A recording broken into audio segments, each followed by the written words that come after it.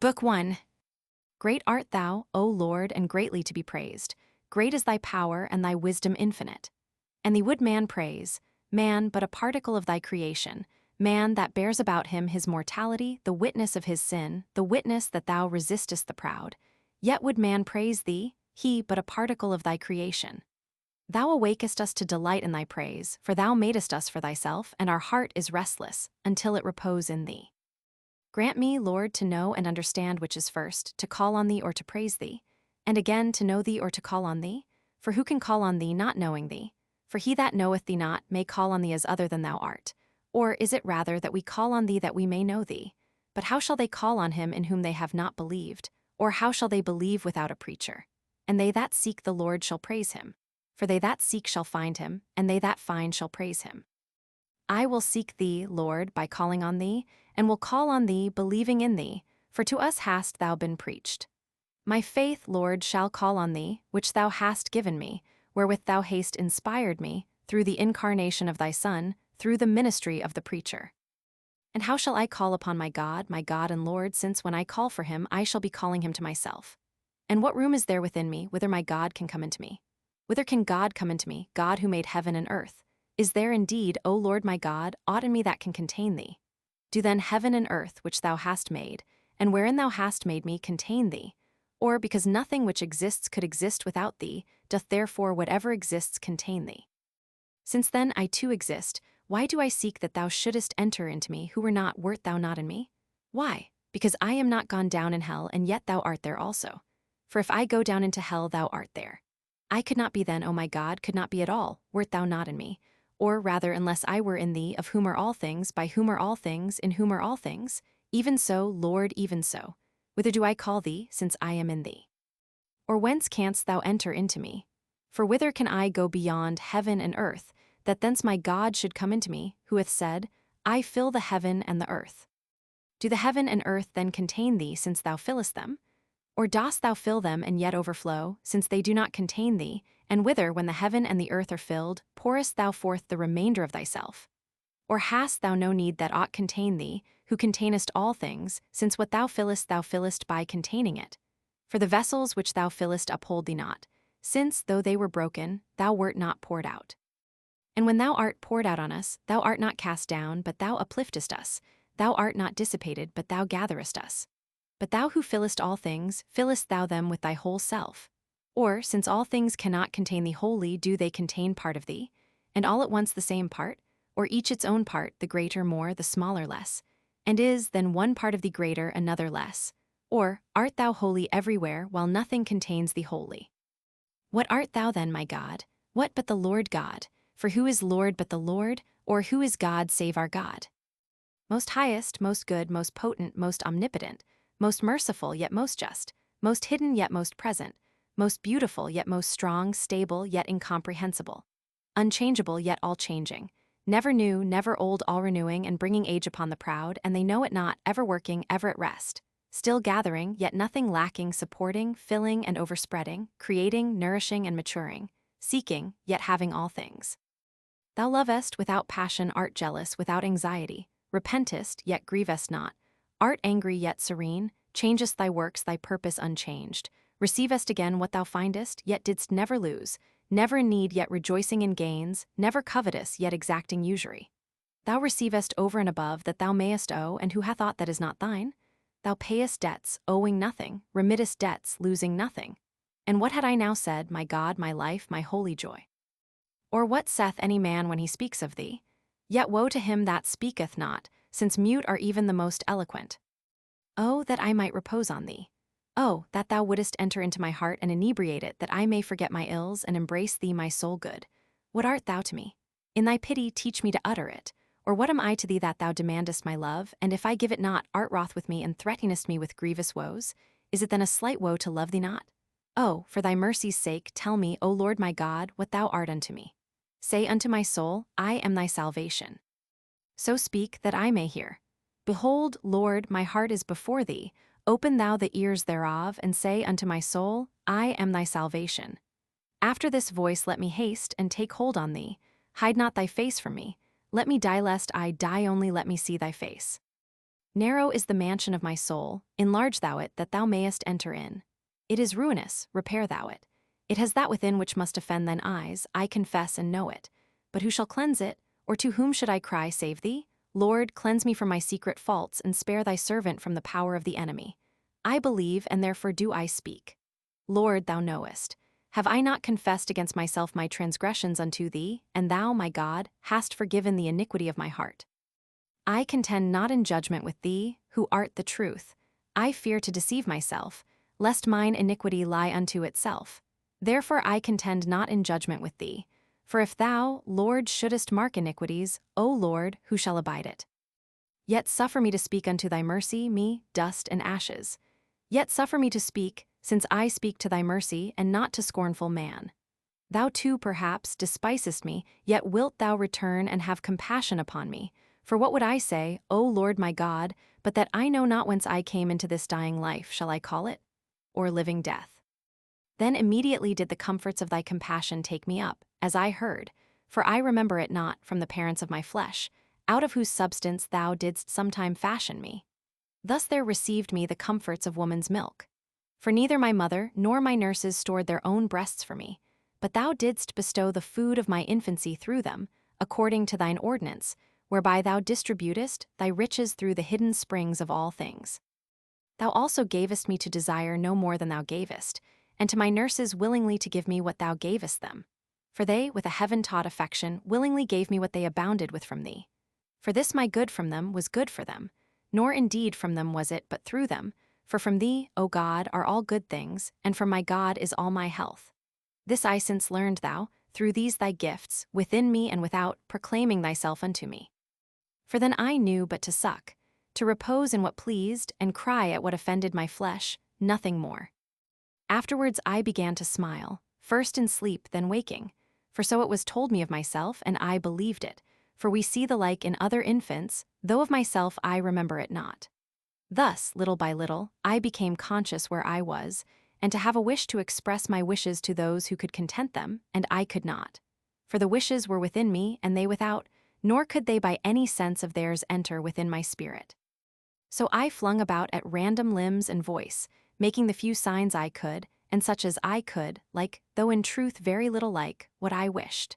And when I was not presently obeyed, my wishes being hurtful or unintelligible, then I was indignant with my elders for not submitting to me, with those owing me no service for not serving me, and avenged myself on them by tears.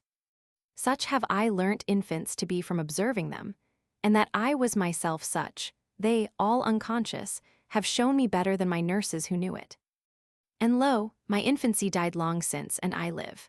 But thou, Lord, who forever livest, and in whom nothing dies, for before the foundation of the worlds, and before all that can be called before, thou art, and art God and Lord of all which thou hast created. In thee abide, fixed forever, the first causes of all things unabiding, and of all things changeable, the springs abide in the unchangeable. And in thee live the eternal reasons of all things unreasoning and temporal. Say, Lord, to me, thy suppliant.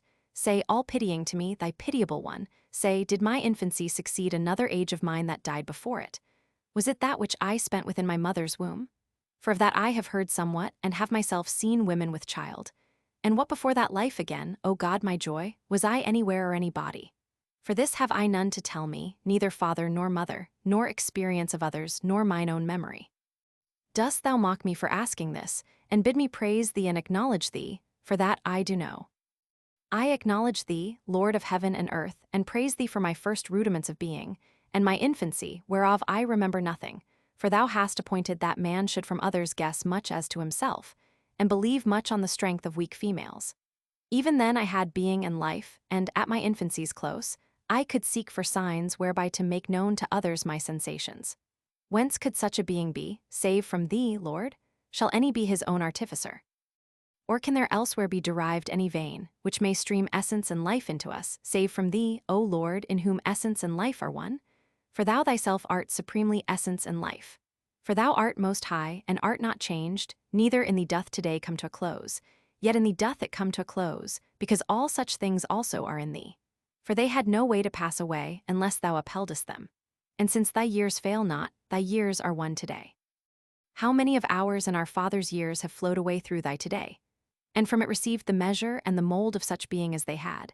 And still others shall flow away, and so receive the mold of their degree of being. But thou art still the same, and all things of tomorrow, and all beyond, and all of yesterday, and all behind it, thou hast done today. What is it to me, though any comprehend not this? Let him also rejoice and say, What thing is this? Let him rejoice even thus. And be content, rather by not discovering to discover thee, than by discovering not to discover thee. Hear, O God, alas for man's sin, so saith man, and thou pitiest him, for thou madest him, but sin in him thou madest not.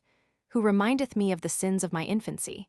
For in thy sight none is pure from sin, not even the infant whose life is but a day upon the earth. Who remindeth me, doth not each little infant, in whom I see what of myself I remember not?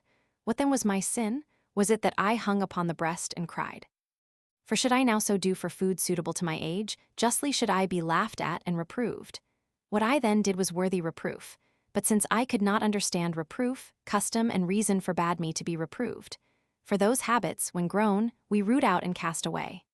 Now no man, though he prunes, wittingly casts away what is good.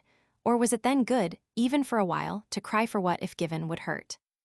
Bitterly to resent, that person's free, and its own elders, yea, the very authors of its birth, served it not? That many besides, wiser than it, obeyed not the nod of its good pleasure?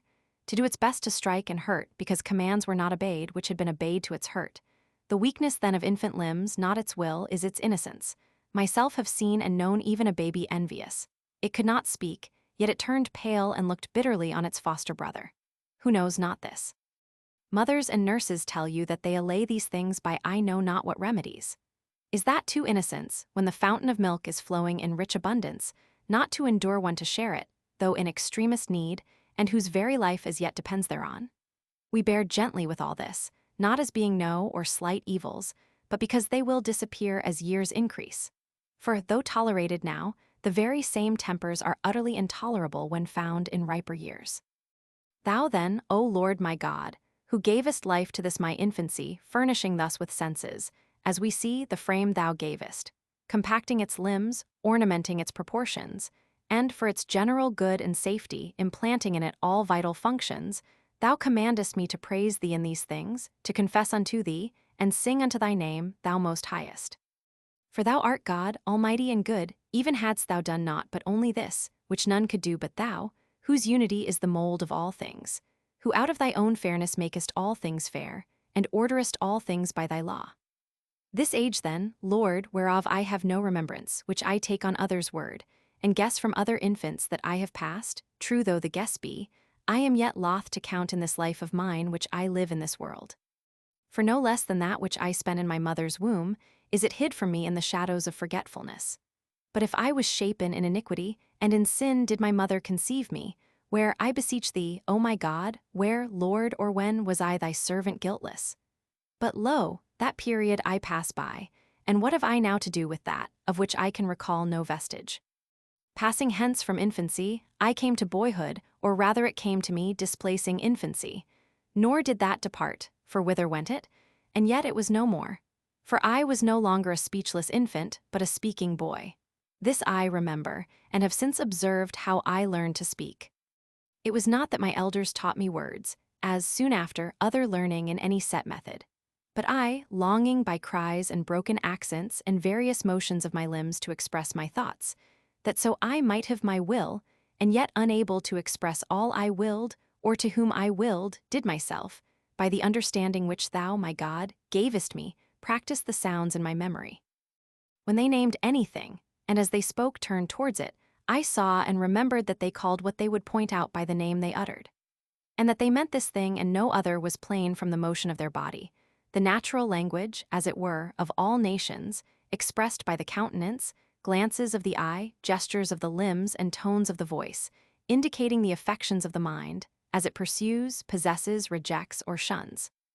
And thus, by constantly hearing words, as they occurred in various sentences, I collected gradually for what they stood, and having broken in my mouth to these signs, I thereby gave utterance to my will. Thus I exchanged with those about me these current signs of our wills, and so launched deeper into the stormy intercourse of human life, yet depending on parental authority and the beck of elders. O God, my God, what miseries and mockeries did I now experience, when obedience to my teachers was proposed to me, as proper in a boy, in order that in this world I might prosper and excel in tongue science, which should serve to the praise of men, and to deceitful riches. Next I was put to school to get learning, in which I, poor wretch, knew not what use there was, and yet, if idle in learning, I was beaten. For this was judged right by our forefathers, and many, passing the same course before us, framed for us weary paths, through which we were fain to pass, multiplying toil and grief upon the sons of Adam. But Lord, we found that men called upon thee, and we learnt from them to think of thee according to our powers, as of some great one, who, though hidden from our senses, couldst hear and help us. For so I began, as a boy, to pray to thee, my aid and refuge, and broke the fetters of my tongue to call on thee, praying thee, though small, yet with no small earnestness, that I might not be beaten at school. And when thou heardest me not thereby giving me over to folly, my elders, yea, my very parents, who yet wished me no ill, mocked my stripes, my then great and grievous ill. Is there, Lord, any of soul so great, and cleaving to thee with so intense affection, for a sort of stupidity will in a way do it? But is there any one who, from cleaving devoutly to thee, is endued with so great a spirit, that he can think as lightly of the racks and hooks and other torments, against which, throughout all lands, men call on thee with extreme dread, mocking at those by whom they are feared most bitterly, as our parents mocked the torments which we suffered in boyhood from our masters? For we feared not our torments less, nor prayed we less to thee to escape them, and yet we sinned, in writing or reading or studying less than was exacted of us. For we wanted not, O Lord, memory or capacity, whereof thou wilt gave enough for our age, but our sole delight was play, and for this we were punished by those who yet themselves were doing the like. But elder folks' idleness is called business. That of boys, being really the same, is punished by those elders, and none commiserates either boys or men. For will any of sound discretion approve of my being beaten as a boy, because, by playing a ball, I made less progress in studies which I was to learn, only that, as a man, I might play more unbeseemingly? And what else did he who beat me? Who, if worsted in some trifling discussion with his fellow tutor, was more embittered and jealous than I when beaten at ball by a playfellow? And yet I sinned herein, O Lord God, the creator and disposer of all things in nature, of sin the disposer only, O Lord my God, I sinned in transgressing the commands of my parents and those of my masters. For what they, with whatever motive, would have me learn, I might afterwards have put to good use. For I disobeyed, not from a better choice, but from love of play, loving the pride of victory in my contests, and to have my ears tickled with lying fables, that they might itch the more, the same curiosity flashing from my eyes more and more for the shows and games of my elders. Yet those who give these shows are in such esteem, that almost all wish the same for their children, and yet are very willing that they should be beaten, if those very games detain them from the studies, whereby they would have them attain to be the givers of them. Look with pity, Lord, on these things, and deliver us who call upon thee now.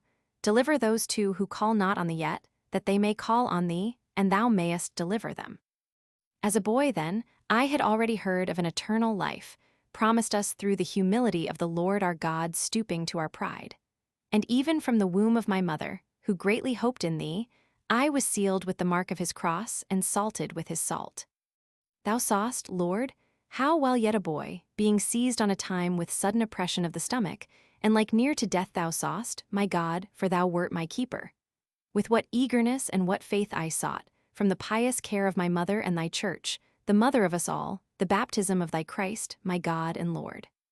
Whereupon the mother of my flesh, being much troubled, since, with a heart pure in thy faith, she even more lovingly travailed in birth of my salvation, would in eager haste have provided for my consecration and cleansing by the health-giving sacraments, confessing thee, Lord Jesus, for the remission of sins, unless I had suddenly recovered. And so, as if I must needs be again polluted should I live, my cleansing was deferred, because the defilements of sin would, after that washing, bring greater and more perilous guilt. I then already believed, and my mother and the whole household except my father. Yet did not he prevail over the power of my mother's piety in me, that as he did not yet believe, so neither should I, for it was her earnest care that thou, my God, rather than he shouldest be my father.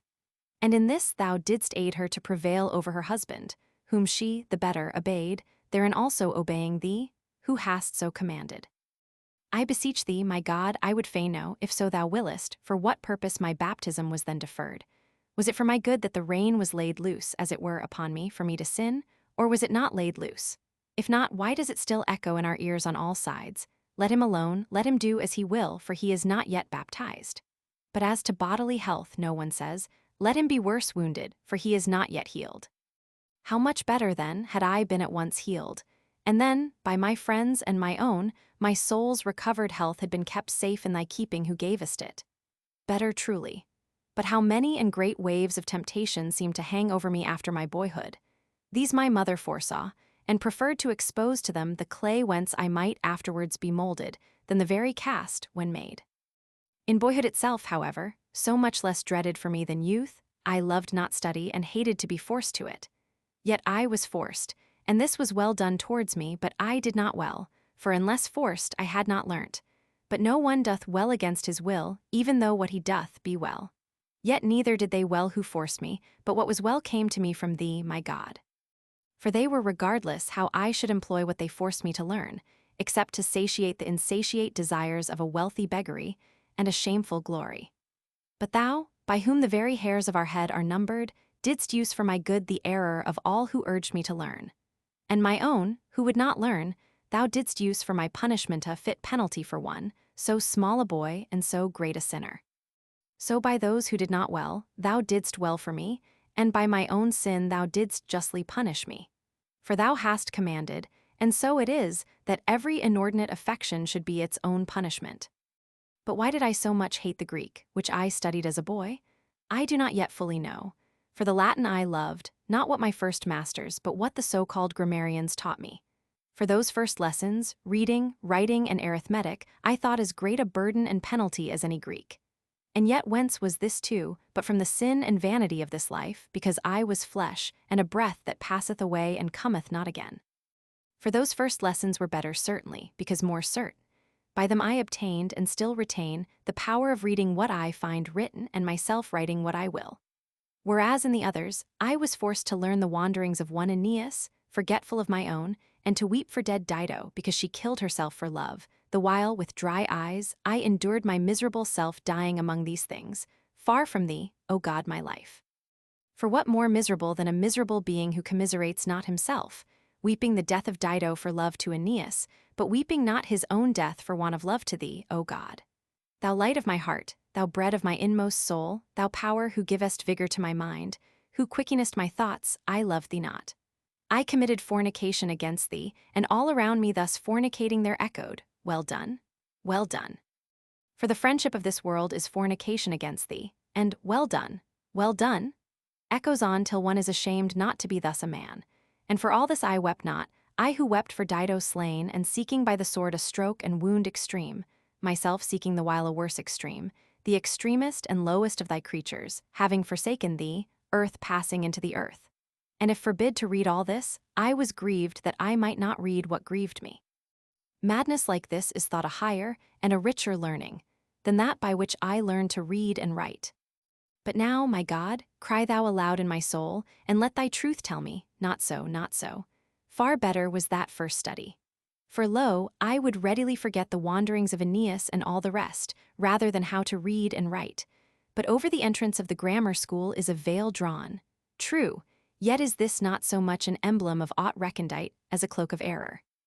Let not those, whom I no longer fear, cry out against me, while I confess to thee, my God, whatever my soul will, and acquiesce in the condemnation of my evil ways, that I may love thy good ways. Let not either buyers or sellers of grammar learning cry out against me. For if I question them whether it be true that Aeneas came on a time to Carthage, as the poet tells, the less learned will reply that they know not, the more learned that he never did. But should I ask with what letters the name Aeneas is written, every one who has learnt this will answer me aright, as to the signs which men have conventionally settled. If, again, I should ask which might be forgotten with least detriment to the concerns of life, reading and writing, or these poetic fictions, who does not foresee what all must answer who have not wholly forgotten themselves? I sinned then, when as a boy I preferred those empty to those more profitable studies, or rather loved the one and hated the other. 1 and 1, 2, 2 and 2, 4. This was to me a hateful sing-song. the wooden horse lined with armed men, and the burning of Troy, and Creusa's shade and sad similitude, were the choice spectacle of my vanity. Why then did I hate the Greek classics, which have the like tales? For Homer also curiously wove the like fictions, and is most sweetly vain, yet was he bitter to my boyish taste. And so I suppose would Virgil be to Grecian children, when forced to learn him as I was Homer. Difficulty, in truth, the difficulty of a foreign tongue, dashed, as it were, with gall all the sweetness of Grecian fable. For not one word of it did I understand, and to make me understand I was urged vehemently with cruel threats and punishments. Time was also, as an infant, I knew no Latin, but this I learned without fear or suffering, by mere observation, amid the caresses of my nursery and jests of friends, smiling and sportively encouraging me. This I learned without any pressure of punishment to urge me on, for my heart urged me to give birth to its conceptions, which I could only do by learning words not of those who taught, but of those who talked with me, in whose ears also I gave birth to the thoughts, whatever I conceived. No doubt, then, that a free curiosity has more force in our learning these things than a frightful enforcement. Only this enforcement restrains the rovings of that freedom. Through thy laws, O my God, thy laws, from the master's cane to the martyr's trials, being able to temper for us a wholesome bitter, recalling us to thyself from that deadly pleasure which lures us from thee. Hear, Lord, my prayer. Let not my soul faint under thy discipline, nor let me faint in confessing unto thee all thy mercies, whereby thou hast drawn me out of all my most evil ways, that thou mightest become a delight to me above all the allurements which I once pursued, that I may most entirely love thee, and clasp thy hand with all my affections, and thou mayest yet rescue me from every temptation, even unto the end. For lo, O Lord, my King and my God, for thy service be whatever useful thing my childhood learned. For thy service, that I speak, write, read, reckon. For thou didst grant me thy discipline, while I was learning vanities, and my sin of delighting in those vanities thou hast forgiven. In them, indeed, I learnt many a useful word, but these may as well be learned in things not vain, and that is the safe path for the steps of youth. But woe is thee, thou torrent of human custom! Who shall stand against thee? How long shalt thou not be dried up? How long roll the sons of Eve into that huge and hideous ocean, which even they scarcely overpass who climb the cross? Did not I read in thee of Jove the thunderer and the adulterer? Both, doubtless, he could not be, but so the feigned thunder might countenance and pander to real adultery. And now which of our gowned masters lends a sober ear to one who from their own school cries out, these were Homer's fictions, transferring things human to the gods, would he had brought down things divine to us? Yet more truly had he said, these are indeed his fictions, but attributing a divine nature to wicked men, that crimes might be no longer crimes, and whoso commits them might seem to imitate not abandoned men, but the celestial gods. And yet, thou hellish torrent, into thee are cast the sons of men with rich rewards, for compassing such learning, and a great solemnity is made of it, when this is going on in the forum, within sight of laws appointing a salary beside the scholar's payments. And thou lashest thy rocks and roarest. Hence words are learnt, hence eloquence, most necessary to gain your ends or maintain opinions. As if we should have never known such words as golden shower, lap, beguile, temples of the heavens, or others in that passage, unless Terence had brought a lewd youth upon the stage, setting up Jupiter as his example of seduction. Viewing a picture, where the tale was drawn, of Jove's descending in a golden shower to Danae's lap a woman to beguile. And then mark how he excites himself to lust as by celestial authority. And what god, great Jove, who shakes heaven's highest temples with his thunder? And I, poor mortal man, not to the same, I did it, and with all my heart I did it. Not one whit more easily are the words learnt for all this vileness, but by their means the vileness is committed with less shame. Not that I blame the words, being, as it were, choice and precious vessels, but that wine of error which is drunk to us in them by intoxicated teachers, and if we too drink not, we are beaten, and have no sober judge to whom we may appeal. Yet, O my God, in whose presence I now without hurt may remember this, all this unhappily I learnt willingly with great delight, and for this was pronounced a hopeful boy. Bear with me, my God, while I say somewhat of my wit, thy gift, and on what dotages I wasted it. For a task was set me, troublesome enough to my soul, upon terms of praise or shame and fear of stripes, to speak the words of Juno, as she raged and mourned that she could not. This Trojan prince from Latinum turn, which words I had heard that Juno never uttered, but we were forced to go astray in the footsteps of these poetic fictions, and to say in prose much what he expressed in verse. And his speaking was most applauded, in whom the passions of rage and grief were most preeminent, and clothed in the most fitting language, maintaining the dignity of the character. What is it to me, O my true life, my God, that my declamation was applauded above so many of my own age and class? Is not all this smoke and wind? And was there nothing else whereon to exercise my wit and tongue? Thy praises, Lord, thy praises might have stayed the yet tender shoot of my heart by the prop of thy scriptures. So had it not trailed away amid these empty trifles, a defiled prey for the fowls of the air. For in more ways than one do men sacrifice to the rebellious angels. But what marvel that I was thus carried away to vanities, and went out from thy presence, O my God, when men were set before me as models, who, if in relating some action of theirs in itself not ill, they committed some barbarism or solecism, being censured were abashed. But when in rich and adorned and well-ordered discourse they related their own disordered life, being bepraised, they gloried. These things thou seest, Lord, and holdest thy peace, long-suffering and plenteous in mercy and truth. Wilt thou hold thy peace forever? And even now thou drawest out of this horrible gulf the soul that seeketh thee, that thirsteth for thy pleasures, whose heart saith unto thee, I have sought thy face. Thy face, Lord, will I seek. For darkened affections is removal from thee, for it is not by our feet or change of place that men leave thee or return unto thee. Or did that thy younger son look out for horses or chariots, or ships, fly with visible wings, or journey by the motion of his limbs, that he might in a far country waste in riotous living all thou gavest at his departure? A loving father when thou gavest, and more loving unto him, when he returned empty. So then in lustful, that is, in darkened affections, is the true distance from thy face. Behold, O Lord God, yea, behold patiently as thou art wont how carefully the sons of men observe the covenanted rules of letters and syllables received from those who spake before them, neglecting the eternal covenant of everlasting salvation received from thee.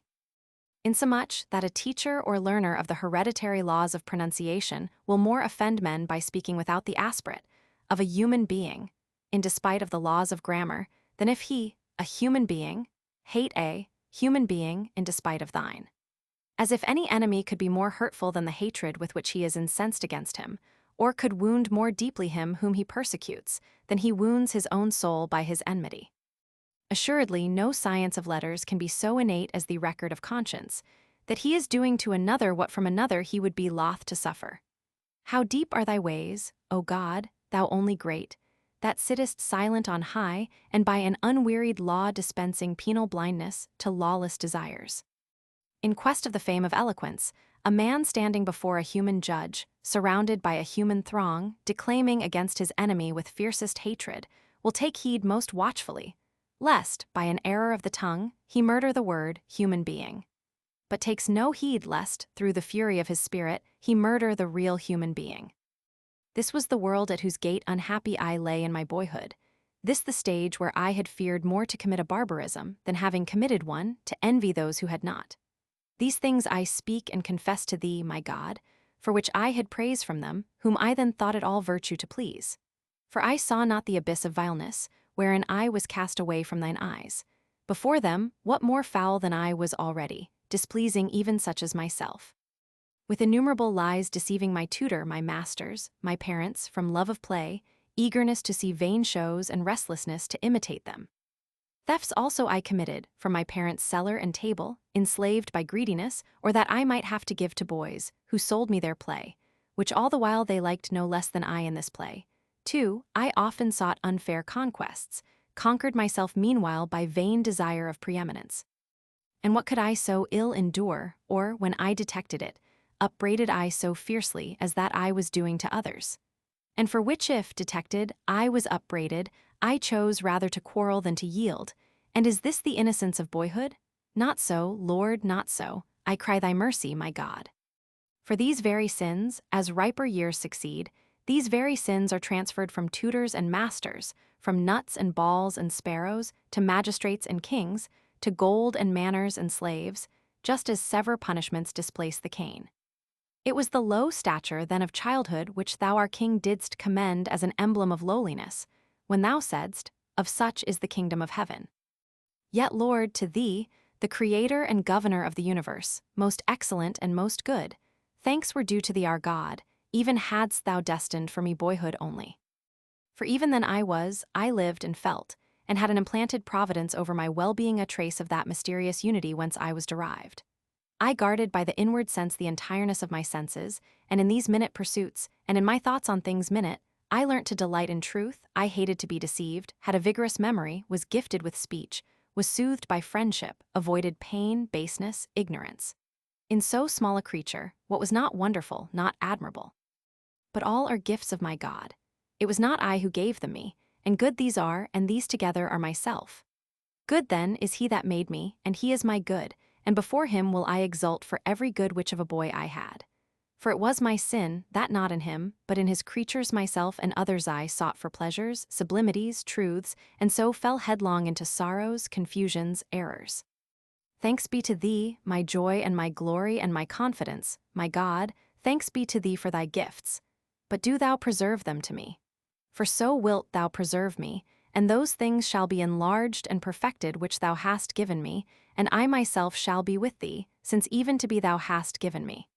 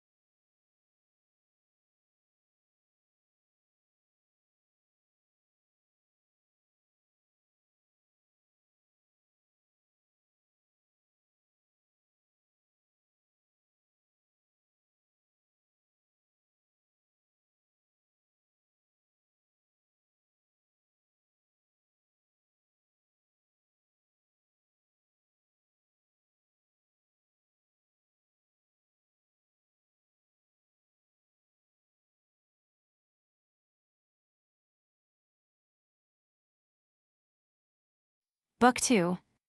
I will now call to mind my past foulness and the carnal corruptions of my soul, not because I love them, but that I may love thee, O my God. For love of thy love I do it, reviewing my most wicked ways in the very bitterness of my remembrance, that thou mayest grow sweet unto me, thou sweetness never failing, thou blissful and assured sweetness. And gathering me again out of that my dissipation, wherein I was torn piecemeal, while turned from thee, the one good, I lost myself among a multiplicity of things. For I even burnt in my youth heretofore to be satiated in things below, and I dared to grow wild again with these various and shadowy loves. My beauty consumed away, and I stank in thine eyes, pleasing myself and desirous to please in the eyes of men. And what was it that I delighted in but to love and be loved? But I kept not the measure of love, of mind to mind, friendship's bright boundary. But out of the muddy concupiscence of the flesh, and the bubblings of youth, mists fumed up which beclouded and overcast my heart, that I could not discern the clear brightness of love from the fog of lustfulness. Both did confusedly boil in me, and hurried my unstayed youth over the precipice of unholy desires, and sunk me in a gulf of flagitiousnesses. Thy wrath had gathered over me, and I knew it not. I was grown deaf by the clanking of the chain of my mortality, the punishment of the pride of my soul, and I strayed further from thee, and thou leddest me alone, and I was tossed about, and wasted and dissipated, and I boiled over in my fornications, and thou heldest thy peace, O thou my tardy joy. Thou then heldest thy peace, and I wandered further and further from thee, into more and more fruitless seed plots of sorrows, with a proud dejectedness and a restless weariness. Oh, that someone had then attempered my disorder, and turned to account the fleeting beauties of these, the extreme points of thy creation, had put a bound to their pleasurableness, that so the tides of my youth might have cast themselves upon the marriage shore, if they could not be calmed, and kept within the object of a family, as thy law prescribes, O Lord. Who this way formest the offspring of this our death, being able with a gentle hand to blunt the thorns which were excluded from thy paradise. For thy omnipotency is not far from us, even when we be far from thee. Else ought I more watchfully to have heeded the voice from the clouds. Nevertheless such shall have trouble in the flesh, but I spare you. And it is good for a man not to touch a woman. And he that is unmarried thinketh of the things of the Lord, how he may please the Lord. But he that is married careth for the things of this world, how he may please his wife. To these words I should have listened more attentively, and being severed for the kingdom of heaven's sake, had more happily awaited thy embraces. But I, poor wretch, foamed like a troubled sea, following the rushing of my own tide, forsaking thee, and exceeded all thy limits. Yet I escaped not thy scourges. For what mortal can? For thou wert ever with me mercifully rigorous, and besprinkling with most bitter alloy all my unlawful pleasures, that I might seek pleasures without alloy. But where to find such, I could not discover, save in thee, O Lord, who teachest by sorrow and woundest us to heal, and killest us, lest we die from thee. Where was I, and how far was I exiled from the delights of thy house, in that 16th year of the age of my flesh, when the madness of lust, to which human shamelessness giveth free license, though unlicensed by thy laws, took the rule over me, and I resigned myself wholly to it. My friends meanwhile took no care by marriage to save my fall. Their only care was that I should learn to speak excellently and be a persuasive orator. For that year were my studies intermitted. Whilst after my return from Madura, a neighbor city whither I had journeyed to learn grammar and rhetoric, the expenses for a further journey to Carthage were being provided for me, and that rather by the resolution than the means of my father, who was but a poor freeman of Thagest. To whom tell I this? Not to thee, my God, but before thee to mine own kind, even to that small portion of mankind as may light upon these writings of mine. And to what purpose? That whosoever reads this may think out of what depths we are to cry unto thee. For what is nearer to thine ears than a confessing heart and a life of faith? Who did not extol my father, for that beyond the ability of his means, he would furnish his son with all necessaries for a far journey for his studies' sake. For many far abler citizens did no such thing for their children. But yet this same father had no concern how I grew towards thee, or how chaste I were, so that I were but copious in speech, however barren I were to thy culture, O God, who art the only true and good Lord of thy field, my heart. But while in that my 16th year I lived with my parents, leaving all school for a while, a season of idleness being interposed through the narrowness of my parents' fortunes. The briars of unclean desires grew rank over my head, and there was no hand to root them out. When that my father saw me at the baths, now growing towards manhood, and endued with a restless youthfulness, he, as already hence anticipating his descendants, gladly told it to my mother.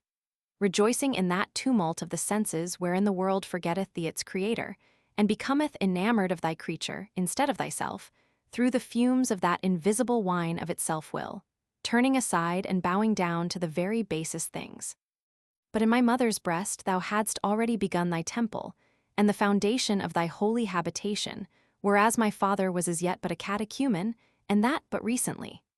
She then was startled with a holy fear and trembling, and though I was not as yet baptized, feared for me those crooked ways in which they walk who turn their back to thee, and not their face.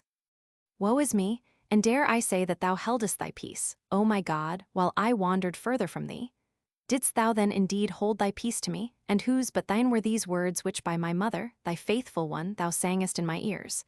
Nothing whereof sunk into my heart, so as to do it. For she wished, and I remember in private with great anxiety warned me, not to commit fornication, but especially never to defile another man's wife. These seemed to me womanish advices, which I should blush to obey. But they were thine, and I knew it not. And I thought thou wert silent, and that it was she who spake, by whom thou wert not silent unto me, and in her wast despised by me, her son, the son of thy handmaid, thy servant. But I knew it not, and ran headlong with such blindness, that amongst my equals I was ashamed of a less shamelessness, when I heard them boast of their flagitiousness, yea, and the more boasting, the more they were degraded. And I took pleasure, not only in the pleasure of the deed, but in the praise. What is worthy of dispraise but vice?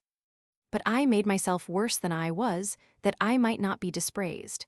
And when in anything I had not sinned as the abandoned ones, I would say that I had done what I had not done, that I might not seem contemptible in proportion as I was innocent, or of less account, the more chaste. Behold, with what companions I walked the streets of Babylon, and wallowed in the mire thereof, as if in a bed of spices and precious ointments. And that I might cleave the faster to its very center, the invisible enemy trod me down and seduced me, for that I was easy to be seduced.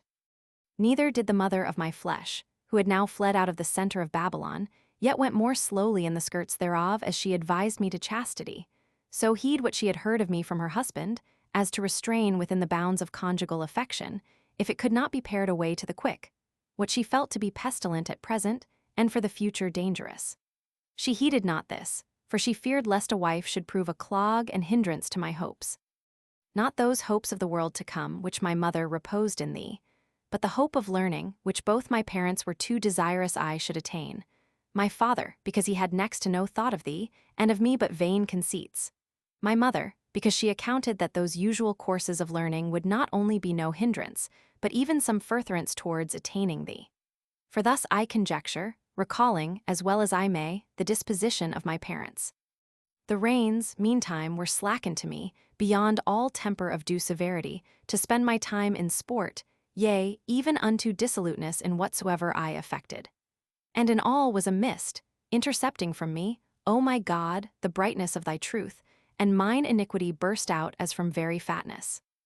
Theft is punished by thy law, O Lord, and the law written in the hearts of men, which iniquity itself effaces not. For what thief will abide a thief? Not even a rich thief, one stealing through want. Yet I lusted to thieve and did it, compelled by no hunger nor poverty, but through a cloydness of well-doing and a pamperedness of iniquity.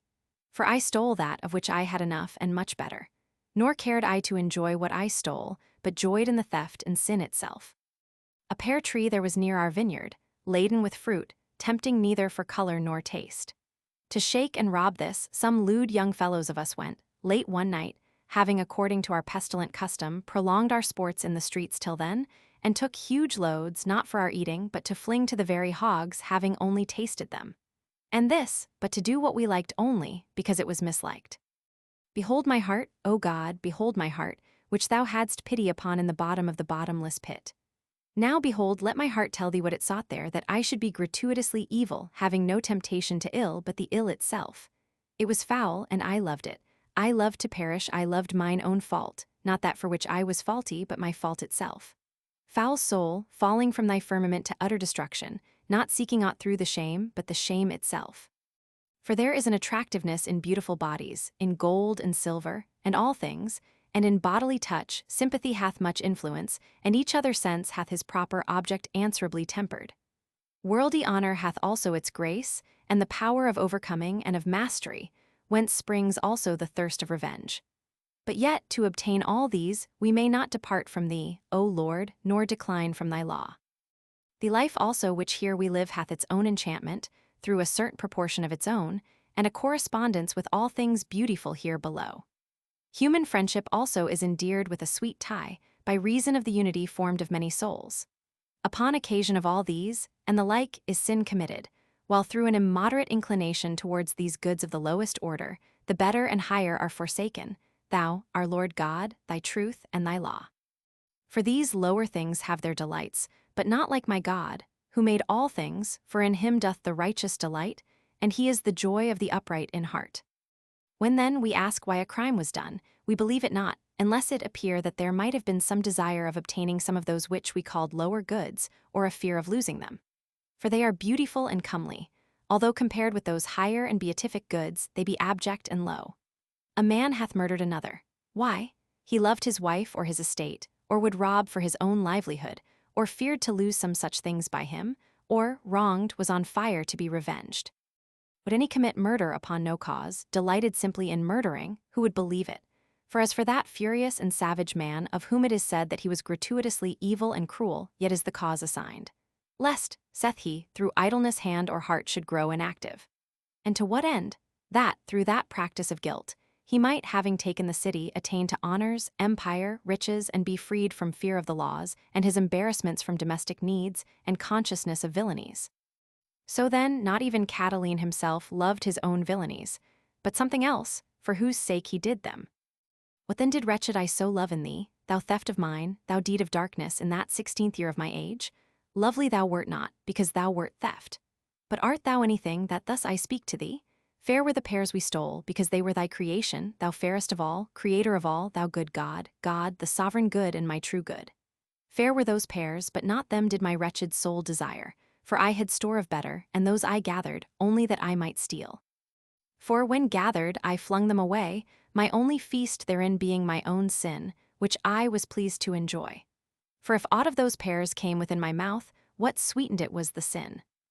And now, O Lord my God, I inquire what in that theft delighted me, and behold it hath no loveliness.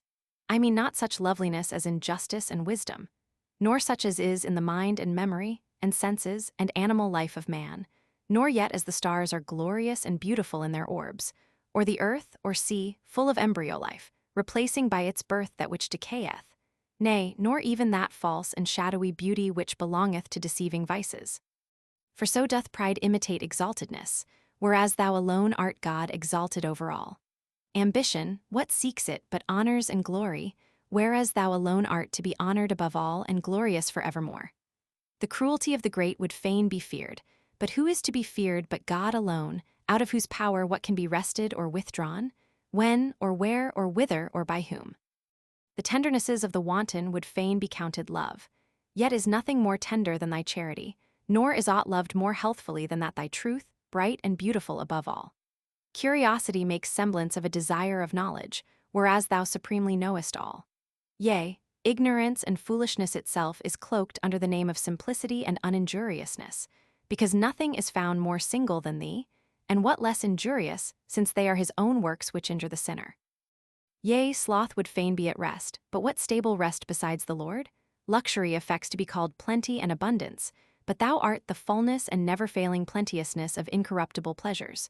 Prodigality presents a shadow of liberality, but thou art the most overflowing giver of all good.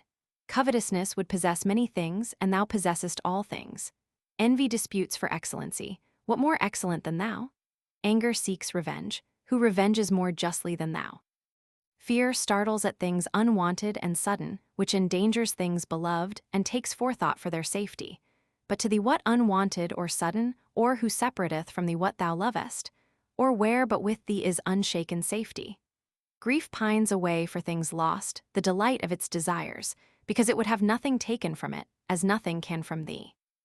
Thus doth the soul commit fornication, when she turns from thee, seeking without thee what she findeth not pure and untainted, till she returns to thee. Thus all pervertedly imitate thee, who remove far from thee, and lift themselves up against thee. But even by thus imitating thee, they imply thee to be the creator of all nature, whence there is no place whither altogether to retire from thee. What then did I love in that theft, and wherein did I even corruptly and pervertedly imitate my Lord? Did I wish even by stealth to do contrary to thy law, because by power I could not, so that being a prisoner, I might mimic a maimed liberty by doing with impunity things unpermitted me, a darkened likeness of thy omnipotency? Behold, thy servant, fleeing from his Lord, and obtaining a shadow.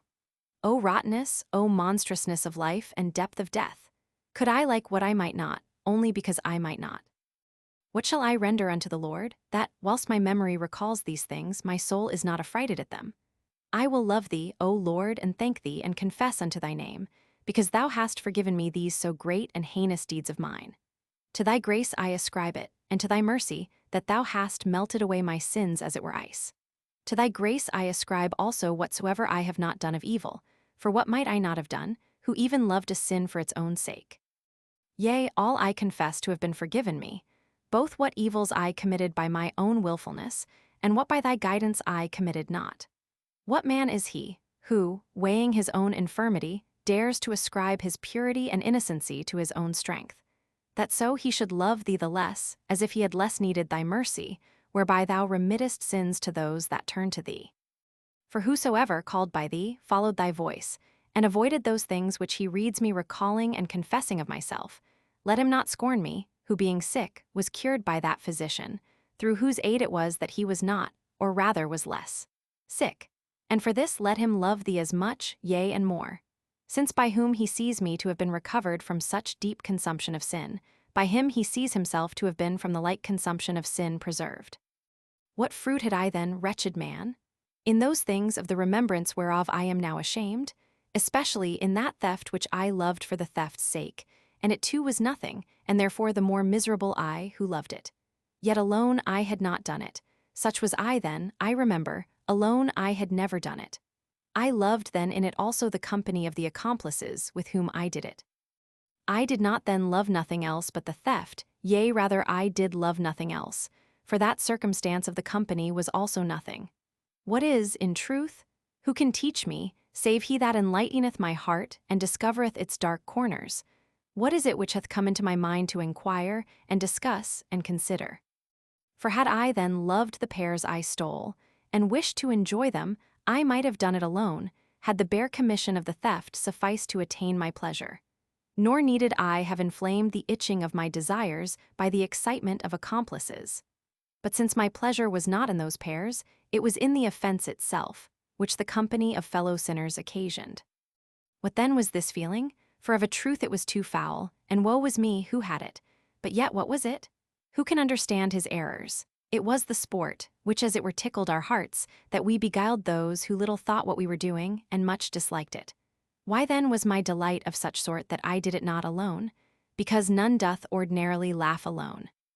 Ordinarily no one, yet laughter sometimes masters men alone, and singly when no one whatever is with them, if anything very ludicrous presents itself to their senses or mind. Yet I had not done this alone I had never done it. Behold my God, before thee the vivid remembrance of my soul, alone I had never committed that theft wherein what I stole pleased me not, but that I stole, nor had it alone liked me to do it, nor had I done it. O friendship too unfriendly!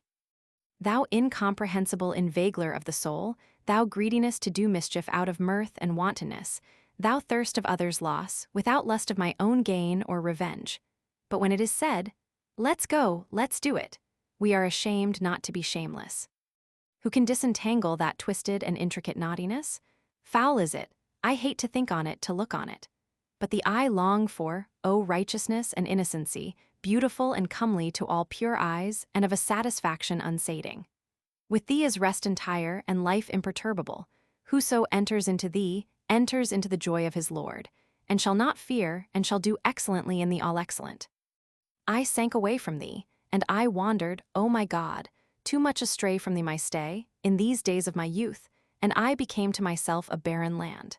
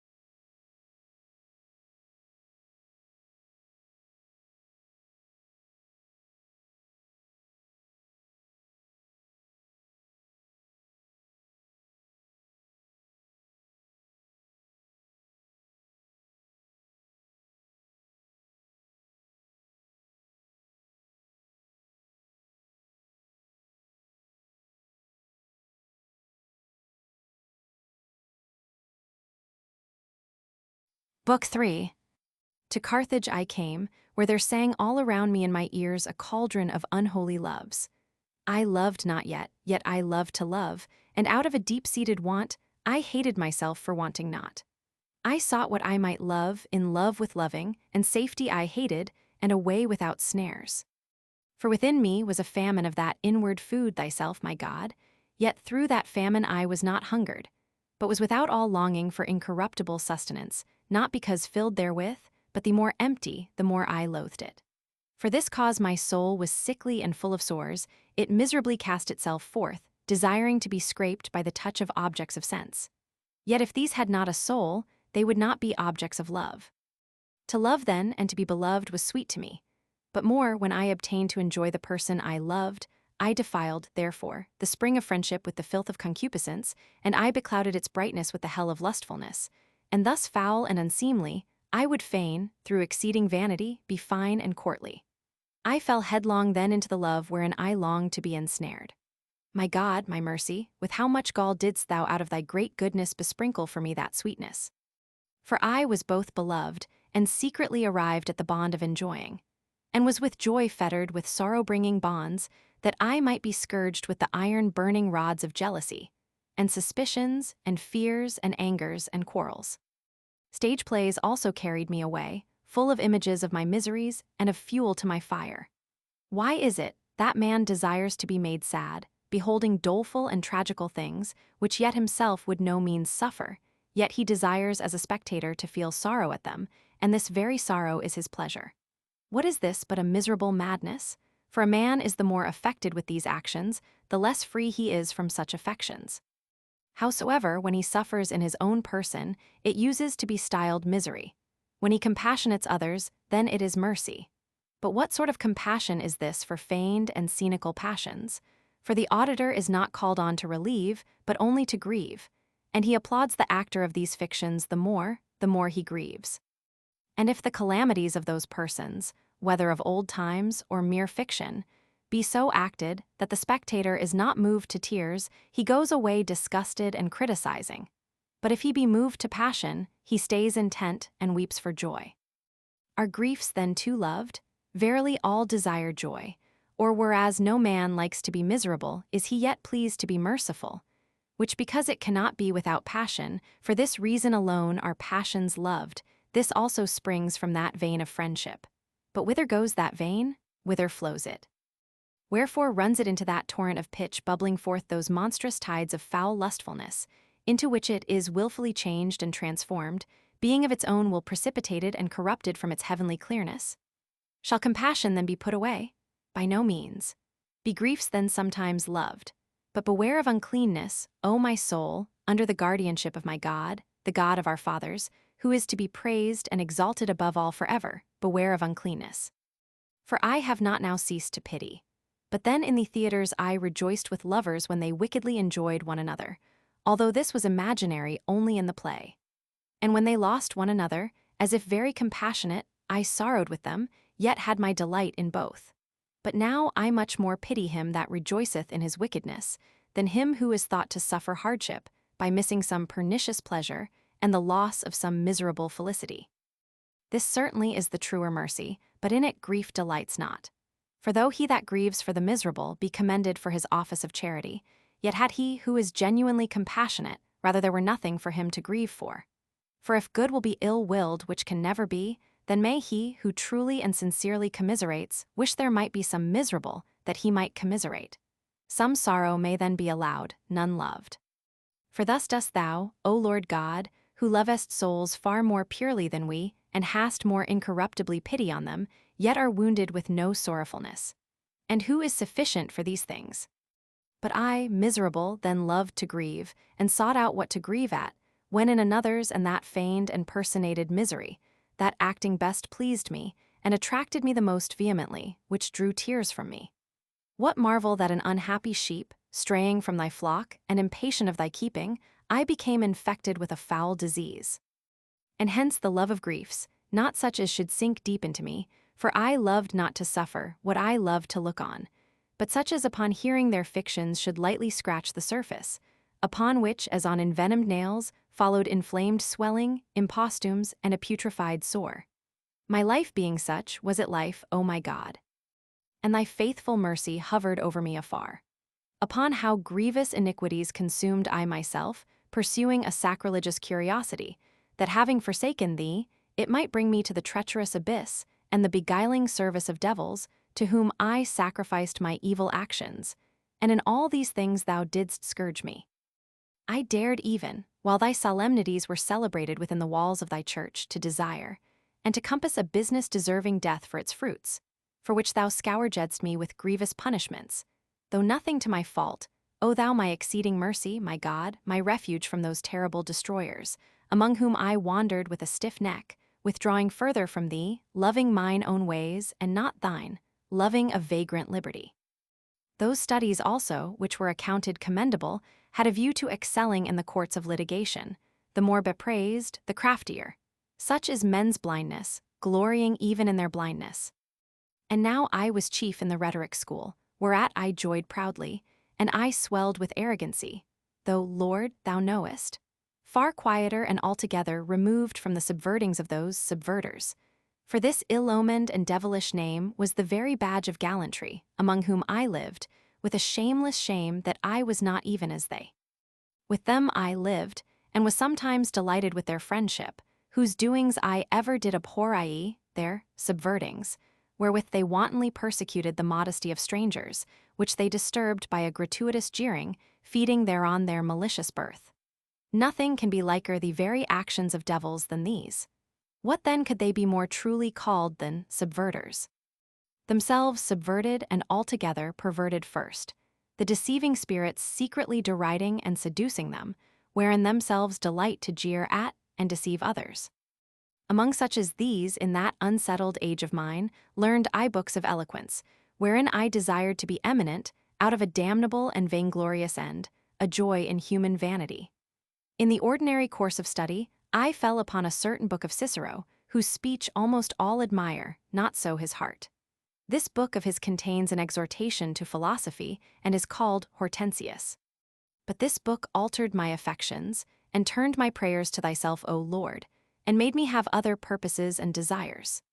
Every vain hope at once became worthless to me, and I longed with an incredibly burning desire for an immortality of wisdom, and began now to arise, that I might return to thee.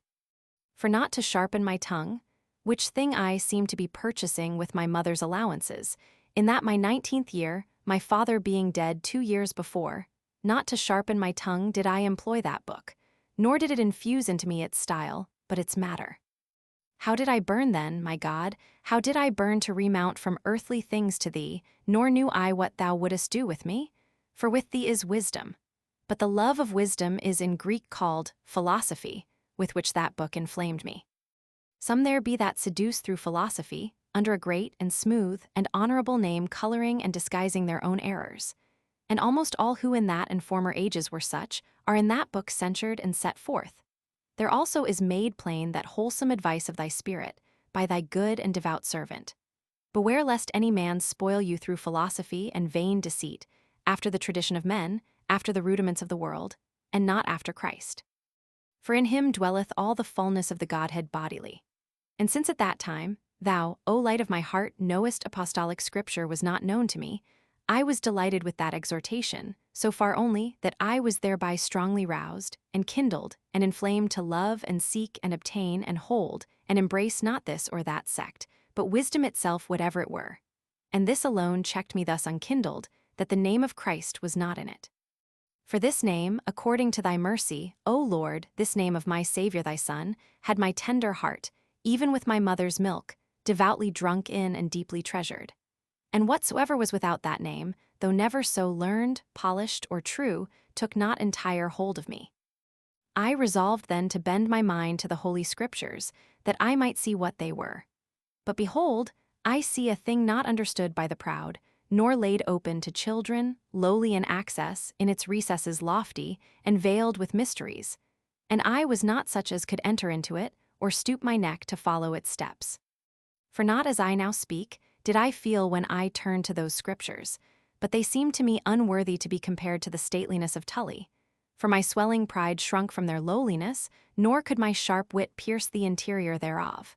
Yet were they such as would grow up in a little one. But I disdained to be a little one, and, swollen with pride, took myself to be a great one. Therefore I fell among men proudly doting, exceeding carnal and prating, in whose mouths were the snares of the devil, limed with the mixture of the syllables of thy name, and of our Lord Jesus Christ, and of the Holy Ghost, the Paraclete, our Comforter. These names departed not out of their mouth, but so far forth as the sound only and the noise of the tongue, for the heart was void of truth. Yet they cried out, Truth, truth, and spake much thereof to me, yet it was not in them. But they spake falsehood, not of the only who truly art truth, but even of those elements of this world, thy creatures. And I indeed ought to have passed by even philosophers who spake truth concerning them, for love of thee, my Father, supremely good, beauty of all things beautiful. O truth, truth, how inwardly did even then the marrow of my soul pant after thee, when they often and diversely, and in many and huge books echoed of thee to me, though it was but an echo.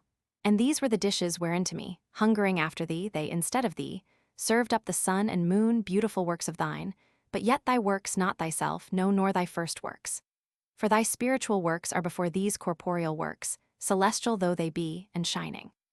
But I hungered and thirsted not even after those first works of thine, but after thee thyself, the truth, in whom is no variableness, neither shadow of turning. Yet they still set before me in those dishes, glittering fantasies, than which better were it to love this very sun, which is real to our sight at least, than those fantasies which by our eyes deceive our mind. Yet because I thought them to be thee, I fed thereon, not eagerly, for thou didst not in them taste to me as thou art. For thou wast not these emptinesses, nor was I nourished by them, but exhausted rather. Food in sleep shows very like our food awake, yet are not those asleep nourished by it, for they are asleep. But those were not even any way like to thee, as thou hast now spoken to me. For those were corporeal fantasies, false bodies, than which these true bodies, celestial or terrestrial, which with our fleshly sight we behold, are far more certain. These things the beasts and birds discern as well as we, and they are more certain than when we fancy them. And again, we do with more certainty fancy them, than by them conjecture other vaster and infinite bodies which have no being. Such empty husks was I then fed on, and was not fed. But thou, my soul's love, in looking for whom I fail, that I may become strong, art neither those bodies which we see, though in heaven, nor those which we see not there. For thou hast created them, nor dost thou account them among the chiefest of thy works. How far then art thou from those fantasies of mine, fantasies of bodies which altogether are not, than which the images of those bodies, which are far more certain, and more certain still the bodies themselves, which yet thou art not. No, nor yet the soul, which is the life of the bodies. So then, better and more certain is the life of the bodies than the bodies. But thou art the life of souls, the life of lives, having life in thyself, and changest not, life of my soul. Where then wert thou then to me, and how far from me? Far verily was I straying from thee, barred from the very husks of the swine, whom with husks I fed. For how much better are the fables of poets and grammarians than these snares? For verses and poems and Medea flying are more profitable truly than these men's 5 elements, variously disguised, answering to 5 dens of darkness, which have no being, yet slay the believer. For verses and poems I can turn to true food, and Medea flying, though I did sing, I maintained not, though I heard it sung, I believed not, but those things I did believe. Woe, woe, by what steps was I brought down to the depths of hell? Toiling and turmoiling through want of truth, since I sought after thee, my God, to thee I confess it, who hadst mercy on me, not as yet confessing, not according to the understanding of the mind, wherein thou willedst that I should excel the beasts, but according to the sense of the flesh. But thou wert more inward to me than my most inward part, and higher than my highest. I lighted upon that bold woman, simple and knoweth nothing, shadowed out in Solomon, sitting at the door, and saying, Eat ye bread of secrecies willingly, and drink ye stolen waters which are sweet. She seduced me, because she found my soul dwelling abroad in the eye of my flesh, and ruminating on such food as through it I had devoured. For other than this, that which really is I knew not, and was, as it were through sharpness of wit, persuaded to assent to foolish deceivers, when they asked me, Whence is evil? Is God bounded by a bodily shape, and has hairs and nails? Are they to be esteemed righteous who had many wives at once, and did kill men and sacrifice living creatures? At which I, in my ignorance, was much troubled, and departing from the truth, seemed to myself to be making towards it. Because as yet I knew not that evil was nothing but a privation of good, until at last a thing ceases altogether to be. Which how should I see, the sight of whose eyes reached only to bodies, and of my mind to a phantasm? And I knew not God to be a spirit, not one who hath parts extended in length and breadth, or whose being was bulk. For every bulk is less in a part than in the whole, And if it be infinite, it must be less in such part as is defined by a certain space, than in its infinitude, and so is not wholly everywhere as spirit as God. And what that should be in us, by which we were like to God, and might be rightly said to be after the image of God, I was altogether ignorant. Nor knew I that true inward righteousness which judge it not according to custom, but out of the most rightful law of God Almighty, whereby the ways of places and times were disposed according to those times and places, itself meantime being the same always and everywhere, not one thing in one place, and another in another, according to which Abraham and Isaac and Jacob and Moses and David were righteous, and all those commended by the mouth of God. But were judged unrighteous by silly men, judging out of man's judgment, and measuring by their own petty habits the moral habits of the whole human race. As if in an armory, one ignorant what were adapted to each part should cover his head with greaves, or seek to be shod with a helmet, and complain that they fitted not. Or as if on a day when business is publicly stopped in the afternoon, one were angered at not being allowed to keep open shop, because he had been in the forenoon. Or when in one house he observeth some servant take a thing in his hand, which the butler is not suffered to meddle with.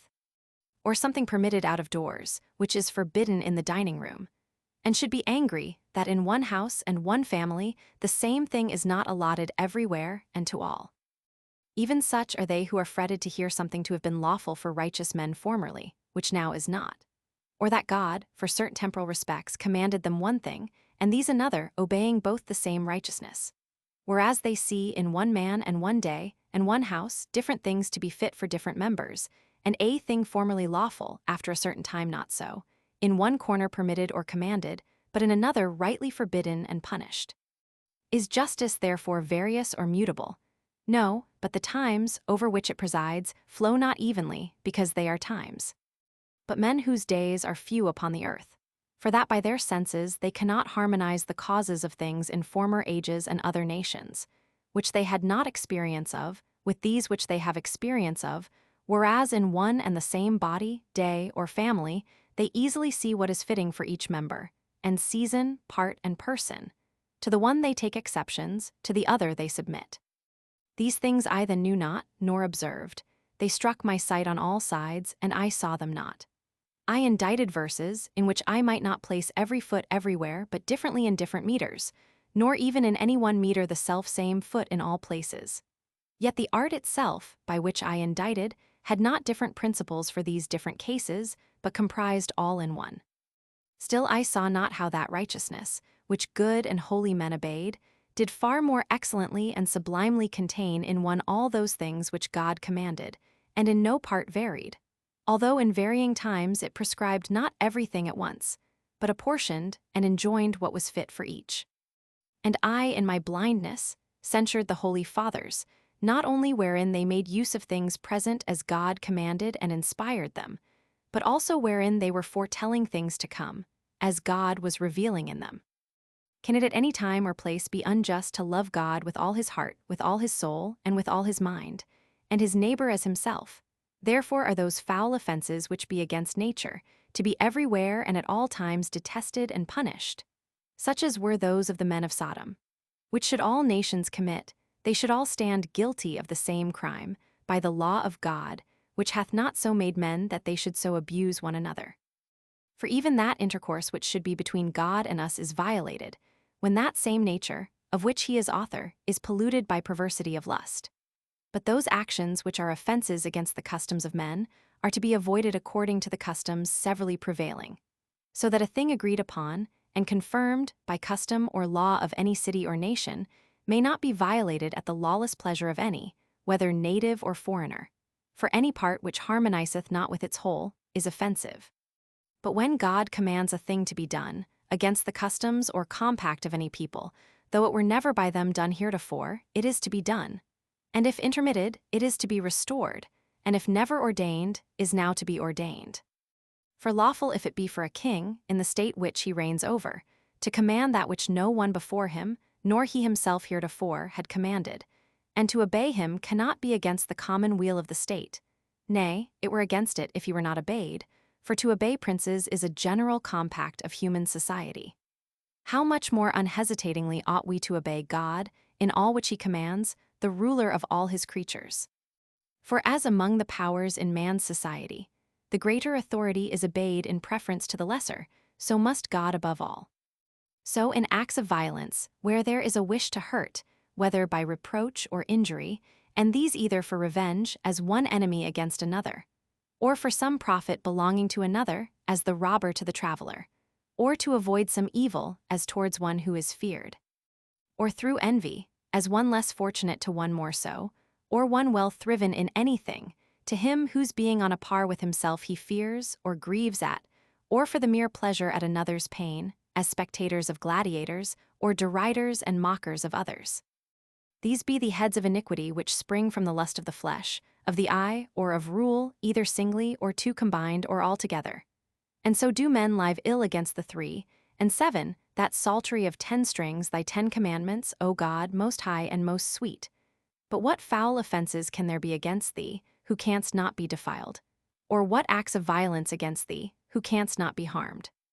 But thou avengest what men commit against themselves, seeing also when they sin against thee, they do wickedly against their own souls, and iniquity gives itself the lie, by corrupting and perverting their nature, which thou hast created and ordained, or by an immoderate use of things allowed, or in burning in things unallowed, to that use which is against nature.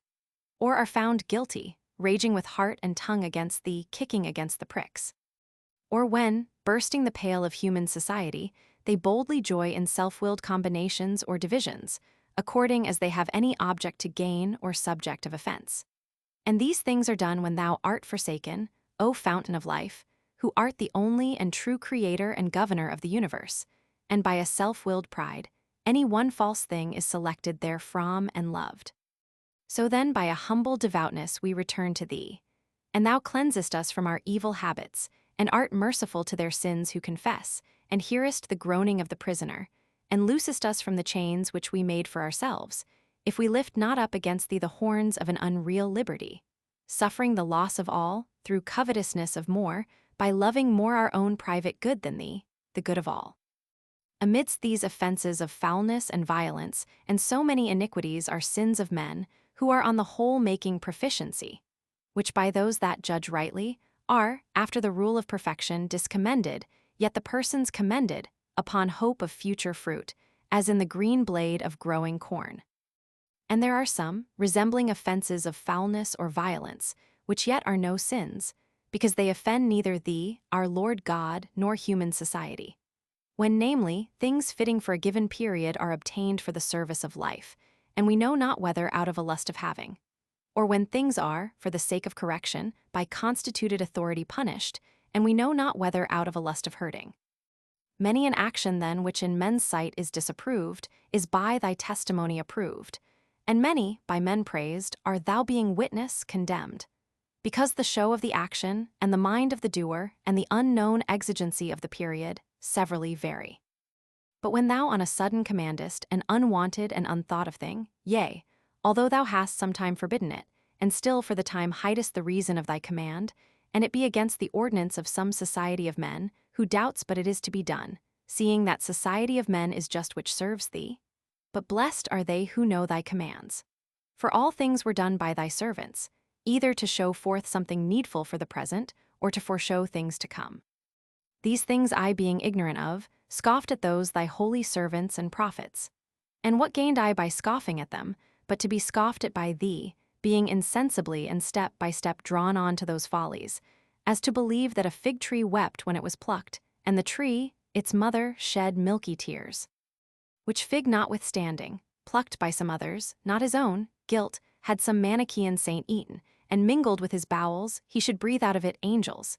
Yea, there shall burst forth particles of divinity, at every moan or groan in his prayer, which particles of the most high and true God had remained bound in that fig, unless they had been set at liberty by the teeth or belly of some elect saint. And I, miserable, believed that more mercy was to be shown to the fruits of the earth than men, for whom they were created. For if anyone an hungered, not a Manichaean, should ask for any, that morsel would seem as it were condemned to capital punishment, which should be given him. And thou sentest thine hand from above, and drewest my soul out of that profound darkness, my mother, thy faithful one, weeping to thee for me more than mothers weep the bodily deaths of their children. For she by that faith and spirit which she had from thee, discerned the death wherein I lay, and thou heardest her, O Lord. Thou heardest her, and despisedst not her tears, when streaming down, they watered the ground under her eyes in every place where she prayed. Yea, thou heardest her. For whence was that dream whereby thou comfortedst her? So that she allowed me to live with her, and to eat at the same table in the house, which she had begun to shrink from, abhorring and detesting the blasphemies of my error. For she saw herself standing on a certain wooden rule, and a shining youth coming towards her, cheerful and smiling upon her, herself grieving and overwhelmed with grief. But he having, in order to instruct, as is their wont not to be instructed, inquired of her the causes of her grief and daily tears, and she answering that she was bewailing my perdition, he bade her rest contented, and told her to look and observe, that where she was, there was I also. And when she looked, she saw me standing by her in the same rule. Whence was this, but that thine ears were towards her heart? O thou good omnipotent, who so carest for every one of us, as if thou caredst for him only, and so for all, as if they were but one. Whence was this also, that when she had told me this vision, and I would fain bend it to mean, that she rather should not despair of being one day what I was? She presently, without any hesitation, replies, No, for it was not told me that, where he, there thou also, but where thou, there he also. I confess to thee, O Lord, that to the best of my remembrance, and I have oft spoken of this, that thy answer, through my waking mother, that she was not perplexed by the plausibility of my false interpretation, and so quickly saw what was to be seen, and which I certainly had not perceived before she spake even then, moved me more than the dream itself, by which a joy to the holy woman, to be fulfilled so long after, was, for the consolation of her present anguish, so long before foresignified. For almost 9 years past, in which I wallowed in the mire of that deep pit, and the darkness of falsehood, often essaying to rise, but dashed down the more grievously. All which time that chaste, godly, and sober widow, such as thou lovest, now more cheered with hope, yet no whit relaxing in her weeping and mourning, ceased not at all hours of her devotions to bewail my case unto thee. And her prayers entered into thy presence, and yet thou sufferedst me to be yet involved and re-involved in that darkness.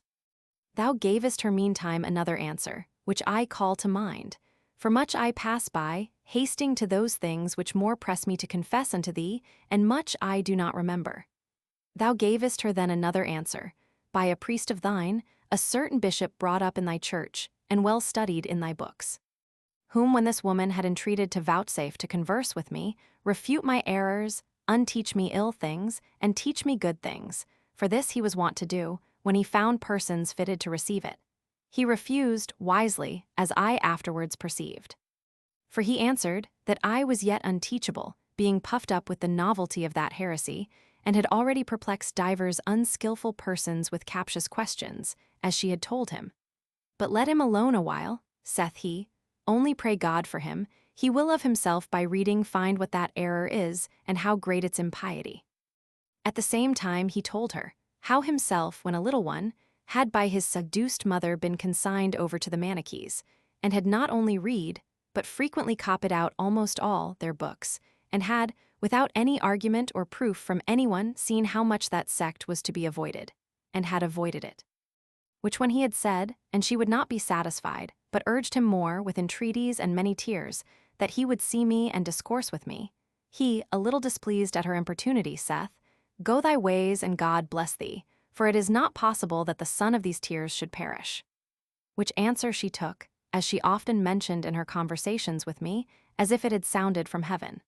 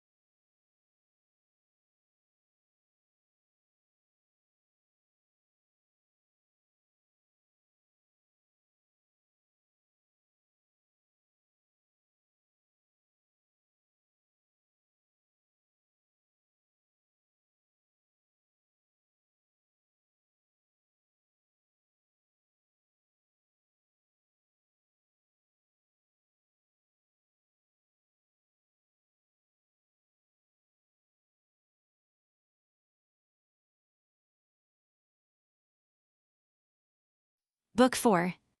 For this space of 9 years, from my 19th year to my 8th and 20th, we lived seduced and seducing, deceived and deceiving in divers lusts. Openly by sciences which they call liberal, secretly with a false named religion. Here proud, there superstitious, everywhere vain. Here, hunting after the emptiness of popular praise, down even to theatrical applauses, and poetic prizes, and strifes for grassy garlands, and the follies of shows, and the intemperance of desires. There, desiring to be cleansed from these defilements, by carrying food to those who were called elect and holy, out of which in the workhouse of their stomachs they should forge for us angels and gods, by whom we might be cleansed. These things did I follow, and practice with my friends deceived by me and with me. Let the arrogant mock me, and such as have not been, to their soul's health, stricken and cast down by thee, O my God, but I would still confess to thee mine own shame in thy praise. Suffer me, I beseech thee, and give me grace to go over in my present remembrance the wanderings of my forepast time, and to offer unto thee the sacrifice of thanksgiving. For what am I to myself without thee, but a guide to mine own downfall? Or what am I even at the best, but an infant sucking the milk thou givest, and feeding upon thee the food that perisheth not? But what sort of man is any man, seeing he is but a man? Let now the strong and the mighty laugh at us, but let us poor and needy confess unto thee. In those years I taught rhetoric, and, overcome by cupidity, made sale of a loquacity to overcome by. Yet I preferred, Lord, thou knowest, honest scholars as they are accounted, and these I, without artifice, taught artifices not to be practiced against the life of the guiltless, though sometimes for the life of the guilty. And thou, O God, from afar perceivedst me stumbling in that slippery course, and amid much smoke sending out some sparks of faithfulness, which I showed in that my guidance of such as loved vanity, and sought after leasing, myself their companion. In those years I had one not in that which is called lawful marriage, but whom I had found out in a wayward passion, void of understanding. Yet but one, remaining faithful even to her. In whom I in my own case experienced what difference there is betwixt the self-restraint of the marriage covenant, for the sake of issue, and the bargain of a lustful love, where children are born against their parents' will, although, once born, they constrain love. I remember also that when I had settled to enter the lists for a theatrical prize, some wizard asked me what I would give him to win. But I, detesting and abhorring such foul mysteries, answered, though the garland were of imperishable gold, I would not suffer a fly to be killed to gain me it. For he was to kill some living creatures in his sacrifices, and by those honors to invite the devils to favor me. But this ill also I rejected, not out of a pure love for thee, O God of my heart. For I knew not how to love thee, who knew not how to conceive aught beyond a material brightness. And doth not a soul, sighing after such fictions, commit fornication against thee, trust in things unreal, and feed the wind? Still I would not forsooth have sacrifices offered to devils for me, to whom I was sacrificing myself by that superstition. For what else is it to feed the wind, but to feed them, that is by going astray to become their pleasure and derision. Those impostors then, whom they style mathematicians, I consulted without scruple, because they seem to use no sacrifice, nor to pray to any spirit for their divinations. Which art, however, Christian and true piety consistently rejects and condemns.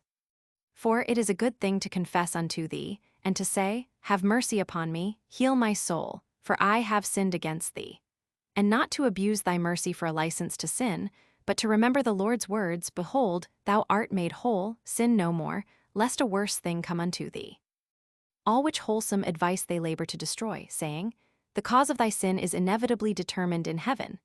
And this did Venus or Saturn or Mars, that man, forsooth, flesh and blood and proud corruption, might be blameless, while the Creator and Ordainer of heaven and the stars is to bear the blame. And who is he but our God, the very sweetness and wellspring of righteousness, who renderest to every man according to his works, and a broken and contrite heart wilt thou not despise?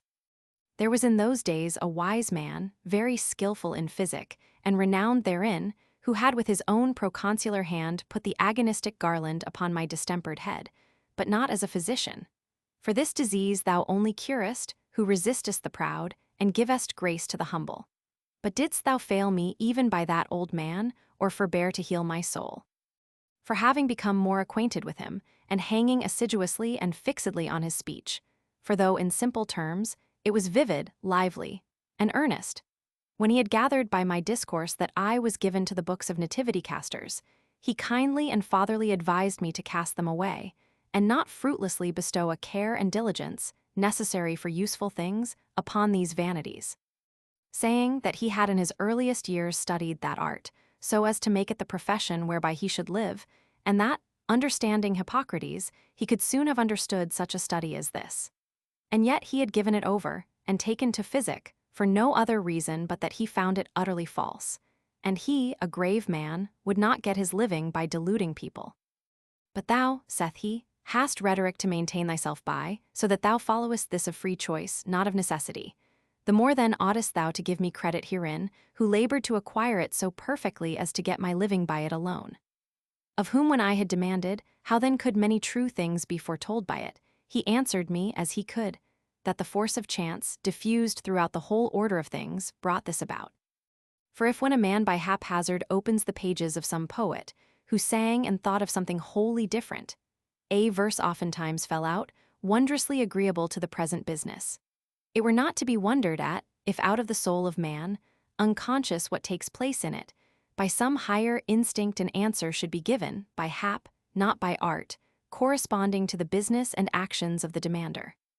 And thus much, either from or through him, thou conveyedst to me and tracedst in my memory, what I might hereafter examine for myself.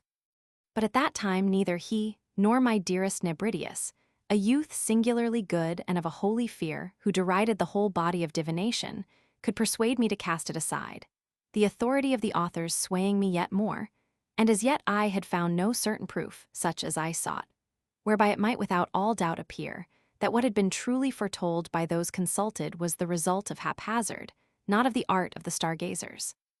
In those years when I first began to teach rhetoric in my native town, I had made one my friend, but too dear to me, from a community of pursuits of mine own age, and, as myself, in the first opening flower of youth.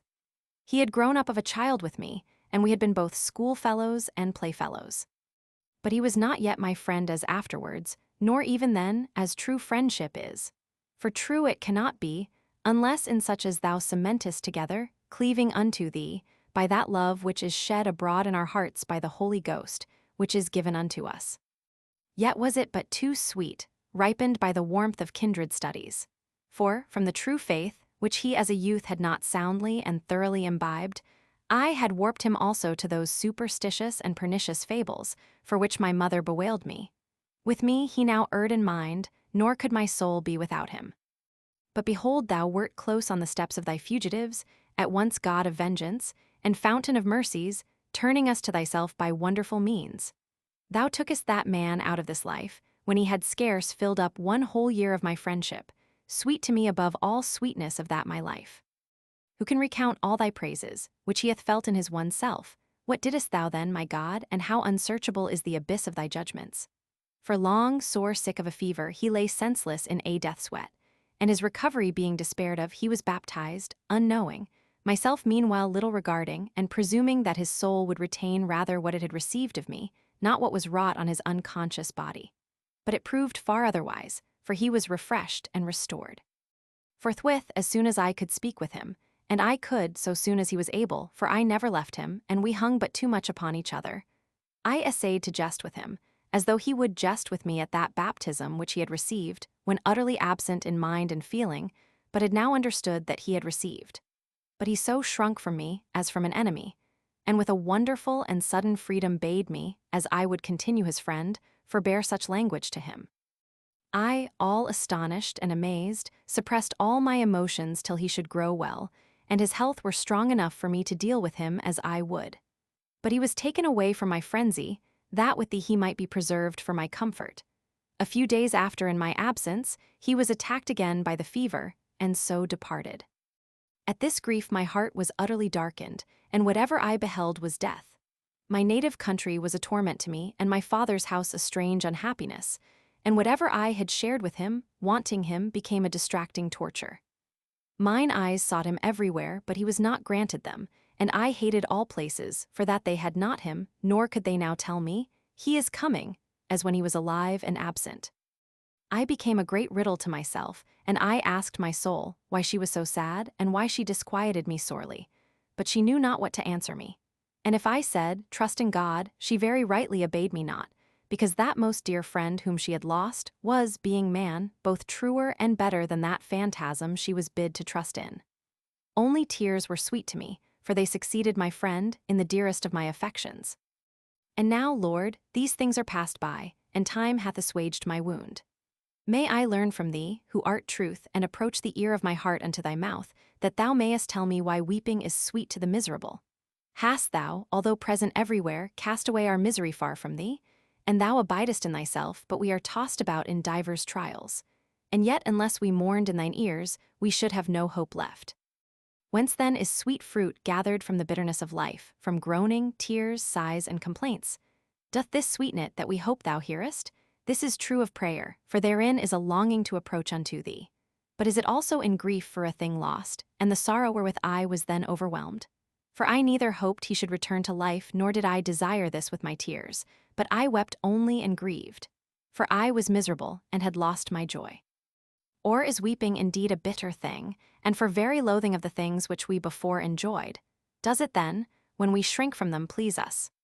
But what speak I of these things? For now is no time to question, but to confess unto thee. Wretched I was, and wretched is every soul bound by the friendship of perishable things.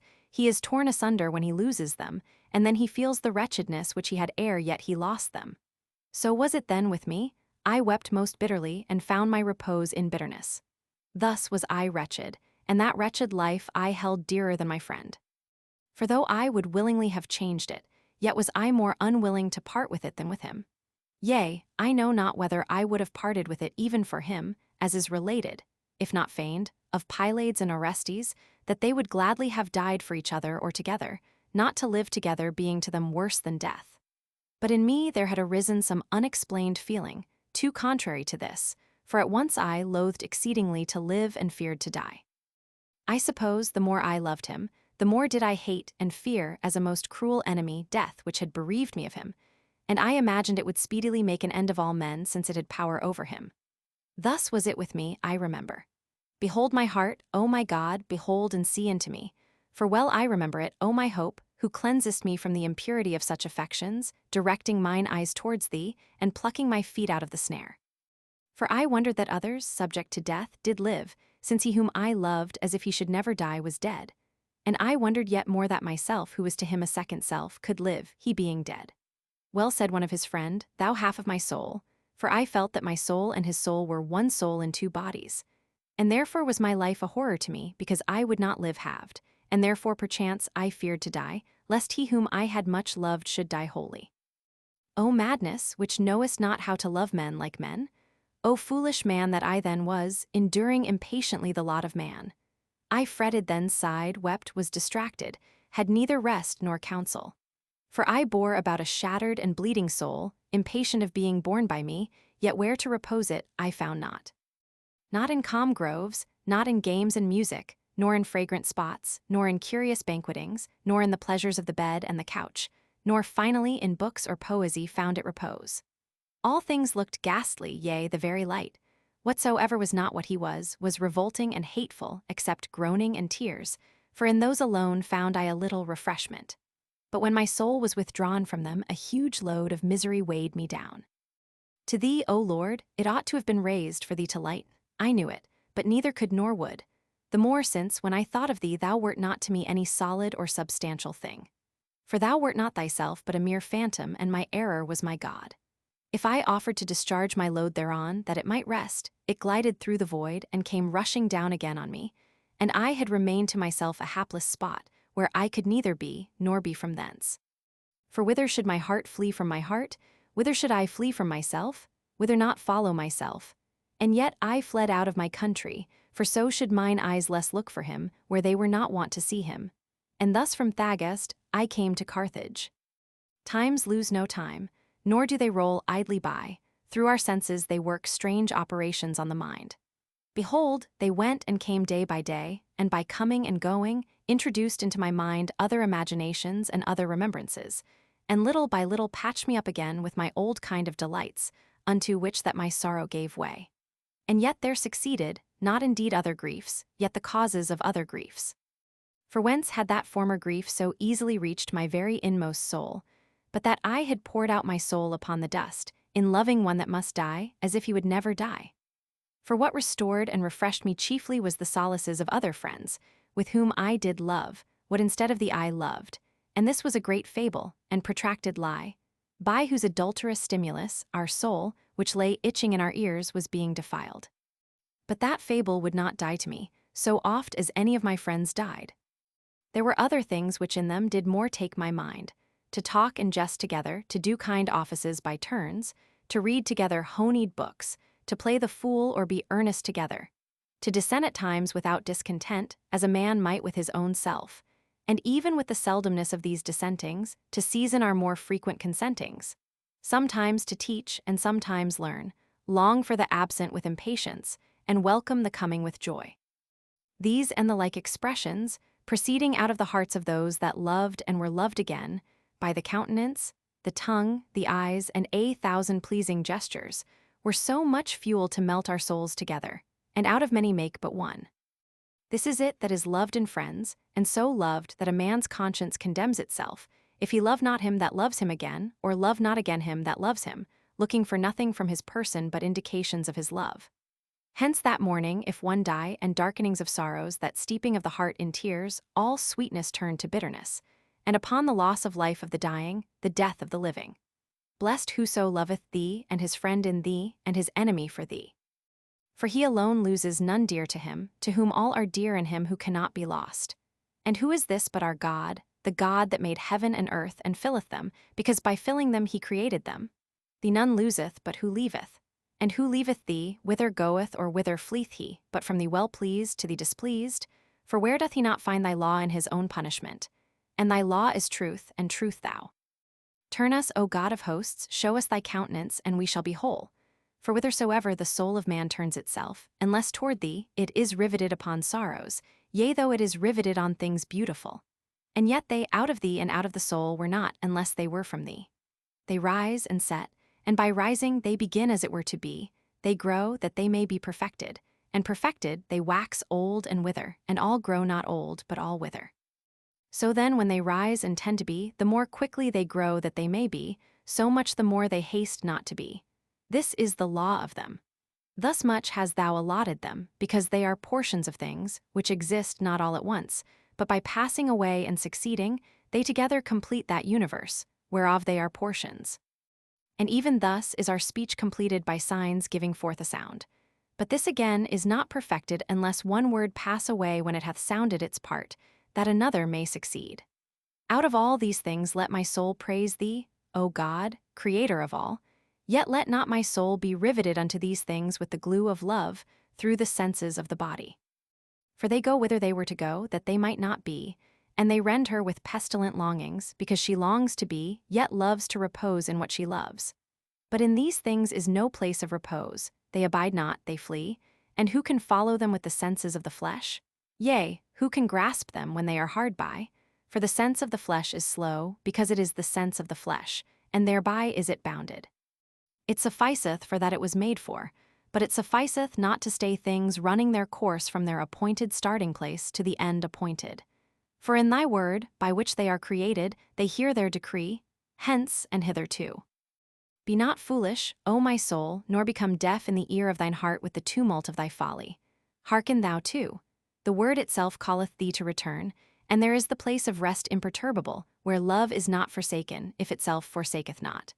Behold, these things pass away, that others may replace them, and so this lower universe be completed by all his parts. But do I depart any whither? Saith the word of God. There fix thy dwelling, trust there whatsoever thou haste thence, O my soul, at least now thou art tired out with vanities. And trust truth, whatsoever thou hast from the truth, and thou shalt lose nothing. And thy decay shall bloom again, and all thy diseases be healed, and thy mortal parts be reformed and renewed and bound around thee. Nor shall they lay thee whither themselves descend. But they shall stand fast with thee, and abide for ever before God, who abideth and standeth fast for ever. Why then be perverted and follow thy flesh? Be it converted and follow thee. Whatever by her thou hast sense of is in part, and the whole whereof these are parts thou knowest not, and yet they delight thee. But had the sense of thy flesh a capacity for comprehending the whole, and not itself also, for thy punishment, been justly restricted to a part of the whole, thou wouldest that whatsoever existeth at this present should pass away, that so the whole might better please thee. For what we speak also, by the same sense of the flesh thou hearest, yet wouldest not thou have the syllables stay, but fly away, that others may come, and thou hear the whole. And so ever, when any one thing is made up of many, all of which do not exist together, all collectively would please more than they do severally, could all be perceived collectively. But far better than these is he who made all, and he is our God, nor doth he pass away, for neither doth aught succeed him. If bodies please thee, praise God on occasion of them, and turn back thy love upon their Maker, lest in these things which please thee thou displease. If souls please thee, be they loved in God. For they too are mutable, but in him are they firmly stablished, else would they pass and pass away. In him then be they beloved, and carry unto him along with thee what souls thou canst, and say to them, him let us love, he made these, nor is he far off. For he did not make them, and so depart, but they are of him, and in him. See, there he is, where truth is loved. He is within the very heart, yet hath the heart strayed from him. Go back into your heart, ye transgressors, and cleave fast to him that made you. Stand with him, and ye shall stand fast. Rest in him, and ye shall be at rest. Whither go ye in rough ways? Whither go ye? The good that you love is from him, but it is good and pleasant through reference to him, and justly shall it be embittered, because unjustly is anything loved which is from him, if he be forsaken for it. To what end then would ye still and still walk these difficult and toilsome ways? There is no rest where ye seek it. Seek what ye seek, but it is not there where ye seek. Ye seek a blessed life in the land of death, it is not there. For how should there be a blessed life where life itself is not? But our true life came down hither, and bore our death, and slew him, out of the abundance of his own life. And he thundered, calling aloud to us to return hence to him into that secret place, whence he came forth to us, first into the Virgin's womb, wherein he espoused the human creation, our mortal flesh, that it might not be forever mortal, and thence like a bridegroom coming out of his chamber, rejoicing as a giant to run his course. For he lingered not, but ran, calling aloud by words, deeds, death, life, descent, ascension, crying aloud to us to return unto him. And he departed from our eyes, that we might return into our heart, and there find him. For he departed, and lo, he is here. He would not be long with us, yet left us not, for he departed thither whence he never parted, because the world was made by him. And in this world he was, and into this world he came to save sinners, unto whom my soul confesseth, and he healeth it, for it hath sinned against him. O ye sons of men, how long so slow of heart? Even now, after the descent of life to you, will ye not ascend and live? But whither ascend ye, when ye are on high, and set your mouth against the heavens? Descend, that ye may ascend, and ascend to God. For ye have fallen by ascending against him. Tell them this, that they may weep in the valley of tears, and so carry them up with thee unto God. Because out of his Spirit thou speakest thus unto them, if thou speakest, burning with the fire of charity. These things I then knew not, and I loved these lower beauties, and I was sinking to the very depths, and to my friends I said, do we love anything but the beautiful? What then is the beautiful? And what is beauty? What is it that attracts and wins us to the things we love? For unless there were in them a grace and beauty, they could by no means draw us unto them. And I marked and perceived that in bodies themselves there was a beauty, from their forming a sort of whole, and again, another from apt and mutual correspondence, as of a part of the body with its whole, or a shoe with a foot, and the like. And this consideration sprang up in my mind, out of my inmost heart, and I wrote on the fair and fit, I think, 2 or 3 books. Thou knowest, O Lord, for it is gone from me. For I have them not, but they are strayed from me, I know not how. But what moved me, O Lord my God, to dedicate these books unto Hierius, an orator of Rome, whom I knew not by face, but loved for the fame of his learning which was eminent in him, and some words of his I had heard which pleased me. But more did he please me, for that he pleased others, who highly extolled him, amazed that out of a Syrian, first instructed in Greek eloquence, should afterwards be formed a wonderful Latin orator, and one most learned in things pertaining unto philosophy. One is commended, and unseen he is loved. Doth this love enter the heart of the hearer from the mouth of the commender? Not so. But by one who loveth is another kindled. For hence he is loved who is commended, when the commender is believed to extol him with an unfeigned heart, that is, when one that loves him praises him. For so did I then love men, upon the judgment of men, not thine, O my God, in whom no man is deceived. But yet why not for qualities, like those of a famous charioteer or fighter with beasts in the theatre, known far and wide by a vulgar popularity, but far otherwise and earnestly, and so as I would be myself commended. For I would not be commended or loved as actors are, though I myself did commend and love them, but had rather be unknown than so known, and even hated than so loved. Where now are the impulses to such various and divers kinds of loves laid up in one soul? Why, since we are equally men, do I love in another what, if I did not hate, I should not spurn and cast from myself? For it holds not, that as a good horse is loved by him, who would not, though he might, be that horse, therefore the same may be said of an actor, who shares our nature. Do I then love in a man, what I hate to be, who am a man? Man himself is a great deep, whose very hairs thou numberest, O Lord, and they fall not to the ground without thee. And yet are the hairs of his head easier to be numbered than his feelings, and the beatings of his heart. But that orator was of that sort whom I loved, as wishing to be myself such. And I erred through a swelling pride, and was tossed about with every wind, but yet was steered by thee, though very secretly. And whence do I know, and whence do I confidently confess unto thee, that I had loved him more for the love of his commenders, than for the very things for which he was commended? Because, had he been unpraised, and these selfsame men had dispraised him, and with dispraise and contempt told the very same things of him, I had never been so kindled and excited to love him. And yet the things had not been other, nor he himself other, but only the feelings of the relators. See, where the impotent soul lies along, that is not yet stayed up by the solidity of truth. Just as the gales of tongues blow from the breast of the opinionative, so is it carried this way and that, driven forward and backward, and the light is overclouded to it, and the truth unseen.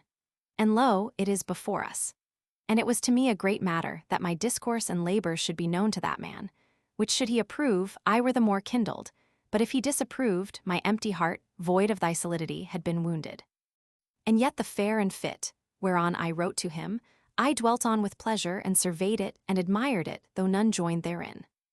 But I saw not yet, whereon this weighty matter turned in thy wisdom, O thou omnipotent, who only doest wonders, and my mind ranged through corporeal forms, and fair, I defined and distinguished what is so in itself, and fit, whose beauty is in correspondence to some other thing, and this I supported by corporeal examples. And I turned to the nature of the mind, but the false notion which I had of spiritual things let me not see the truth.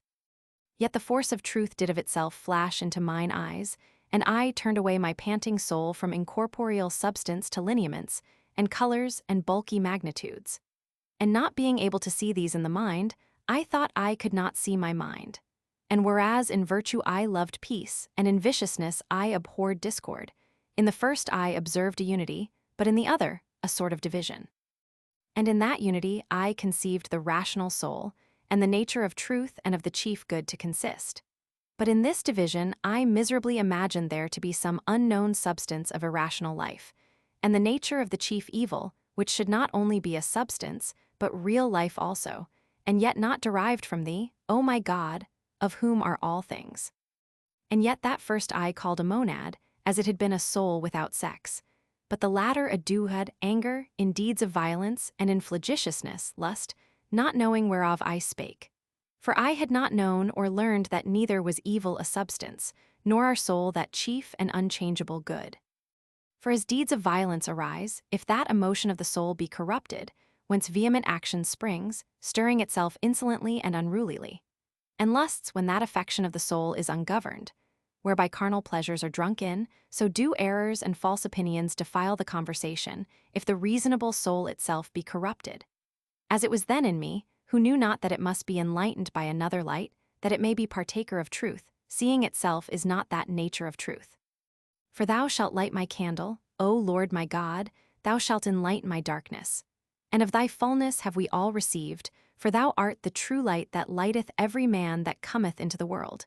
For in thee there is no variableness, neither shadow of change. But I pressed towards thee, and was thrust from thee, that I might taste of death, for thou resistest the proud. But what prouder, than for me with a strange madness to maintain myself to be that by nature which thou art? For whereas I was subject to change, so much being manifest to me, my very desire to become wise, being the wish of worse to become better, yet chose I rather to imagine thee subject to change, and myself not to be that which thou art. Therefore I was repelled by thee, and thou resistedst my vain stiffneckedness, and I imagined corporeal forms, and myself flesh I accused flesh. And a wind that passeth away, I return not to thee, but I passed on and on to things which have no being, neither in thee, nor in me, nor in the body. Neither were they created for me by thy truth, but by my vanity devised out of things corporeal. And I was wont to ask thy faithful little ones, my fellow citizens, from whom unknown to myself I stood exiled, I was wont prating and foolishly to ask them, why then doth the soul err which God created? But I would not be asked, why then doth God err? And I maintained that thy unchangeable substance did err upon constraint, rather than confess that my changeable substance had gone astray voluntarily, and now, in punishment, lay in error. I was then some 6 or 7 and 20 years old when I wrote those volumes, revolving within me corporeal fictions, buzzing in the ears of my heart, which I turned, O sweet truth, to thy inward melody, meditating on the fair and fit, and longing to stand and hearken to thee, and to rejoice greatly at the bridegroom's voice, but could not. For by the voices of mine own errors I was hurried abroad, and through the weight of my own pride I was sinking into the lowest pit. For thou didst not make me to hear joy and gladness, nor did the bones exult which were not yet humbled. And what did it profit me, that scarce 20 years old, a book of Aristotle, which they call the 10 Predicaments, falling into my hands, on whose very name I hung, as on something great and divine, so often as my rhetoric master of Carthage, and others, accounted learned, mouthed it with cheeks bursting with pride? I read and understood it unaided. And on my conferring with others, who said that they scarcely understood it with very able tutors, not only orally explaining it, but drawing many things in sand, they could tell me no more of it than I had learned, reading it by myself. And the book appeared to me to speak very clearly of substances, such as man, and of their qualities as the figure of a man, of what sort it is, and stature, how many feet high, and his relationship, whose brother he is, or where placed, or when born, or whether he stands or sits, or be shod or armed, or does or suffers anything, and all the innumerable things which might be ranged under these 9 predicaments, of which I have given some specimens, or under that chief predicament of substance. What did all this further me, seeing it even hindered me? When imagining whatever was comprehended under those 10 predicaments, I essayed in such wise to understand, O my God, thy wonderful and unchangeable unity also, as if thou also hadst been subjected to thine own greatness or beauty, so that as in bodies they should exist in thee as their subject, whereas thou thyself art thy greatness and beauty. But a body is not great or fair in that it is a body, seeing that, though it were less great or fair, it should notwithstanding be a body. But it was falsehood which of the eye conceived, not truth, fictions of my misery, not the realities of thy blessedness. For thou hadst commanded, and it was done in me, that the earth should bring forth briars and thorns to me, and that in the sweat of my brows I should eat my bread. And what did it profit me, that all the books I could procure of the so-called liberal arts, I, the vile slave of vile affections, read by myself and understood? And I delighted in them, but knew not whence came all that therein was true or certain. For I had my back to the light, and my face to the things enlightened, whence my face, with which I discerned the things enlightened, itself was not enlightened. Whatever was written, either on rhetoric, or logic, geometry, music, and arithmetic, by myself without much difficulty or any instructor, I understood, thou knowest, O Lord my God, because both quickness of understanding and acuteness in discerning is thy gift, yet did I not thence sacrifice to thee. So then it served not to my use, but rather to my perdition, since I went about to get so good a portion of my substance into my own keeping. And I kept not my strength for thee, but wandered from thee into a far country, to spend it upon harlotries. For what profited me good abilities, not employed to good uses? For I felt not that those arts were attained with great difficulty, even by the studious and talented, until I attempted to explain them to such, when he most excelled in them, who followed me not altogether slowly. But what did this further me, imagining that thou, O Lord God, the truth, wert a vast and bright body, and I a fragment of that body, perverseness too great. But such was I, nor do I blush, O my God, to confess to thee thy mercies towards me, and to call upon thee, who blushed not then to profess to men my blasphemies, and to bark against thee. What profited me then my nimble wit in those sciences, and all those most knotty volumes, unravelled by me, without aid from human instruction? Seeing I erred so foully, and with such sacrilegious shamefulness in the doctrine of piety? Or what hindrance was a far slower wit to thy little ones, since they departed not far from thee, that in the nest of thy church they might securely be fledged, and nourish the wings of charity by the food of a sound faith? O Lord our God, under the shadow of thy wings let us hope, protect us, and carry us. Thou wilt carry us both when little, and even to hoar hairs wilt thou carry us. For our firmness, when it is thou, then is it firmness, but when our own, it is infirmity. Our good ever lives with thee, from which when we turn away, we are turned aside. Let us now, O Lord, return, that we may not be overturned, because with thee our good lives without any decay, which good art thou. Nor need we fear, lest there be no place whither to return, because we fell from it. For through our absence, our mansion fell not thy eternity.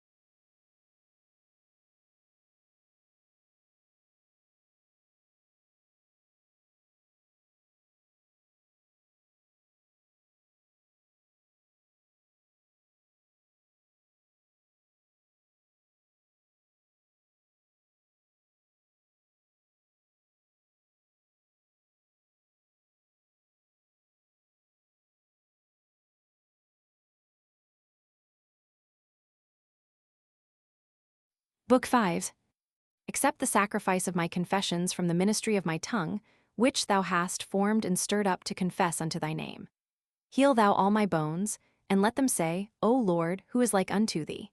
For he who confesses to thee doth not teach thee what takes place within him, seeing a closed heart closes not out thy eye, nor can man's hard-heartedness thrust back thy hand. For thou dissolvest it at thy will in pity or in vengeance, and nothing can hide itself from thy heat. But let my soul praise thee, that it may love thee, and let it confess thy own mercies to thee, that it may praise thee. Thy whole creation ceaseth not, nor is silent in thy praises. Neither the spirit of man with voice directed unto thee, nor creation animate or inanimate, by the voice of those who meditate thereon. That so our souls may from their weariness arise towards thee, leaning on those things which thou hast created, and passing on to thyself, who madest them wonderfully. And there is refreshment and true strength. Let the restless, the godless depart and flee from thee, yet thou seest them and dividest the darkness. And behold, the universe with them is fair, though they are foul. And how have they injured thee? Or how have they disgraced thy government, which from the heaven to this lowest earth is just and perfect? For whither fled they when they fled from thy presence? Or where dost not thou find them? But they fled that they might not see thee seeing them, and blinded might stumble against thee. Because thou forsakest nothing thou hast made, that the unjust, I say, might stumble upon thee and justly be hurt, withdrawing themselves from thy gentleness, and stumbling at thy uprightness, and falling upon their own ruggedness. Ignorant, in truth, that thou art everywhere, whom no place encompasseth, and thou alone art near, even to those that remove far from thee. Let them then be turned and seek thee, because not as they have forsaken their Creator, hast thou forsaken thy creation. Let them be turned and seek thee. And behold, thou art there in their heart, in the heart of those that confess to thee, and cast themselves upon thee, and weep in thy bosom, after all their rugged ways. Then dost thou gently wipe away their tears, and they weep the more, and joy in weeping. Even for that thou, Lord, not man of flesh and blood, but thou, Lord, who madest them, remakest and comfortest them. But where was I when I was seeking thee? And thou wert before me, but I had gone away from thee. Nor did I find myself, how much less thee. I would lay open before my God that 29th year of mine age. There had then come to Carthage a certain bishop of the Manichees, Faustus by name, a great snare of the devil, and many were entangled by him through that lure of his smooth language. Which though I did commend, yet could I separate from the truth of the things which I was earnest to learn. Nor did I so much regard the service of oratory as the science which this Faustus, so praised among them, set before me to feed upon. Fame had before bespoken him most knowing in all valuable learning, and exquisitely skilled in the liberal sciences. And since, had read and well remembered much of the philosophers, I compared some things of theirs with those long fables of the Manichees, and found the former the more probable, even although they could only prevail so far as to make judgment of this lower world, the Lord of it they could by no means find out. For thou art great, O Lord, and hast respect unto the humble, but the proud thou beholdest afar off. Nor dost thou draw near, but to the contrite in heart, nor art found by the proud, no, not though by curious skill they could number the stars and the sand, and measure the starry heavens, and track the courses of the planets. For with their understanding and wit, which thou bestowedst on them, they search out these things, and much have they found out, and foretold, many years before, eclipses of those luminaries, the sun and moon what day and hour, and how many digits nor did their calculation fail. And it came to pass as they foretold. And they wrote down the rules they had found out, and these are read at this day, and out of them do others foretell in what year and month of the year, and what day of the month, and what hour of the day, and what part of its light, moon or sun is to be eclipsed, and so it shall be, as it is foreshowed. At these things men, that know not this art, marvel and are astonished, and they that know it exult and are puffed up. And by an ungodly pride departing from thee, and failing of thy light, they foresee a failure of the sun's light, which shall be so long before, but see not their own, which is. For they search not religiously whence they have the wit, wherewith they search out this. And finding that thou madest them, they give not themselves up to thee, to preserve what thou madest, nor sacrifice to thee what they have made themselves. Nor slay their own soaring imaginations, as fowls of the air, nor their own diving curiosities, wherewith, like the fishes of the sea, they wander over the unknown paths of the abyss, nor their own luxuriousness, as beasts of the field, that thou, Lord, a consuming fire, mayest burn up those dead cares of theirs, and recreate themselves immortally. But they knew not the way, thy word, by whom thou madest these things which they number, and themselves who number, and the sense whereby they perceive what they number, and the understanding, out of which they number. Or that of thy wisdom there is no number. But the only begotten is himself made unto us wisdom, and righteousness, and sanctification, and was numbered among us, and paid tribute unto Caesar. They knew not this way whereby to descend to him from themselves, and by him ascend unto him. They knew not this way, and deemed themselves exalted amongst the stars and shining. And behold, they fell upon the earth, and their foolish heart was darkened. They discourse many things truly concerning the creature. But truth, artificer of the creature, they seek not piously, and therefore find him not. Or if they find him, knowing him to be God, they glorify him not as God, neither are thankful, but become vain in their imaginations, and profess themselves to be wise, attributing to themselves what is thine. And thereby with most perverse blindness, study to impute to thee what is their own, forging lies of thee who art the truth, and changing the glory of uncorruptible God into an image made like corruptible man, and to birds and four-footed beasts, and creeping things, changing thy truth into a lie, and worshipping and serving the creature more than the Creator. Yet many truths concerning the creature retained I from these men, and saw the reason thereof from calculations, the succession of times, and the visible testimonies of the stars, and compared them with the saying of Manicheus, which in his frenzy he had written most largely on these subjects, but discovered not any account of the solstices, or equinoxes, or the eclipses of the greater lights, nor whatever of this sort I had learned in the books of secular philosophy. But I was commanded to believe, and yet it corresponded not with what had been established by calculations and my own sight, but was quite contrary. Doth then, O Lord God of truth, whoso knoweth these things, therefore please thee? Surely unhappy is he who knoweth all these and knoweth not thee, but happy whoso knoweth thee, though he know not these. And whoso knoweth both thee and them is not the happier for them, but for the only, if knowing thee, he glorifies thee as God and is thankful, and becomes not vain in his imaginations. For as he is better off who knows how to possess a tree, and return thanks to thee for the use thereof, although he know not how many cubits high it is, or how wide it spreads, than he that can measure it, and count all its boughs, and neither owns it, nor knows or loves its Creator.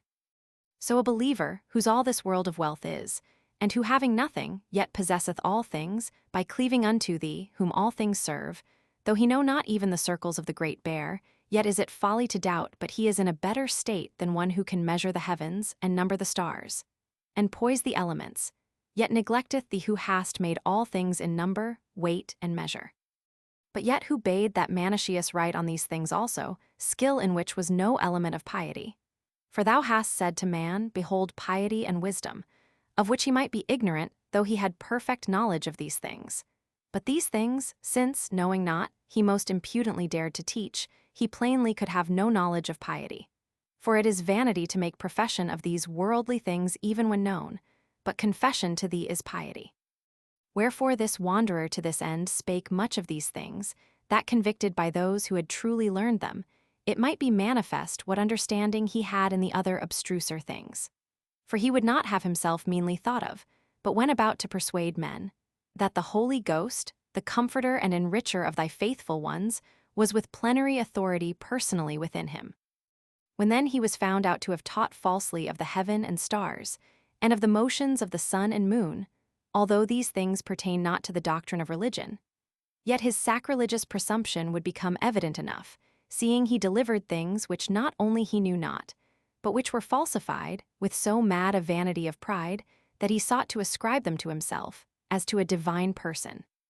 For when I hear any Christian brother ignorant of these things, and mistaken on them, I can patiently behold such a man holding his opinion, nor do I see that any ignorance as to the position or character of the corporeal creation can injure him, so long as he doth not believe anything unworthy of thee, O Lord, the Creator of all.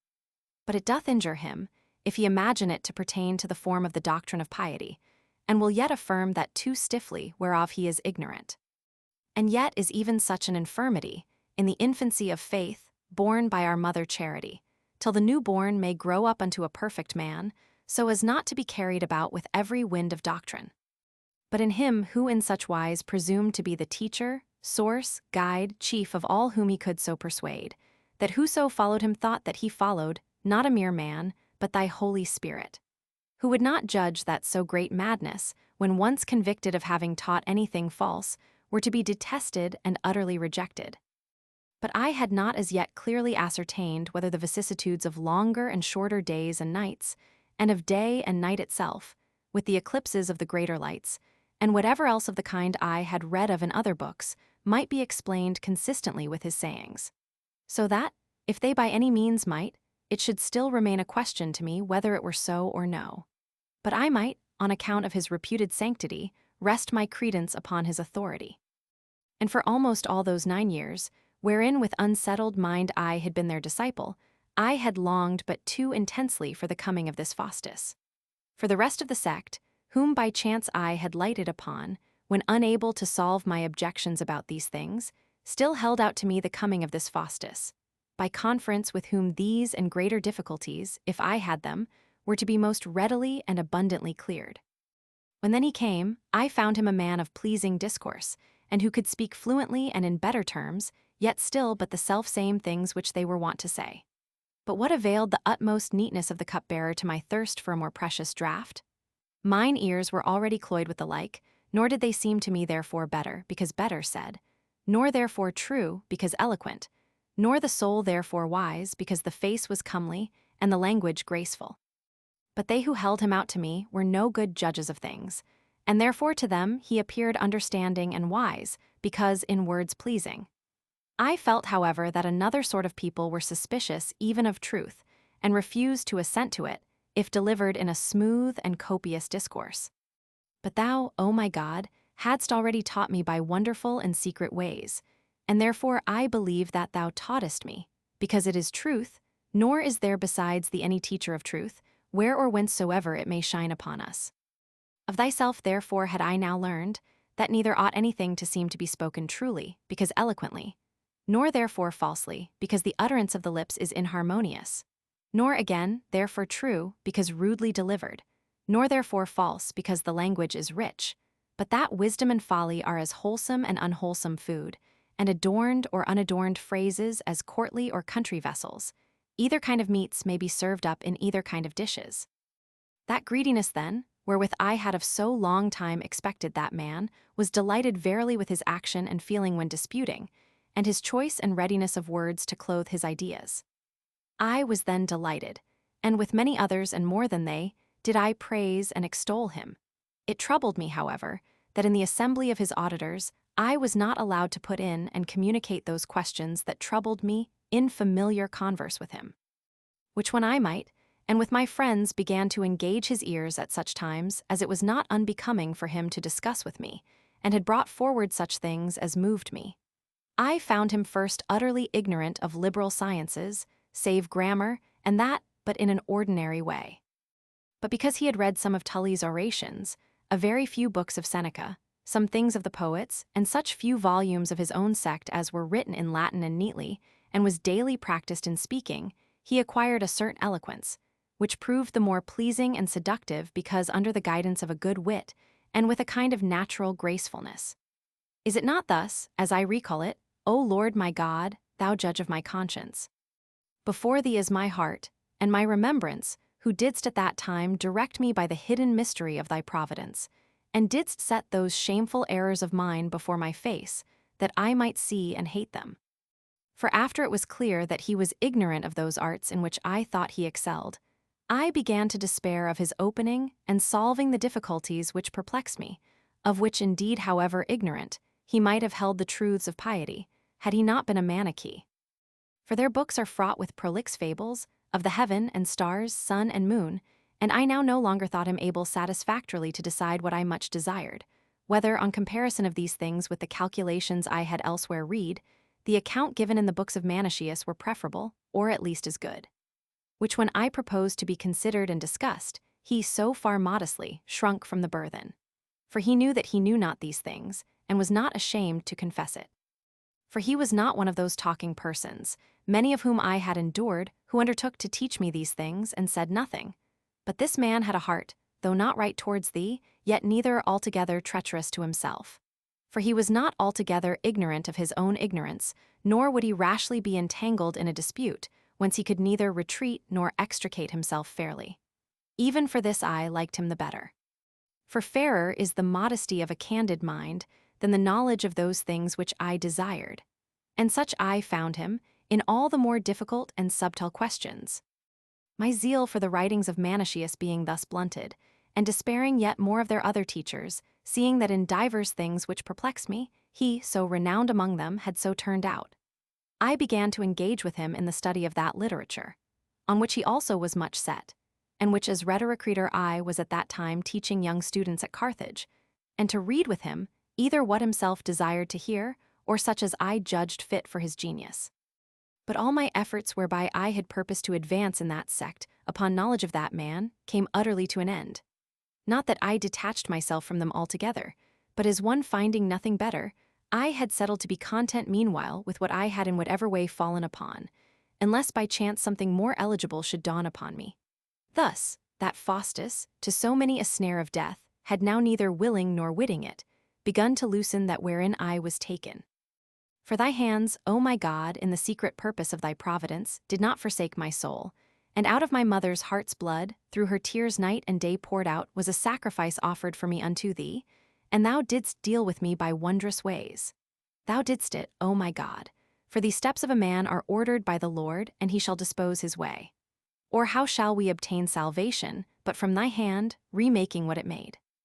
Thou didst deal with me, that I should be persuaded to go to Rome, and to teach there rather what I was teaching at Carthage. And how I was persuaded to this, I will not neglect to confess to thee, because herein also the deepest recesses of thy wisdom and thy most present mercy to us must be considered and confessed. I did not wish therefore to go to Rome, because higher gains and higher dignities were warranted me by my friends who persuaded me to this, though even these things had at that time an influence over my mind. But my chief and almost only reason was that I heard that young men studied there more peacefully, and were kept quiet under a restraint of more regular discipline, so that they did not, at their pleasures, petulantly rush into the school of one whose pupils they were not, nor were even admitted without his permission. Whereas at Carthage there reigns among the scholars a most disgraceful and unruly license. They burst in audaciously, and with gestures almost frantic, disturb all order which anyone hath established for the good of his scholars. Divers outrages they commit, with a wonderful stolidity, punishable by law, did not custom uphold them. That custom evincing them to be the more miserable, in that they now do as lawful what by thy eternal law shall never be lawful. And they think they do it unpunished, whereas they are punished with the very blindness whereby they do it, and suffer incomparably worse than what they do. The manners then which, when a student, I would not make my own, I was fain as a teacher to endure in others. And so I was well pleased to go where, all that knew it, assured me that the like was not done. But thou, my refuge and my portion in the land of the living, that I might change my earthly dwelling for the salvation of my soul, at Carthage didst goad me, that I might thereby be torn from it. And at Rome didst proffer me allurements, whereby I might be drawn thither. By men in love with a dying life, the one doing frantic, the other promising vain, things, and to correct my steps, didst secretly use there and my own perverseness. For both they who disturbed my quiet were blinded with a disgraceful frenzy, and they who invited me elsewhere savored of earth.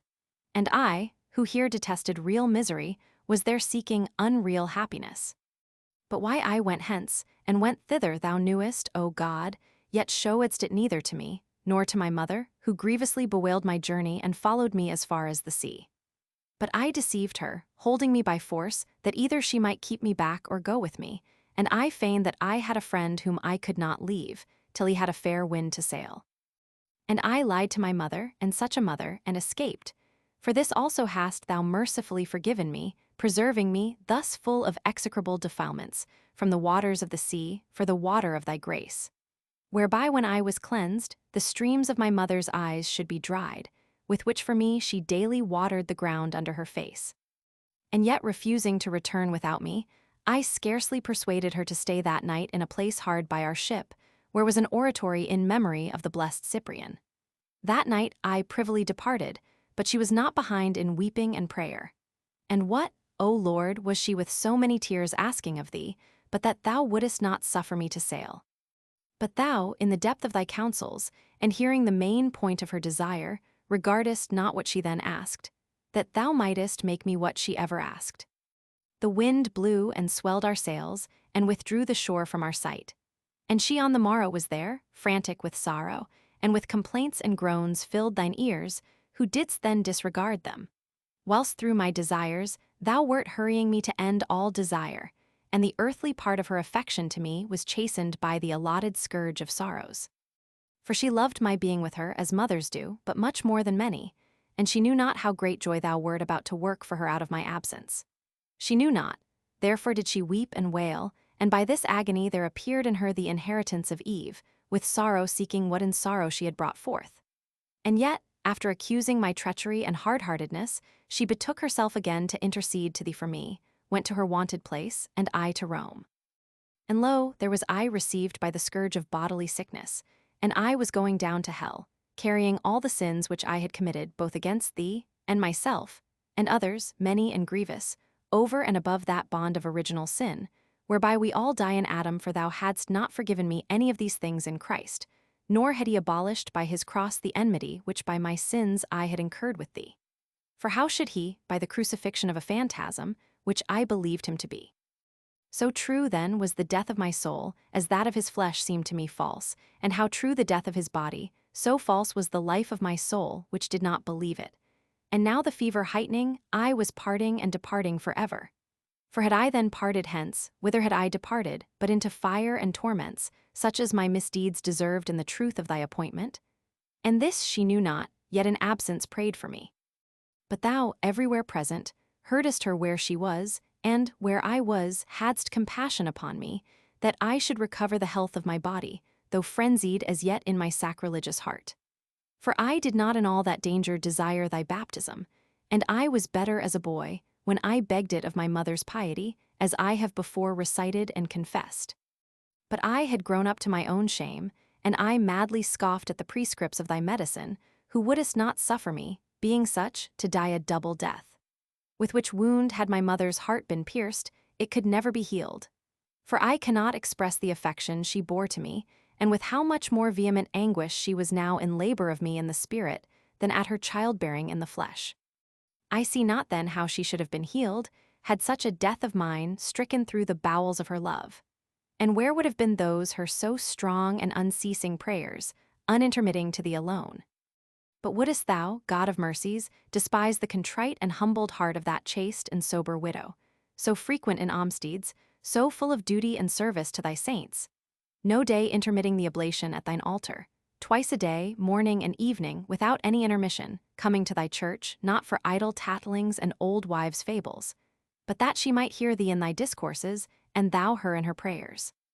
Couldst thou despise and reject from thy aid the tears of such an one, wherewith she begged of thee not gold or silver, nor any mutable or passing good, but the salvation of her son's soul? Thou, by whose gift she was such? Never, Lord. Yea, thou wert at hand, and wert hearing and doing, in that order wherein thou hadst determined before that it should be done. Far be it that thou shouldest deceive her in thy visions and answers, some whereof I have, some I have not mentioned, which she laid up in her faithful heart, and ever praying, urged upon thee, as thine own handwriting. For thou, because thy mercy endureth for ever, vouchsafest to those to whom thou forgivest all of their debts, to become also a debtor by thy promises. Thou recoveredst me then of that sickness, and healedst the son of thy handmaid, for the time and body that he might live, for thee to bestow upon him a better and more abiding health. And even then, at Rome, I joined myself to those deceiving and deceived holy ones, not with their disciples only, of which number was he, in whose house I had fallen sick and recovered, but also with those whom they call the elect. For I still thought that it was not we that sin, but that I know not what other nature sinned in us. And it delighted my pride to be free from blame, and when I had done any evil, not to confess I had done any, that thou mightest heal my soul because it had sinned against thee. But I love to excuse it, and to accuse I know not what other thing, which was with me, but which I was not. But in truth it was wholly I, and mine impiety had divided me against myself. And that sin was the more incurable, whereby I did not judge myself a sinner. And execrable iniquity it was, that I had rather have thee, O God Almighty, to be overcome in me to my destruction, than myself of thee to salvation. Not as yet then hadst thou set a watch before my mouth, and a door of safe keeping around my lips, that my heart might not turn aside to wicked speeches, to make excuses of sins, with men that work iniquity. And therefore was I still united with their elect. But now despairing to make proficiency in that false doctrine, even those things, with which if I should find no better, I had resolved to rest contented, I now held more laxly and carelessly. For there half arose a thought in me that those philosophers, whom they call academics, were wiser than the rest, for that they held men ought to doubt everything, and laid down that no truth can be comprehended by man. For so, not then understanding even their meaning, I also was clearly convinced that they thought, as they are commonly reported. Yet did I freely and openly discourage that host of mine from that overconfidence which I perceived him to have in those fables, which the books of Manichaeus are full of. Yet I lived in more familiar friendship with them than with others who were not of this heresy. Nor did I maintain it with my ancient eagerness. Still my intimacy with that sect, Rome secretly harboring many of them, made me slower to seek any other way, especially since I despaired of finding the truth, from which they had turned me aside, in thy church, O Lord of heaven and earth, creator of all things visible and invisible. And it seemed to me very unseemly to believe thee to have the shape of human flesh, and to be bounded by the bodily lineaments of our members. And because, when I wished to think on my God, I knew not what to think of, but a mass of bodies, for what was not such did not seem to me to be anything, this was the greatest, and almost only cause of my inevitable error. For hence I believed evil also to be some such kind of substance, and to have its own foul and hideous bulk, whether gross, which they called earth, or thin and subtile like the body of the air, which they imagined to be some malignant mind, creeping through that earth. And because a piety, such as it was, constrained me to believe that the good God never created any evil nature, I conceived two masses, contrary to one another, both unbounded, but the evil narrower, the good more expansive. And from this pestilent beginning, the other sacrilegious conceits followed on me. For when my mind endeavored to recur to the Catholic faith, I was driven back, since that was not the Catholic faith which I thought to be so. And I seemed to myself more reverential, if I believed of thee, my God, to whom thy mercies confess out of my mouth, as unbounded, at least on other sides, although on that one where the mass of evil was opposed to thee, I was constrained to confess thee bounded, than if on all sides I should imagine thee to be bounded by the form of a human body. And it seemed to me better to believe thee to have created no evil, which to me ignorant seemed not some only, but a bodily substance, because I could not conceive of mind unless as a subtile body, and that diffused in definite spaces, than to believe the nature of evil, such as I conceived it, could come from thee. Yea, and our Saviour himself, thy only begotten, I believe to have been reached forth, as it were, for our salvation, out of the mass of thy most lucid substance, so as to believe nothing of him, but what I could imagine in my vanity. His nature then, being such, I thought could not be born of the Virgin Mary, without being mingled with the flesh. And how that which I had so figured to myself could be mingled, and not defiled, I saw not. I feared therefore to believe him born in the flesh, lest I should be forced to believe him defiled by the flesh. Now will thy spiritual ones mildly and lovingly smile upon me, if they shall read these my confessions. Yet such was I. Furthermore, what the Manichees had criticized in thy scriptures, I thought could not be defended.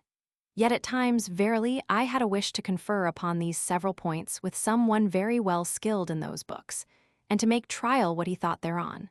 For the words of one Helpidius, as he spoke and disputed face to face against the said Manichees, had begun to stir me even at Carthage. In that he had produced things out of the scriptures, not easily withstood, the Manichees' answer whereto seemed to me weak. And this answer they liked not to give publicly, but only to us in private. It was, that the scriptures of the New Testament had been corrupted by I know not whom, who wished to engraft the law of the Jews upon the Christian faith, yet themselves produced not any uncorrupted copies. But I, conceiving of things corporeal only, was mainly held down, vehemently oppressed, and in a manner suffocated by those masses, panting under which after the breath of thy truth, I could not breathe it pure and untainted. I began then diligently to practice that for which I came to Rome to teach rhetoric, and first, to gather some to my house, to whom, and through whom, I had begun to be known. When lo, I found other offenses committed in Rome, to which I was not exposed in Africa. True, those subvertings by profligate young men were not here practiced, as was told me. But on a sudden, said they, to avoid paying their master's stipend, a number of youths plot together, and remove to another breakers of faith, who for love of money hold justice cheap. These also my heart hated, though not with a perfect hatred. For perchance I hated them more because I was to suffer by them, than because they did things utterly unlawful. Of a truth such are base persons, and they go a-whoring from thee, loving these fleeting mockeries of things temporal and filthy lucre, which fouls the hand that grasps it, hugging the fleeting world and despising thee, who abidest and recallest, and forgivest the adulterous soul of man, when she returns to thee. And now I hate such depraved and crooked persons, though I love them if corrigible, so as to prefer to money the learning which they acquire, and to learning thee, O God, the truth and fullness of assured good and most pure peace. But then I rather for my own sake misliked them evil, than liked and wished them good for thine. When therefore they of Milan had sent to Rome to the prefect of the city, to furnish them with a rhetoric reader for their city, and sent him at the public expense, I made application, through those very persons, intoxicated with Manichean vanities, to be freed wherefrom I was to go, neither of us however knowing it, that Symmachus, then prefect of the city, would try me by setting me some subject, and so send me. To Milan I came, to Ambrose the bishop, known to the whole world as among the best of men, thy devout servant, whose eloquent discourse did then plentifully dispense unto thy people the flour of thy wheat, the gladness of thy oil, and the sober inebriation of thy wine. To him was I unknowing led by thee, that by him I might knowingly be led to thee. That man of God received me as a father, and showed me an episcopal kindness on my coming. Thenceforth I began to love him, at first indeed not as a teacher of the truth, which I utterly despaired of in thy church, but as a person kind towards myself.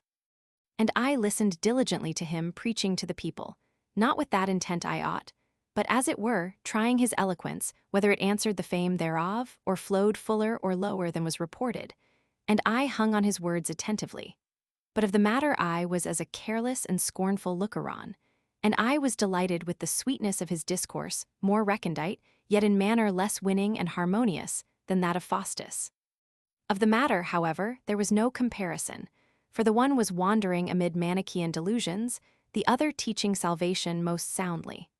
But salvation is far from sinners, such as I then stood before him, and yet was I drawing nearer by little and unconsciously.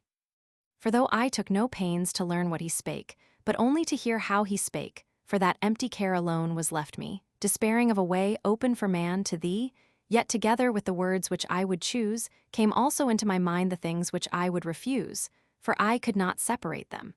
And while I opened my heart to admit how eloquently he spake, there also entered how truly he spake, but this by degrees. For first, these things also had now begun to appear to me capable of defense, and the Catholic faith, for which I had thought nothing could be said against the Manichees' objections, I now thought might be maintained without shamelessness, especially after I had heard one or two places of the Old Testament resolved, and ofttimes in a figure, which when I understood literally, I was slain spiritually. Very many places then of those books having been explained, I now blamed my despair, in believing that no answer could be given to such as hated and scoffed at the law and the prophets. Yet did I not therefore then see that the Catholic way was to be held, because it also could find learned maintainers, who could at large and with some show of reason answer objections, nor that what I held was therefore to be condemned, because both sides could be maintained. For the Catholic cause seemed to me in such sort not vanquished, as still not as yet to be victorious. Hereupon I earnestly bent my mind to see if in any way I could by any certain proof convict the Manichees of falsehood. Could I once have conceived a spiritual substance, all their strongholds had been beaten down and cast utterly out of my mind, but I could not. Notwithstanding, concerning the frame of this world and the whole of nature, which the senses of the flesh can reach to, as I more and more considered and compared things, I judged the tenets of most of the philosophers to have been much more probable. So then, after the manner of the academics, as they are supposed, doubting of everything and wavering between all, I settled so far that the Manichees were to be abandoned, judging that, even while doubting, I might not continue in that sect, to which I already preferred some of the philosophers, to which philosophers notwithstanding, for that they were without the saving name of Christ, I utterly refused to commit the cure of my sick soul. I determined therefore so long to be a catechumen in the Catholic Church, to which I had been commended by my parents, till something certain should dawn upon me, whither I might steer my course.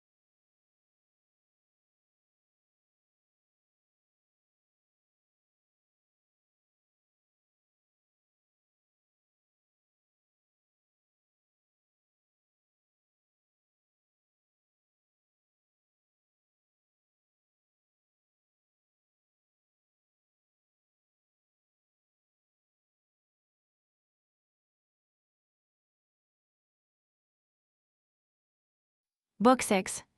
O thou, my hope from my youth, where wert thou to me, and whither wert thou gone? Hadst not thou created me, and separated me from the beasts of the field and fowls of the air?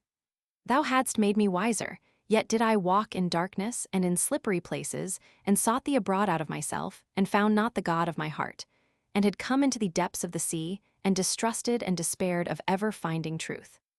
My mother had now come to me, resolute through piety, following me over sea and land, in all perils confiding in thee. For in perils of the sea she comforted the very mariners, by whom passengers unacquainted with the deep use rather to be comforted when troubled, assuring them of a safe arrival, because thou hadst by a vision assured her thereof. She found me in grievous peril, through despair of ever finding truth. But when I had discovered to her that I was now no longer a Manichee, though not yet a Catholic Christian, she was not overjoyed as at something unexpected. Although she was now assured concerning that part of my misery, for which she bewailed me as one dead, though to be rewakened by thee, carrying me forth upon the bier of her thoughts, that thou mightest say to the son of the widow, Young man, I say unto thee, arise, and he should revive and begin to speak, and thou shouldest deliver him to his mother. Her heart then was shaken with no tumultuous exultation, when she heard that what she daily with tears desired of thee was already in so great part realized, in that, though I had not yet attained the truth, I was rescued from falsehood. But as being assured that thou, who hadst promised the whole, wouldest one day give the rest, most calmly, and with a heart full of confidence, she replied to me, she believed in Christ, that before she departed this life, she should see me a Catholic believer. Thus much to me. But to thee, fountain of mercies, poured she forth more copious prayers and tears, that thou wouldest hasten thy help, and enlighten my darkness. And she hastened the more eagerly to the church, and hung upon the lips of Ambrose, praying for the fountain of that water, which springeth up unto life everlasting.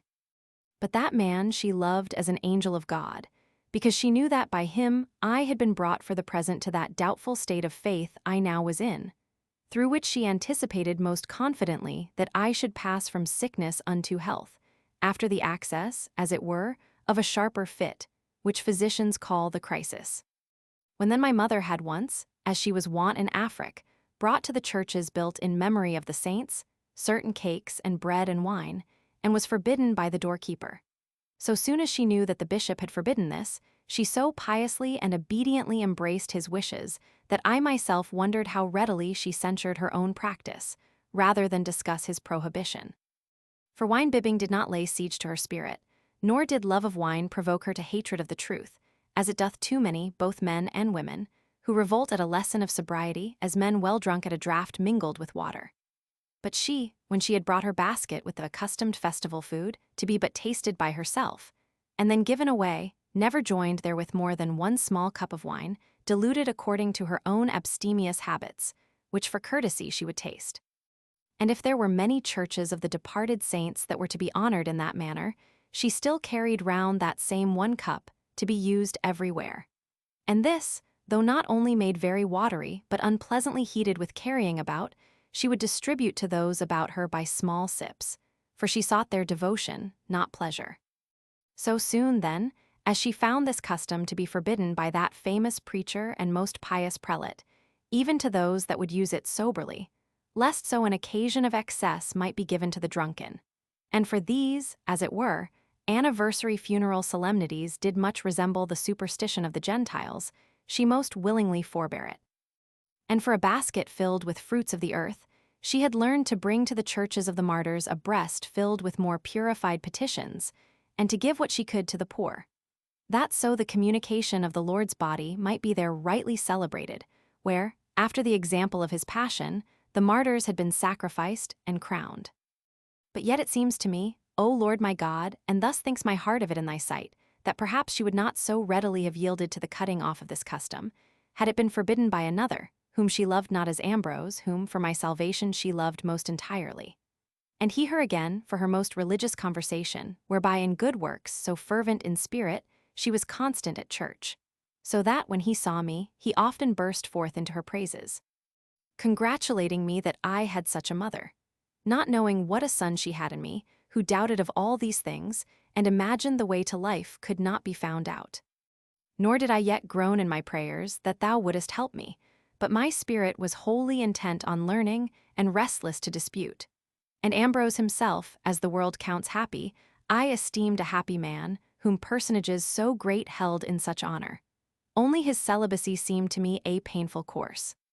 But what hope he bore within him, what struggles he had against the temptations which beset his very excellencies, or what comfort in adversities, and what sweet joys thy bread had for the hidden mouth of his spirit, when chewing the cud thereof, I neither could conjecture, nor had experienced. Nor did he know the tides of my feelings, or the abyss of my danger. For I could not ask of him what I would as I would, being shut out both from his ear and speech by multitudes of busy people, whose weaknesses he served. With whom when he was not taken up, which was but a little time, he was either refreshing his body with the sustenance absolutely necessary, or his mind with reading. But when he was reading, his eye glided over the pages, and his heart searched out the sense, but his voice and tongue were at rest. Ofttimes when we had come, for no man was forbidden to enter, nor was it his wont that any who came should be announced to him, we saw him thus reading to himself, and never otherwise, and having long sat silent, for who durst intrude on one so intent? We were fain to depart, conjecturing that in the small interval which he obtained, free from the din of others' business, for the recruiting of his mind, he was loth to be taken off. And perchance he dreaded lest if the author he read should deliver anything obscurely, some attentive or perplexed hearer should desire him to expound it, or to discuss some of the harder questions. So that his time being thus spent, he could not turn over so many volumes as he desired. Although the preserving of his voice, which a very little speaking would weaken, might be the truer reason for his reading to himself. But with what intent soever he did it, certainly in such a man it was good. I however certainly had no opportunity of inquiring what I wished of that so holy oracle of thine, his breast, unless the thing might be answered briefly. But those tides in me, to be poured out to him, required his full leisure, and never found it. I heard him indeed every Lord's day, rightly expounding the word of truth among the people, and I was more and more convinced that all the knots of those crafty calumnies, which those our deceivers had knit against the divine books, could be unravelled. But when I understood withal, that man created by thee after thine own image was not so understood by thy spiritual sons, whom of the Catholic mother thou hast born again through grace, as though they believed and conceived of thee as bounded by human shape, although what a spiritual substance should be I had not even a faint or shadowy notion.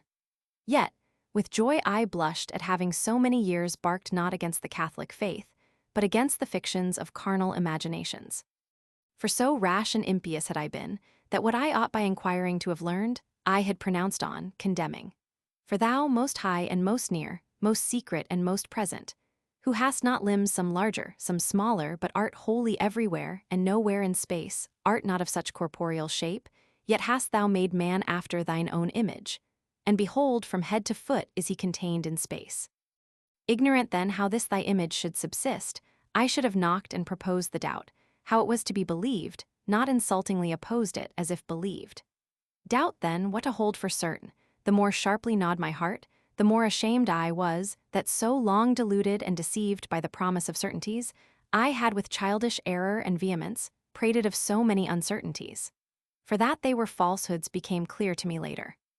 However, I was certain that they were uncertain, and that I had formerly accounted them certain, when with a blind contentiousness I accused thy Catholic Church, whom I now discovered, not indeed as yet to teach truly, but at least not to teach that for which I had grievously censured her. So I was confounded and converted, and I joyed, O my God, that the one only Church, the body of thine only Son, wherein the name of Christ had been put upon me as an infant, had no taste for infantine conceits, nor in her sound doctrine maintained any tenet which should confine thee, the Creator of all, in space, however great and large, yet bounded everywhere by the limits of a human form. I joyed also that the old scriptures of the law and the prophets were laid before me, not now to be perused with that eye to which before they seemed absurd, when I reviled thy holy ones for so thinking, whereas indeed they thought not so. And with joy I heard Ambrose in his sermons to the people, oftentimes most diligently recommend this text for a rule, the letter killeth, but the Spirit giveth life. Whilst he drew aside the mystic veil, laying open spiritually what according to the letter seemed to teach something unsound, teaching herein nothing that offended me, though he taught what I knew not as yet, whether it were true. For I kept my heart from assenting to anything, fearing to fall headlong, but by hanging in suspense I was the worse killed. For I wished to be as assured of the things I saw not, as I was that 7 and 3 are 10. For I was not so mad as to think that even this could not be comprehended, but I desired to have other things as clear as this, whether things corporeal, which were not present to my senses, or spiritual, whereof I knew not how to conceive, except corporeally. And by believing might I have been cured, that so the eyesight of my soul being cleared, might in some way be directed to thy truth, which abideth always, and in no part faileth. But as it happens that one who has tried a bad physician fears to trust himself with a good one, so was it with the health of my soul, which could not be healed but by believing, and lest it should believe falsehoods, refused to be cured. Resisting thy hands, who hast prepared the medicines of faith, and hast applied them to the diseases of the whole world, and given unto them so great authority. Being led, however, from this to prefer the Catholic doctrine, I felt that her proceeding was more unassuming and honest, in that she required to be believed things not demonstrated. Whether it was that they could in themselves be demonstrated, but not to certain persons, or could not at all be. Whereas among the Manichees our credulity was mocked by a promise of certain knowledge. And then so many most fabulous and absurd things were imposed to be believed, because they could not be demonstrated. Then thou, O Lord, little by little with most tender and most merciful hand, touching and composing my heart, didst persuade me considering what innumerable things I believed, which I saw not, nor was present while they were done, as so many things in secular history, so many reports of places and of cities, which I had not seen. So many of friends, so many of physicians, so many continually of other men, which unless we should believe, we should do nothing at all in this life. Lastly, with how unshaken an assurance I believed of what parents I was born, which I could not know, had I not believed upon hearsay. Considering all this, thou didst persuade me, that not they who believed thy books, which thou hast established in so great authority among almost all nations, but they who believed them not, were to be blamed. And that they were not to be heard, who should say to me, how knowest thou those scriptures to have been imparted unto mankind by the Spirit of the one true and most true God? For this very thing was of all most to be believed, since no contentiousness of blasphemous questionings, of all that multitude which I had read in the self-contradicting philosophers, could wring this belief from me, that thou art, whatsoever thou wert, what I knew not, and that the government of human things belongs to thee. This I believed, sometimes more strongly, more weakly otherwhiles, yet I ever believed both that thou wert and hadst a care of us, though I was ignorant, both what was to be thought of thy substance, and what way led or led back to thee. Since then we were too weak by abstract reasonings to find out truth, and for this very cause needed the authority of Holy Writ.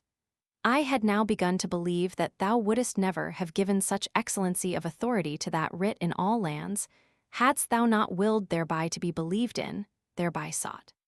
For now what things, sounding strangely in the Scripture, were wont to offend me, having heard divers of them expounded satisfactorily, I referred to the depth of the mysteries, and its authority appeared to me the more venerable, and more worthy of religious credence, in that, while it lay open to all to read, it reserved the majesty of its mysteries within its profounder meaning, stooping to all in the great plainness of its words and lowliness of its style, yet calling forth the intensest application of such as are not light of heart, that so it might receive all in its open bosom, and through narrow passages waft over towards thee some few, yet many more than if it stood not aloft on such a height of authority, nor drew multitudes within its bosom by its holy lowliness. These things I thought on, and thou wert with me. I sighed, and thou heardest me. I wavered, and thou didst guide me. I wandered through the broad way of the world, and thou didst not forsake me. I panted after honors, gains, marriage, and thou deridedst me. In these desires I underwent most bitter crosses, thou being the more gracious, the less thou sufferedst aught to grow sweet to me, which was not thou. Behold my heart, O Lord, who wouldest I should remember all this and confess to thee. Let my soul cleave unto thee, now that thou hast freed it from that fast-holding birdlime of death. How wretched was it! And thou didst irritate the feeling of its wound, that, forsaking all else, it might be converted unto thee, who art above all, and without whom all things would be nothing. Be converted and be healed. How miserable was I then, and how didst thou deal with me, to make me feel my misery on that day, when I was preparing to recite a panegyric of the emperor, wherein I was to utter many a lie, and lying was to be applauded by those who knew I lied, and my heart was panting with these anxieties, and boiling with the feverishness of consuming thoughts.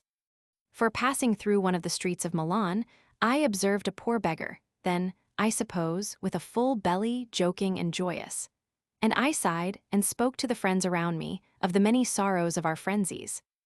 For that by all such efforts of ours, as those wherein I then twalled dragging along, under the goading of desire, the burthen of my own wretchedness. And by dragging, augmenting it, we yet look to arrive only at that very joyousness whither that beggar man had arrived before us, who should never perchance attain it. For what he had obtained by means of a few begged pence, the same was I plotting for by many a toilsome turning and winding, the joy of a temporary felicity. For he verily had not the true joy, but yet I with those my ambitious designs was seeking one much less true. And certainly he was joyous, I anxious, he void of care, I full of fears. But should any ask me, had I rather be merry or fearful, I would answer merry. Again, if he asked had I rather be such as he was, or what I then was, I should choose to be myself, though worn with cares and fears, but out of wrong judgment, for was it the truth? For I ought not to prefer myself to him, because more learned than he, seeing I had no joy therein, but sought to please men by it, and that not to instruct, but simply to please. Wherefore also thou didst break my bones with the staff of thy correction. Away with those then from my soul who say to her, it makes a difference whence a man's joy is. That beggar man joyed in drunkenness, thou desiredst to joy in glory. What glory, Lord? That which is not in thee.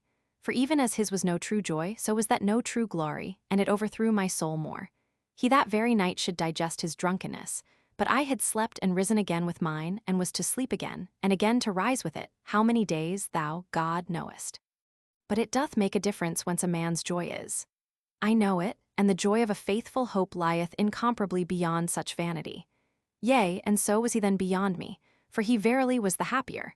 Not only for that he was thoroughly drenched in mirth, I disemboweled with cares, but he, by fair wishes, had gotten wine. I, by lying, was seeking for empty, swelling praise. Much to this purpose said I then to my friends, and I often marked in them how it fared with me, and I found it went ill with me, and grieved and doubled that very ill. And if any prosperity smiled on me, I was loth to catch at it, for almost before I could grasp it, it flew away. These things we, who were living as friends together, bemoaned together. But chiefly and most familiarly did I speak thereof with Alypius and Nebridius, of whom Alypius was born in the same town with me, of persons of chief rank there, but younger than I, for he had studied under me.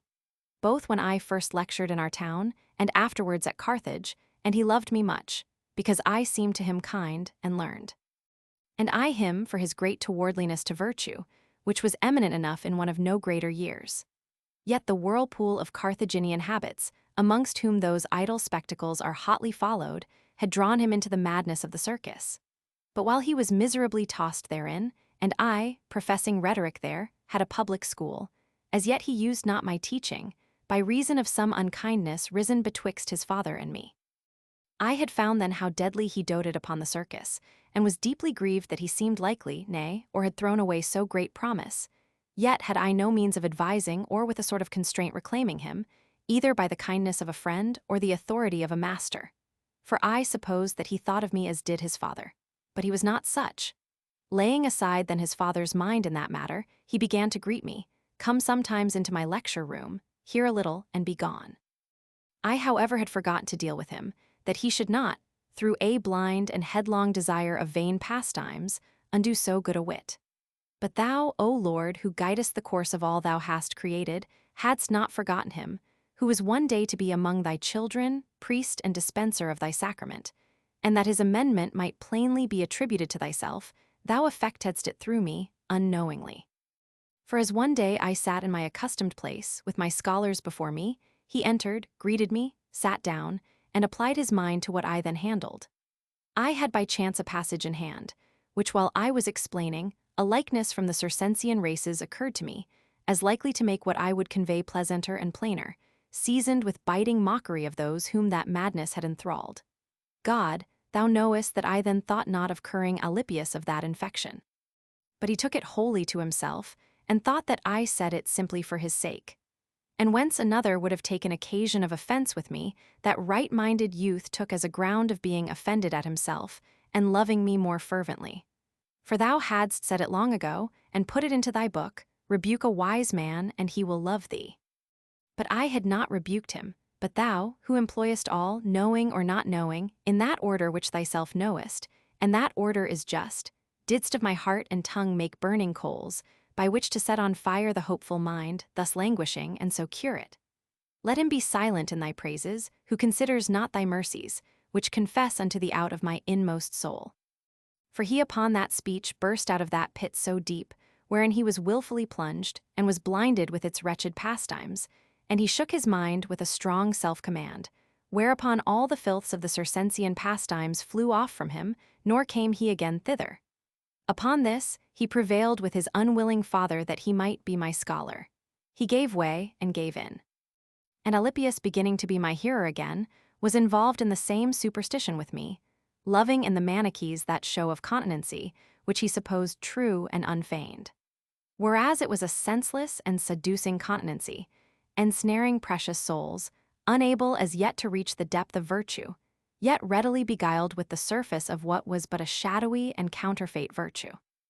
He, not forsaking that secular course which his parents had charmed him to pursue, had gone before me to Rome, to study law. And there he was carried away incredibly with an incredible eagerness after the shows of gladiators. For being utterly averse to and detesting spectacles, he was one day by chance met by divers of his acquaintance and fellow students coming from dinner, and they with a familiar violence hailed him, vehemently refusing and resisting, into the amphitheater during these cruel and deadly shows, he thus protesting, "Though you hail my body to that place, and there set me, can you force me also to turn my mind or my eyes to those shows? I shall then be absent while present, and so shall overcome both you and them." They, hearing this, led him on nevertheless, desirous perchance to try that very thing, whether he could do as he said. When they were come thither, and had taken their places as they could, the whole place kindled with that savage pastime. But he, closing the passage of his eyes, forbade his mind to range abroad after such evil, and would he had stopped his ears also. For in the fight, when one fell, a mighty cry of the whole people striking him strongly, overcome by curiosity, and as if prepared to despise and be superior to it whatsoever it were, even when seen, he opened his eyes, and was stricken with a deeper wound in his soul than the other, whom he desired to behold, was in his body. And he fell more miserably than he upon whose fall that mighty noise was raised, which entered through his ears and unlocked his eyes, to make way for the striking and beating down of a soul, bold rather than resolute, and the weaker in that it had presumed on itself which ought to have relied on thee. For so soon as he saw that blood, he therewith drunk down savageness, nor turned away but fixed his eye, drinking in frenzy unawares, and was delighted with that guilty fight, and intoxicated with the bloody pastime. Nor was he now the man he came, but one of the throng he came unto, yea, a true associate of theirs that brought him thither. Why say more?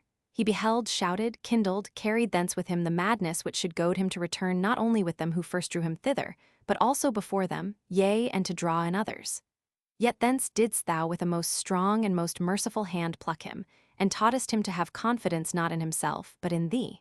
But this was after. But this was already being laid up in his memory, to be a medicine hereafter.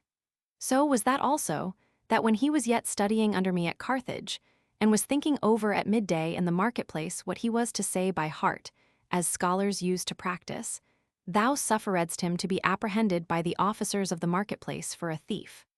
For no other cause, I deem, didst thou, our God, suffer it, but that he who was hereafter to prove so great a man should already begin to learn that in judging of causes, man was not readily to be condemned by man out of a rash credulity. For as he was walking up and down by himself before the judgment seat, with his notebook and pen, lo, a young man, a lawyer, the real thief, privily bringing a hatchet, got in, unperceived by Alypius, as far as the leaden gratings which fence in the silversmith's shops, and began to cut away the lead. But the noise of the hatchet being heard, the silversmiths beneath began to make a stir, and sent to apprehend whomever they should find. But he, hearing their voices, ran away, leaving his hatchet, fearing to be taken with it. Alypius now, who had not seen him enter, was aware of his going, and saw with what speed he made away. And being desirous to know the matter, entered the place, where finding the hatchet, he was standing, wondering and considering it, when behold, those that had been sent, find him alone with the hatchet in his hand, the noise whereof had startled and brought them thither. They seize him, hale him away, and gathering the dwellers in the marketplace together, boast of having taken a notorious thief, and so he was being led away to be taken before the judge. But thus far was Alypius to be instructed. For forthwith, O Lord, thou succoredst his innocency, whereof thou alone wert witness. For as he was being led either to prison or to punishment, a certain architect met them, who had the chief charge of the public buildings. Glad they were to meet him especially, by whom they were wont to be suspected of stealing the goods lost out of the marketplace, as though to show him at last by whom these thefts were committed. He, however, had divers times seen Alypius at a certain senator's house, to whom he often went to pay his respects, and recognizing him immediately, took him aside by the hand, and inquiring the occasion of so great a calamity, heard the whole matter, and bade all present, amid much uproar and threats, to go with him. So they came to the house of the young man who had done the deed. There, before the door, was a boy so young as to be likely, not apprehending any harm to his master, to disclose the whole. For he had attended his master to the marketplace, whom so soon as Alypius remembered, he told the architect, and he, showing the hatchet to the boy, asked him whose that was. Ours, quoth he presently, and being further questioned, he discovered everything. Thus the crime being transferred to that house, and the multitude ashamed, which had begun to insult over Alypius, he who was to be a dispenser of thy word, and an examiner of many causes in thy church, went away better experienced and instructed. Him than I had found at Rome, and he clave to me by a most strong tie, and went with me to Milan, both that he might not leave me, and might practice something of the law he had studied, more to please his parents than himself. There he had thrice sat as assessor, with an uncorruptness much wondered at by others, he wondering at others rather who could prefer gold to honesty. His character was tried besides, not only with the bait of covetousness, but with the goad of fear. At Rome he was assessor to the count of the Italian treasury. There was at that time a very powerful senator, to whose favors many stood indebted, many much feared. He would needs, by his usual power, have a thing allowed him which by the laws was unallowed. Alypius resisted it. A bribe was promised. With all his heart he scorned it. Threats were held out. He trampled upon them, all wondering at so unwonted a spirit, which neither desired the friendship, nor feared the enmity of one so great and so mightily renowned for innumerable means of doing good or evil. And the very judge, whose counselor Alypius was, although also unwilling it should be, yet did not openly refuse, but put the matter off upon Alypius, alleging that he would not allow him to do it. For in truth, had the judge done it, Alypius would have decided otherwise. With this one thing in the way of learning was he well nigh seduced, that he might have books copied for him at praetorian prices, but consulting justice, he altered his deliberation for the better, esteeming equity whereby he was hindered more gainful than the power whereby he were allowed. These are slight things, but he that is faithful in little is faithful also in much. Nor can that anyhow be void, which proceeded out of the mouth of thy truth. If ye have not been faithful in the unrighteous mammon, who will commit to your trust true riches? And if ye have not been faithful in that which is another man's, who shall give you that which is your own? He being such, did at that time cleave to me, and with me wavered in purpose what course of life was to be taken. Nebridius also, who having left his native country near Carthage, yea, and Carthage itself, where he had much lived, leaving his excellent family estate and house, and a mother behind who was not to follow him, had come to Milan for no other reason but that with me he might live in a most ardent search after truth and wisdom. Like me he sighed, like me he wavered, an ardent searcher after true life, and a most acute examiner of the most difficult questions. Thus were there the mouths of 3 indigent persons, sighing out their wants one to another, and waiting upon thee that thou mightest give them their meat in due season. And in all the bitterness which by thy mercy followed our worldly affairs as we looked towards the end, why we should suffer all this, darkness met us. And we turned away groaning, and saying, how long shall these things be? This too we often said, and so saying forsook them not, for as yet there dawned nothing cert, which these forsaken, we might embrace. And I, viewing and reviewing things, most wondered at the length of time from that my 19th year, wherein I had begun to kindle with the desire of wisdom, settling when I had found her, to abandon all the empty hopes and lying frenzies of vain desires. And lo, I was now in my 30th year, sticking in the same mire, greedy of enjoying things present which passed away and wasted my soul, while I said to myself, tomorrow I shall find it, it will appear manifestly and I shall grasp it. Lo, Faustus the Manichee will come and clear everything. O you great men, ye academicians, it is true then that no certainty can be attained for the ordering of life. Nay, let us search the more diligently, and despair not. Lo, things in the ecclesiastical books are not absurd to us now, which sometimes seemed absurd and may be otherwise taken and in a good sense. I will take my stand, where as a child my parents placed me until the clear truth be found out. But where shall it be sought or when? Ambrose has no leisure, we have no leisure to read.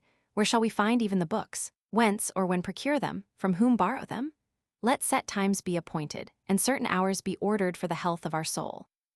Great hope has dawned. The Catholic faith teaches not what we thought and vainly accused it of. Her instructed members hold it profane to believe God to be bounded by the figure of a human body. And do we doubt to knock, that the rest may be opened? The forenoons our scholars take up. What do we during the rest? Why not this? But when then pay we court to our great friends, whose favor we need, when compose what we may sell to scholars. When refresh ourselves, unbending our minds from this intenseness of care. Perish everything, dismiss we these empty vanities, and betake ourselves to the one search for truth. Life is vain, death uncertain. If it steals upon us on a sudden, in what state shall we depart hence, and where shall we learn what here we have neglected? And shall we not rather suffer the punishment of this negligence? What, if death itself cut off and end all care and feeling? Then must this be ascertained, but God forbid this. It is no vain and empty thing, that the excellent dignity of the authority of the Christian faith hath overspread the whole world. Never would such and so great things be by God wrought for us, if with the death of the body the life of the soul came to an end. Wherefore delay then to abandon worldly hopes, and give ourselves wholly to seek after God and the blessed life? But wait, even those things are pleasant, they have some, and no small sweetness. We must not lightly abandon them, for it were a shame to return again to them. See, it is no great matter now to obtain some station, and then what should we more wish for? We have store of powerful friends. If nothing else offer, and we be in much haste, at least a presidentship may be given us. And a wife with some money, that she increase not our charges, and this shall be the bound of desire. Many great men, and most worthy of imitation, have given themselves to the study of wisdom in the state of marriage. While I went over these things, and these winds shifted and drove my heart this way and that, time passed on, but I delayed to turn to the Lord, and from day to day deferred to live in thee, and deferred not daily to die in myself. Loving a happy life, I feared it in its own abode, and sought it by fleeing from it. I thought I should be too miserable, unless folded in female arms, and of the medicine of thy mercy to cure that infirmity I thought not having tried it. As for continency, I supposed it to be in our own power, though in myself I did not find that power. Being so foolish as not to know what is written, none can be continent unless thou give it. And that thou wouldest give it, if with inward groanings I did knock at thine ears, and with a settled faith did cast my care on thee. Alypius indeed kept me from marrying, alleging that so could we by no means with undistracted leisure live together in the love of wisdom, as we had long desired. For himself was even then most pure in this point, so that it was wonderful, and that the more, since in the outset of his youth he had entered into that course, but had not stuck fast therein, rather had he felt remorse and revolting at it, living thenceforth until now most continently. But I opposed him with the examples of those who as married men had cherished wisdom, and served God acceptably, and retained their friends and loved them faithfully. Of whose greatness of spirit I was far short, and bound with the disease of the flesh, and its deadly sweetness, drew along my chain, dreading to be loosed, and as if my wound had been fretted, put back his good persuasions, as it were the hand of one that would unchain me. Moreover, by me did the serpent speak unto Alypius himself, by my tongue weaving and laying in his path pleasurable snares, wherein his virtuous and free feet might be entangled. For when he wondered that I, whom he esteemed not slightly, should stick so fast in the birdlime of that pleasure, as to protest, so oft as we discussed it, that I could never lead a single life. And urged in my defense when I saw him wonder, that there was great difference between his momentary and scarce remembered knowledge of that life, which so he might easily despise, and my continued acquaintance, whereto, if the honorable name of marriage were added, he ought not to wonder why I could not contemn that course. He began also to desire to be married, not as overcome with desire of such pleasure, but out of curiosity. For he would fain know, he said, what that should be, without which my life, to him so pleasing, would to me seem not life but a punishment. For his mind, free from that chain, was amazed at my thraldom, and through that amazement was going on to a desire of trying it, thence to the trial itself, and thence perhaps to sink into that bondage whereat he wondered, seeing he was willing to make a covenant with death, and he that loves danger shall fall into it. For whatever honor there be in the office of well-ordering a married life and a family moved us but slightly. But me for the most part the habit of satisfying an insatiable appetite tormented, while it held me captive. Him an admiring wonder was leading captive. So were we, until thou, O Most High, not forsaking our dust, commiserating us miserable, didst come to our help, by wondrous and secret ways. Continual effort was made to have me married. I wooed, I was promised, chiefly through my mother's pains, that so once married, the health-giving baptism might cleanse me, towards which she rejoiced that I was being daily fitted, and observed that her prayers and thy promises were being fulfilled in my faith. At which time verily, both at my request and her own longing, with strong cries of heart she daily begged of thee, that thou wouldest by a vision discover unto her something concerning my future marriage, thou never wouldest. She saw indeed certain vain and fantastic things, such as the energy of the human spirit, busied thereon, brought together. And these she told me of, not with that confidence she was wont, when thou showedst her anything, but slighting them. For she could, she said, through a certain feeling, which in words she could not express, discern betwixt thy revelations and the dreams of her own soul. Yet the matter was pressed on, and a maiden asked in marriage, 2 years under the fit age, and, as pleasing, was waited for. And many of us friends conferring about, and detesting the turbulent turmoils of human life, had debated and now almost resolved on living apart from business and the bustle of men. And this was to be thus obtained.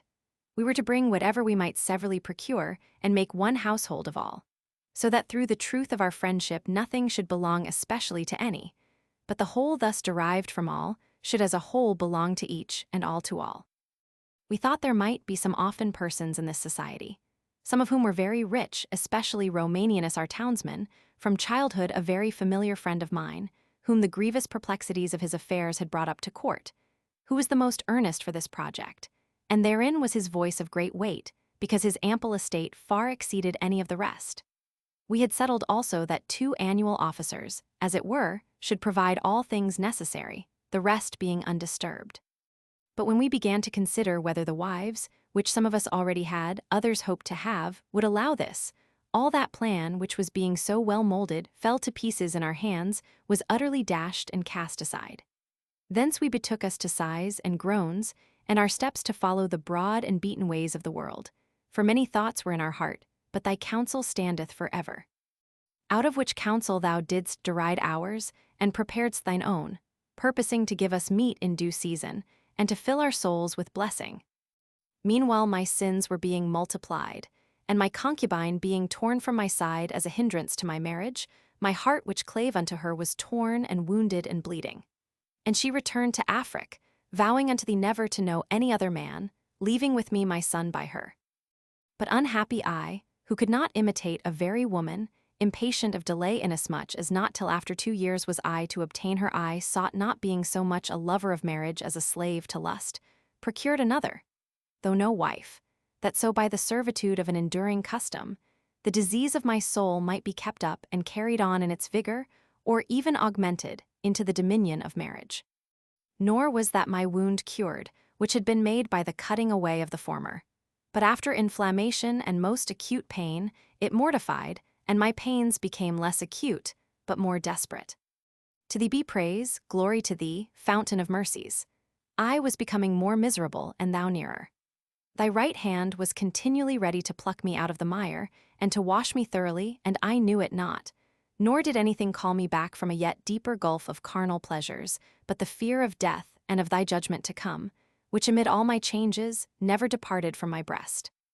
And in my disputes with my friends Alypius and Nebridius of the nature of good and evil, I held that Epicurus had in my mind won the palm, had I not believed that after death there remained a life for the soul, and places of requital according to men's deserts, which Epicurus would not believe.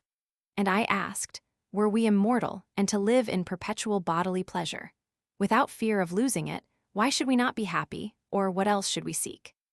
Not knowing that great misery was involved in this very thing, that, being thus sunk and blinded, I could not discern that light of excellence and beauty, to be embraced for its own sake, which the eye of flesh cannot see, and is seen by the inner man. Nor did I, unhappy, consider from what source it sprung, that even on these things, foul as they were, I with pleasure discoursed with my friends, nor could I, even according to the notions I then had of happiness, be happy without friends, amid what abundance soever of carnal pleasures. And yet these friends I loved for themselves only, and I felt that I was beloved of them again for myself only. O crooked paths! Woe to the audacious soul which hoped by forsaking thee to gain some better thing. Turned it hath and turned again upon back, sides, and belly, yet all was painful, and thou alone rest. And behold, thou art at hand, and deliverest us from our wretched wanderings, and placest us in thy way, and dost comfort us, and say, Run, I will carry you.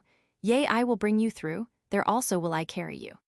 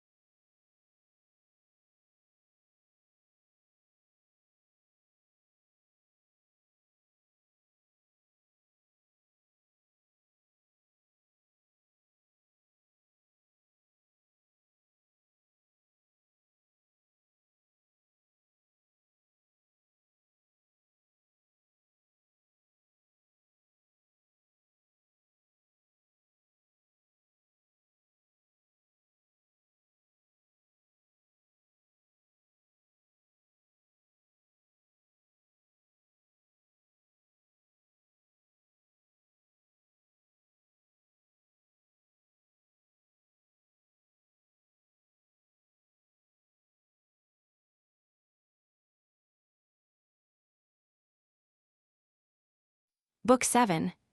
Deceased was now that my evil and abominable youth, and I was passing into early manhood, the more defiled by vain things as I grew in years, who could not imagine any substance, but such as is wont to be seen with these eyes. I thought not of thee, O God, under the figure of a human body. Since I began to hear aught of wisdom, I always avoided this, and rejoiced to have found the same in the faith of our spiritual mother, thy Catholic Church. But what else to conceive of thee I knew not. And I, a man and such a man, sought to conceive of thee the sovereign, only, true God. And I did in my inmost soul believe that thou wert incorruptible, and uninjurable, and unchangeable. Because though not knowing whence or how, yet I saw plainly, and was sure, that that which may be corrupted must be inferior to that which cannot. What could not be injured I preferred unhesitatingly to what could receive injury, the unchangeable to things subject to change. My heart passionately cried out against all my phantoms, and with this one blow I sought to beat away from the eye of my mind all that unclean troop which buzzed around it. And lo, being scarce put off, in the twinkling of an eye they gathered again thick about me, flew against my face and beclouded it. So that though not under the form of the human body, yet was I constrained to conceive of thee that incorruptible, uninjurable, and unchangeable, which I preferred before the corruptible and injurable, and changeable, as being in space, whether infused into the world or diffused infinitely without it. Because whatsoever I conceived, deprived of this space, seemed to me nothing, yea, altogether nothing, not even a void, as if a body were taken out of its place, and the place should remain empty of any body at all, of earth and water, air and heaven, yet would it remain a void place, as it were a spacious nothing. I then being thus gross-hearted, nor clear even to myself, whatsoever was not extended over certain spaces, nor diffused, nor condensed, nor swelled out, or did not or could not receive some of these dimensions, I thought to be altogether nothing. For over such forms as my eyes are wont to range, did my heart then range. Nor yet did I see that this same notion of the mind, whereby I formed those very images, was not of this sort, and yet it could not have formed them, had not itself been some great thing. So also did I endeavor to conceive of thee, life of my life, as vast, through infinite spaces on every side penetrating the whole mass of the universe, and beyond it every way through unmeasurable boundless spaces, so that the earth should have thee, the heaven have thee, all things have thee, and they be bounded in thee, and thou bounded nowhere. For that is the body of this air which is above the earth, hindereth not the light of the sun from passing through it, penetrating it, not by bursting or by cutting, but by filling it wholly.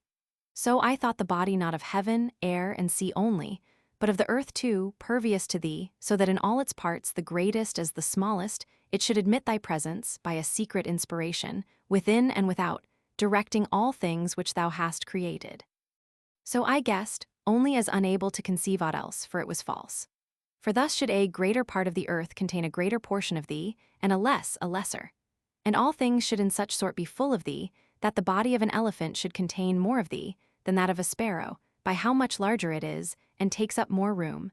And thus shouldest thou make the several portions of thyself present unto the several portions of the world, in fragments, large to the large, petty to the petty.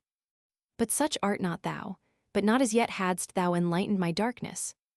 It was enough for me, Lord, to oppose to those deceived deceivers, and dumb praters, since thy word sounded not out of them. That was enough which long ago, while we were yet at Carthage, Nebridius used to propound, at which all we that heard it were staggered.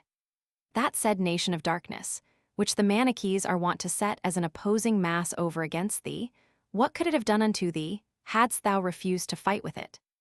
For if they answered, it would have done thee some hurt. Then shouldest thou be subject to injury and corruption, but it could do thee no hurt, then was no reason brought for thy fighting with it. And fighting in such wise, as that a certain portion or member of thee, or offspring of thy very substance, should be mingled with opposed powers, and natures not created by thee, and be by them so far corrupted and changed to the worse, as to be turned from happiness into misery and need assistance, whereby it might be extricated and purified. And that this offspring of thy substance was the soul, which being enthralled, defiled, corrupted, thy word, free, pure, and whole, might relieve. That word itself being still corruptible, because it was of one and the same substance. So then, should they affirm thee, whatsoever thou art, that is, thy substance whereby thou art to be incorruptible, then were all these sayings false and execrable. But if corruptible, the very statement showed it to be false and revolting. This argument, then, of Nebridius sufficed against those who deserved wholly to be vomited out of the overcharged stomach. For they had no escape, without horrible blasphemy of heart and tongue, thus thinking and speaking of thee. But I also as yet, although I held and was firmly persuaded that thou our Lord the true God, who madest not only our souls, but our bodies, and not only our souls and bodies, but all beings and all things, wert undefilable and unalterable, and in no degree mutable. Yet understood I not, clearly and without difficulty, the cause of evil. And yet whatever it were, I perceived it was in such wise to be sought out, as should not constrain me to believe the immutable God to be mutable, lest I should become that evil I was seeking out. I sought it out then, thus far free from anxiety, certain of the untruth of what these held, from whom I shrunk with my whole heart. For I saw, that through inquiring the origin of evil, they were filled with evil, in that they preferred to think that thy substance did suffer ill than their own did commit it. And I strained to perceive what I now heard, that free will was the cause of our doing ill, and thy just judgment of our suffering ill. But I was not able clearly to discern it. So then, endeavoring to draw my soul's vision out of that deep pit, I was again plunged therein, and endeavoring often, I was plunged back as often. But this raised me a little into thy light, that I knew as well that I had a will as that I lived. When then I did will or nill anything, I was most sure that no other than myself did will and nill, and I all but saw that there was the cause of my sin. But what I did against my will, I saw that I suffered rather than did, and I judged not to be my fault, but my punishment. Whereby, however, holding thee to be just, I speedily confessed myself to be not unjustly punished. But again I said, who made me? Did not my God, who is not only good, but goodness itself? Whence then came I to will evil and nill good, so that I am thus justly punished? Who set this in me, and engrafted into me this plant of bitterness, seeing I was wholly formed by my most sweet God? If the devil were the author, whence is that same devil? And if he also by his own perverse will, of a good angel became a devil, whence again came in him that evil will whereby he became a devil, seeing the whole nature of angels was made by that most good Creator? By these thoughts I was again sunk down and choked, yet not brought down to that hell of error, where no man confesseth unto thee, to think rather that thou dost suffer ill, than that man doth it. For I was in such wise striving to find out the rest, as one who had already found that the incorruptible must needs be better than the corruptible. And thee therefore, whatsoever thou wert, I confess to be incorruptible. For never soul was, nor shall be, able to conceive anything which may be better than thou, who art the sovereign and the best good. But since most truly and certainly the incorruptible is preferable to the corruptible, as I did now prefer it, then, wert thou not incorruptible, I could in thought have arrived at something better than my God. Where then I saw the incorruptible to be preferable to the corruptible, there ought I to seek for thee, and there observe, wherein evil itself was. That is, whence corruption comes, by which thy substance can by no means be impaired. For corruption does no ways impair our God, by no will, by no necessity, by no unlooked-for chance, because he is God, and what he wills is good, and himself is that good. But to be corrupted is not good. Nor art thou against thy will constrained to anything, since thy will is not greater than thy power. But greater should it be, were thyself greater than thyself. For the will and power of God is God himself. And what can be unlooked for by thee, who knowest all things? Nor is there any nature in things, but thou knowest it. And what should we more say, why that substance which God is should not be corruptible, seeing if it were so, it should not be God. And I sought whence is evil, and sought in an evil way, and saw not the evil in my very search. I set now before the sight of my spirit the whole creation, whatsoever we can see therein, as sea, earth, air, stars, trees, mortal creatures. Yea, and whatever in it we do not see, as the firmament of heaven, all angels moreover, and all the spiritual inhabitants thereof. But these very beings, as though they were bodies, did my fancy dispose in place, and I made one great mass of thy creation, distinguished as to the kinds of bodies. Some, real bodies, some, what myself had feigned for spirits. And this mass I made huge, not as it was which I could not know, but as I thought convenient, yet every way finite. But thee, O Lord, I imagined on every part environing and penetrating it, though every way infinite. As if there were a sea, everywhere and on every side through unmeasured space, one only boundless sea, and it contained within it some sponge, huge but bounded. That sponge must needs in all its parts be filled from that unmeasurable sea. So conceived I thy creation itself finite, full of thee, the infinite. And I said, Behold God, and behold what God hath created. And God is good, yea, most mightily and incomparably better than all these. But yet he the good created them good, and see how he environeth and fulfills them. Where is evil then, and whence, and how crept it in hither? What is its root, and what its seed? Or hath it no being? Why then fear we and avoid what is not? Or if we fear it idly, then is that very fear evil, whereby the soul is thus idly goaded and racked. Yea, and so much a greater evil, as we have nothing to fear, and yet do fear. Therefore either is that evil which we fear, or else evil is that we fear. Whence is it then? Seeing God the good hath created all these things good. He indeed, the greater and chiefest good, hath created these lesser goods, still both creator and created all are good. Whence is evil, or was there some evil matter of which he made, and formed, and ordered it, yet left something in it which he did not convert into good? Why so then? Had he no might to turn and change the whole, so that no evil should remain in it, seeing he is almighty? Lastly, why would he make anything at all of it, and not rather by the same almightiness cause it not to be at all? Or, could it then be against his will? Or if it were from eternity, why suffered he it so to be for infinite spaces of times past, and was pleased so long after to make something out of it?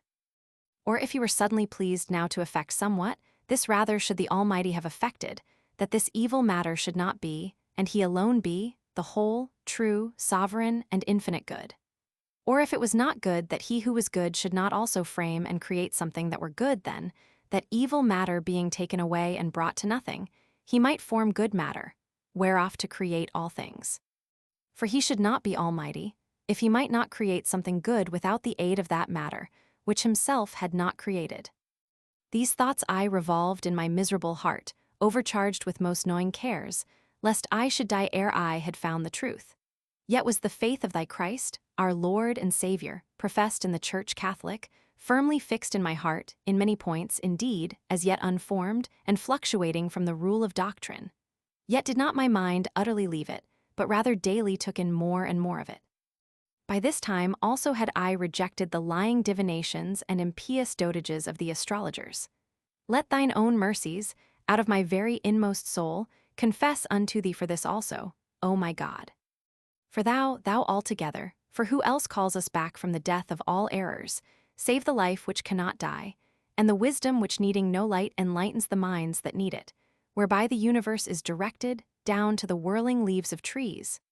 Thou madest provision for my obstinacy, wherewith I struggled against Vindicianus, an acute old man, and Nebridius, a young man of admirable talents. The first vehemently affirming, and the latter often, though with some doubtfulness, saying, that there was no such art whereby to foresee things to come, but that men's conjectures were a sort of lottery, and that out of many things which they said should come to pass, some actually did, unawares to them who spake it, who stumbled upon it, through their oft speaking.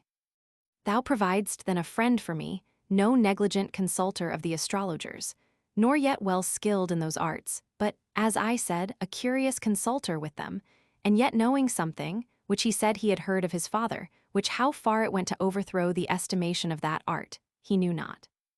This man then, Firminus by name, having had a liberal education, and well taught in rhetoric, consulted me, as one very dear to him, what, according to his so-called constellations, I thought on certain affairs of his, wherein his worldly hopes had risen. And I, who had herein now begun to incline towards Nebridius' opinion, did not altogether refuse to conjecture, and tell him what came into my unresolved mind, but added that I was now almost persuaded that these were but empty and ridiculous follies. Thereupon he told me that his father had been very curious in such books, and had a friend as earnest in them as himself, who with joint study and conference fanned the flame of their affections to these toys, so that they would observe the moments whereat the very dumb animals, which bred about their houses, gave birth, and then observed the relative position of the heavens, thereby to make fresh experiments in this so-called art. He said then that he had heard of his father, that what time his mother was about to give birth to him, Firminus, a woman servant of that friend of his father's, was also with child, which could not escape her master, who took care with most exact diligence to know the births of his very puppies. And so it was that, the one for his wife, and the other for his servant, with the most careful observation, reckoning days, hours, nay, the lesser divisions of the hours, both were delivered at the same instant, so that both were constrained to allow the same constellations, even to the minutest points, the one for his son, the other for his newborn slave. For so soon as the women began to be in labor, they each gave notice to the other what was fallen out in their houses, and had messengers ready to send to one another so soon as they had notice of the actual birth, of which they had easily provided, each in his own province, to give instant intelligence. Thus then the messengers of the respective parties met, he averred, at such an equal distance from either house that neither of them could make out any difference in the position of the stars or any other minutest points. And yet Firminus, born in a high estate in his parents' house, ran his course through the gilded paths of life, was increased in riches, raised to honors, whereas that slave continued to serve his masters without any relaxation of his yoke, as Firminus, who knew him, told me. Upon hearing and believing these things, told by one of such credibility, all that my resistance gave way. And first I endeavored to reclaim Firminus himself from that curiosity, by telling him that upon inspecting his constellations, I ought, if I were to predict truly, to have seen in them parents eminent among their neighbors, a noble family in its own city, high birth, good education, liberal learning. But if that servant had consulted me upon the same constellations, since they were his also, I ought again to tell him too truly, to see in them a lineage the most abject, a slavish condition, and everything else utterly at variance with the former. Whence then, if I spake the truth, I should, from the same constellations, speak diversely, or if I spake the same, speak falsely. Thence it followed most certainly that whatever, upon consideration of the constellations, was spoken truly, was spoken not out of art, but chance, and whatever spoken falsely was not out of ignorance in the art, but the failure of the chance. An opening thus made, ruminating with myself on the like things, that no one of those dotards, who lived by such a trade, and whom I longed to attack, and with derision to confute, might urge against me that Firminus had informed me falsely, or his father him. I bent my thoughts on those that are born twins, who for the most part come out of the womb so near one to other, that the small interval, how much force soever in the nature of things folk may pretend it to have, cannot be noted by human observation, or be at all expressed in those figures which the astrologer is to inspect, that he may pronounce truly. Yet they cannot be true. For looking into the same figures, he must have predicted the same of Esau and Jacob, whereas the same happened not to them. Therefore he must speak falsely, or if truly, then, looking into the same figures, he must not give the same answer. Not by art, then, but by chance would he speak truly. For thou, O Lord, most righteous ruler of the universe, while consulters and consulted know it not, dost by thy hidden inspiration effect that the consulter should hear what, according to the hidden deservings of souls, he ought to hear, out of the unsearchable depth of thy just judgment, to whom let no man say, What is this? Why that? Let him not so say, for he is man. Now then, O my helper, hadst thou loosed me from those fetters, and I sought whence is evil, and found no way. But thou sufferedst me not by any fluctuations of thought to be carried away from the faith whereby I believed thee both to be, and thy substance to be unchangeable, and that thou hast a care of, and wouldest judge men, and that in Christ, thy Son, our Lord, and the Holy Scriptures, which the authority of thy Catholic Church pressed upon me, thou hadst set the way of man's salvation, to that life which is to be after this death. These things being safe and immovably settled in my mind, I sought anxiously, whence was evil. What were the pangs of my teeming heart, what groans, O my God? Yet even there were thine ears open, and I knew it not. And when in silence I vehemently sought, those silent contritions of my soul were strong cries unto thy mercy. Thou knewest what I suffered, and no man, for what was that which was thence through my tongue distilled into the ears of my most familiar friends? Did the whole tumult of my soul, for which neither time nor utterance sufficed, reach them? Yet went up the whole to thy hearing, all which I roared out from the groanings of my heart, and my desire was before thee, and the light of mine eyes was not with me. For that was within, I without, nor was that confined to place, but I was intent on things contained in place, but there found I no resting place, nor did they so receive me, that I could say, It is enough, it is well, nor did they yet suffer me to turn back, where it might be well enough with me.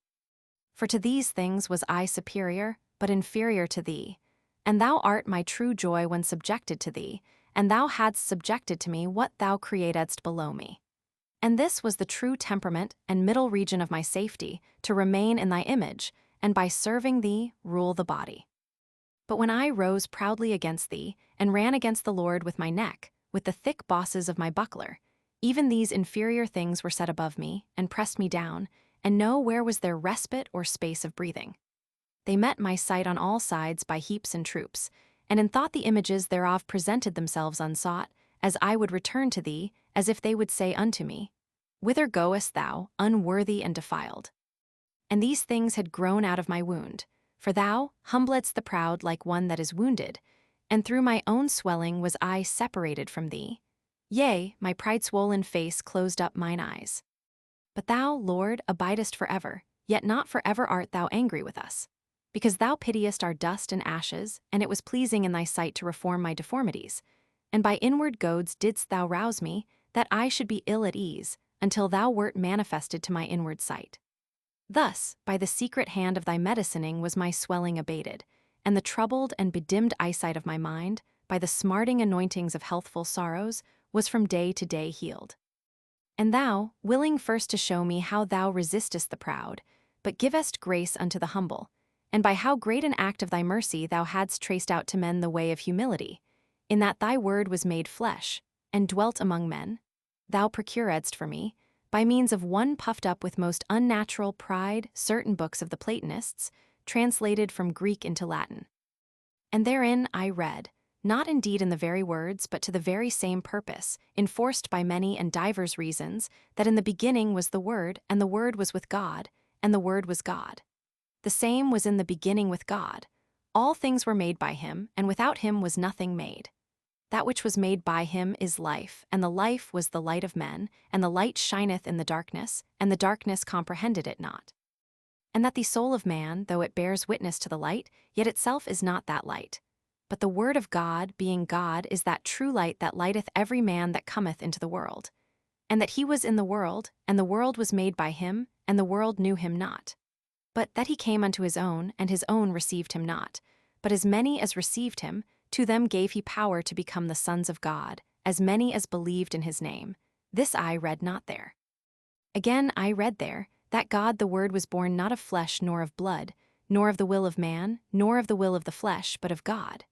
But that the Word was made flesh, and dwelt among us, I read not there. For I traced in those books that it was many and divers ways said, that the Son was in the form of the Father, and thought it not robbery to be equal with God, for that naturally he was the same substance. But that he emptied himself, taking the form of a servant, being made in the likeness of men, and found in fashion as a man, humbled himself, and became obedient unto death, and that the death of the cross. Wherefore God exalted him from the dead, and gave him a name above every name, that at the name of Jesus every knee should bow, of things in heaven, and things in earth, and things under the earth, and that every tongue should confess that the Lord Jesus Christ is in the glory of God the Father. Those books have not. For that before all times and above all times thy only begotten Son remaineth unchangeable, co-eternal with thee, and that of his fullness souls receive, that they may be blessed, and that by participation of wisdom abiding in them, they are renewed so as to be wise is there. But that in due time he died for the ungodly, and that thou sparedst not thine only Son, but deliveredst him for us all, is not there. For thou hiddest these things from the wise, and revealedst them to babes, that they that labor and are heavy laden might come unto him, and he refresh them, because he is meek and lowly in heart. And the meek he directeth in judgment, and the gentle he teacheth his ways, beholding our lowliness and trouble, and forgiving all our sins. But such as are lifted up in the lofty walk of some would-be sublimer learning, hear not him, saying, Learn of me, for I am meek and lowly in heart, and ye shall find rest to your souls. Although they knew God, yet they glorify him not as God, nor are thankful, but wax vain in their thoughts, and their foolish heart is darkened, professing that they were wise, they became fools. And therefore did I read there also, that they had changed the glory of thy incorruptible nature into idols and divers shapes, into the likeness of the image of corruptible man, and birds and beasts and creeping things. Namely, into that Egyptian food for which Esau lost his birthright, for that thy firstborn people worshipped the head of a four-footed beast instead of thee, turning in heart back towards Egypt, and bowing thy image, their own soul, before the image of a calf that eateth hay. These things found I here, but I fed not on them. For it pleased thee, O Lord, to take away the reproach of diminution from Jacob, that the elder should serve the younger. And thou calledst the Gentiles into thine inheritance.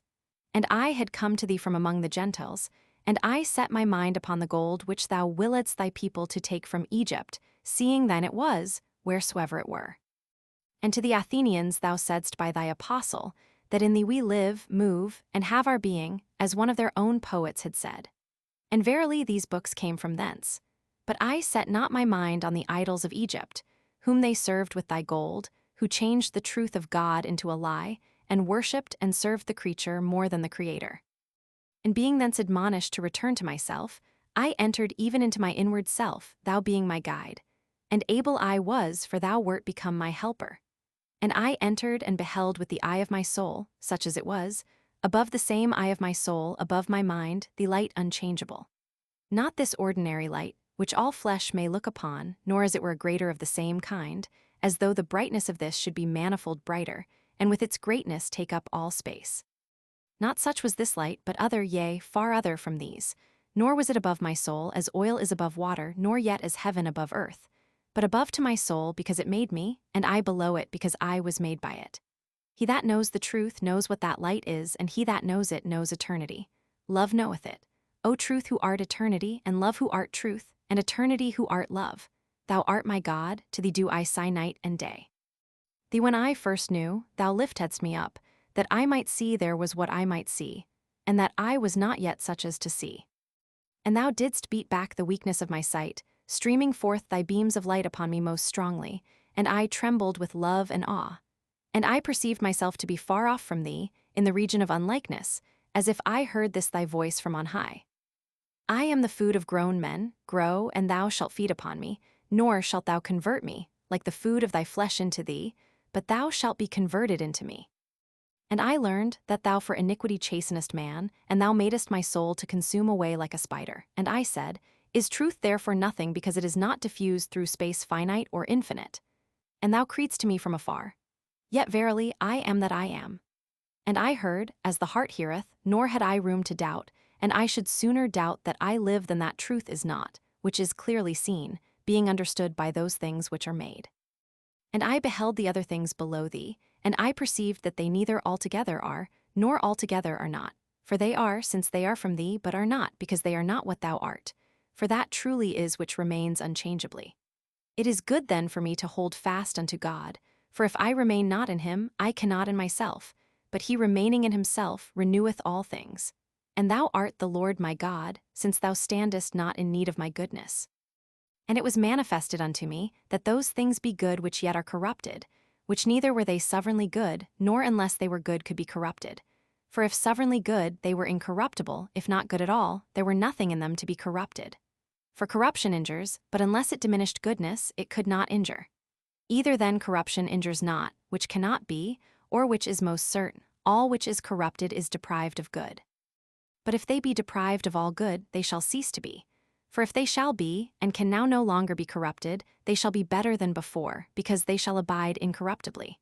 And what more monstrous than to affirm things to become better by losing all their good? Therefore, if they shall be deprived of all good, they shall no longer be. So long therefore as they are good. Therefore whatsoever is good. That evil then which I sought whence it is not any substance.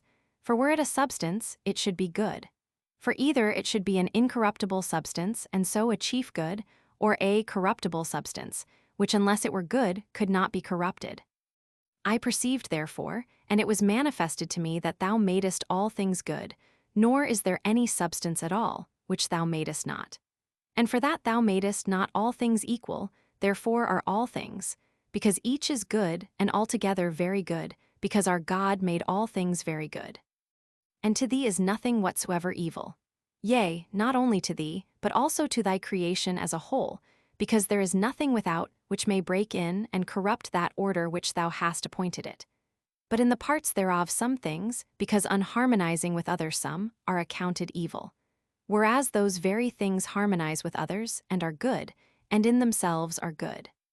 And all these things which harmonize not together, do yet with the inferior part, which we call earth, having its own cloudy and windy sky harmonizing with it.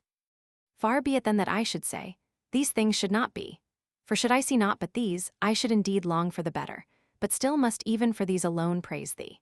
For that thou art to be praised, do show from the earth, dragons, and all deeps, fire, hail, snow, ice, and stormy wind, which fulfill thy word, mountains and all hills, fruitful trees and all cedars, beasts and all cattle, creeping things and flying fowls, kings of the earth and all people, princes and all judges of the earth.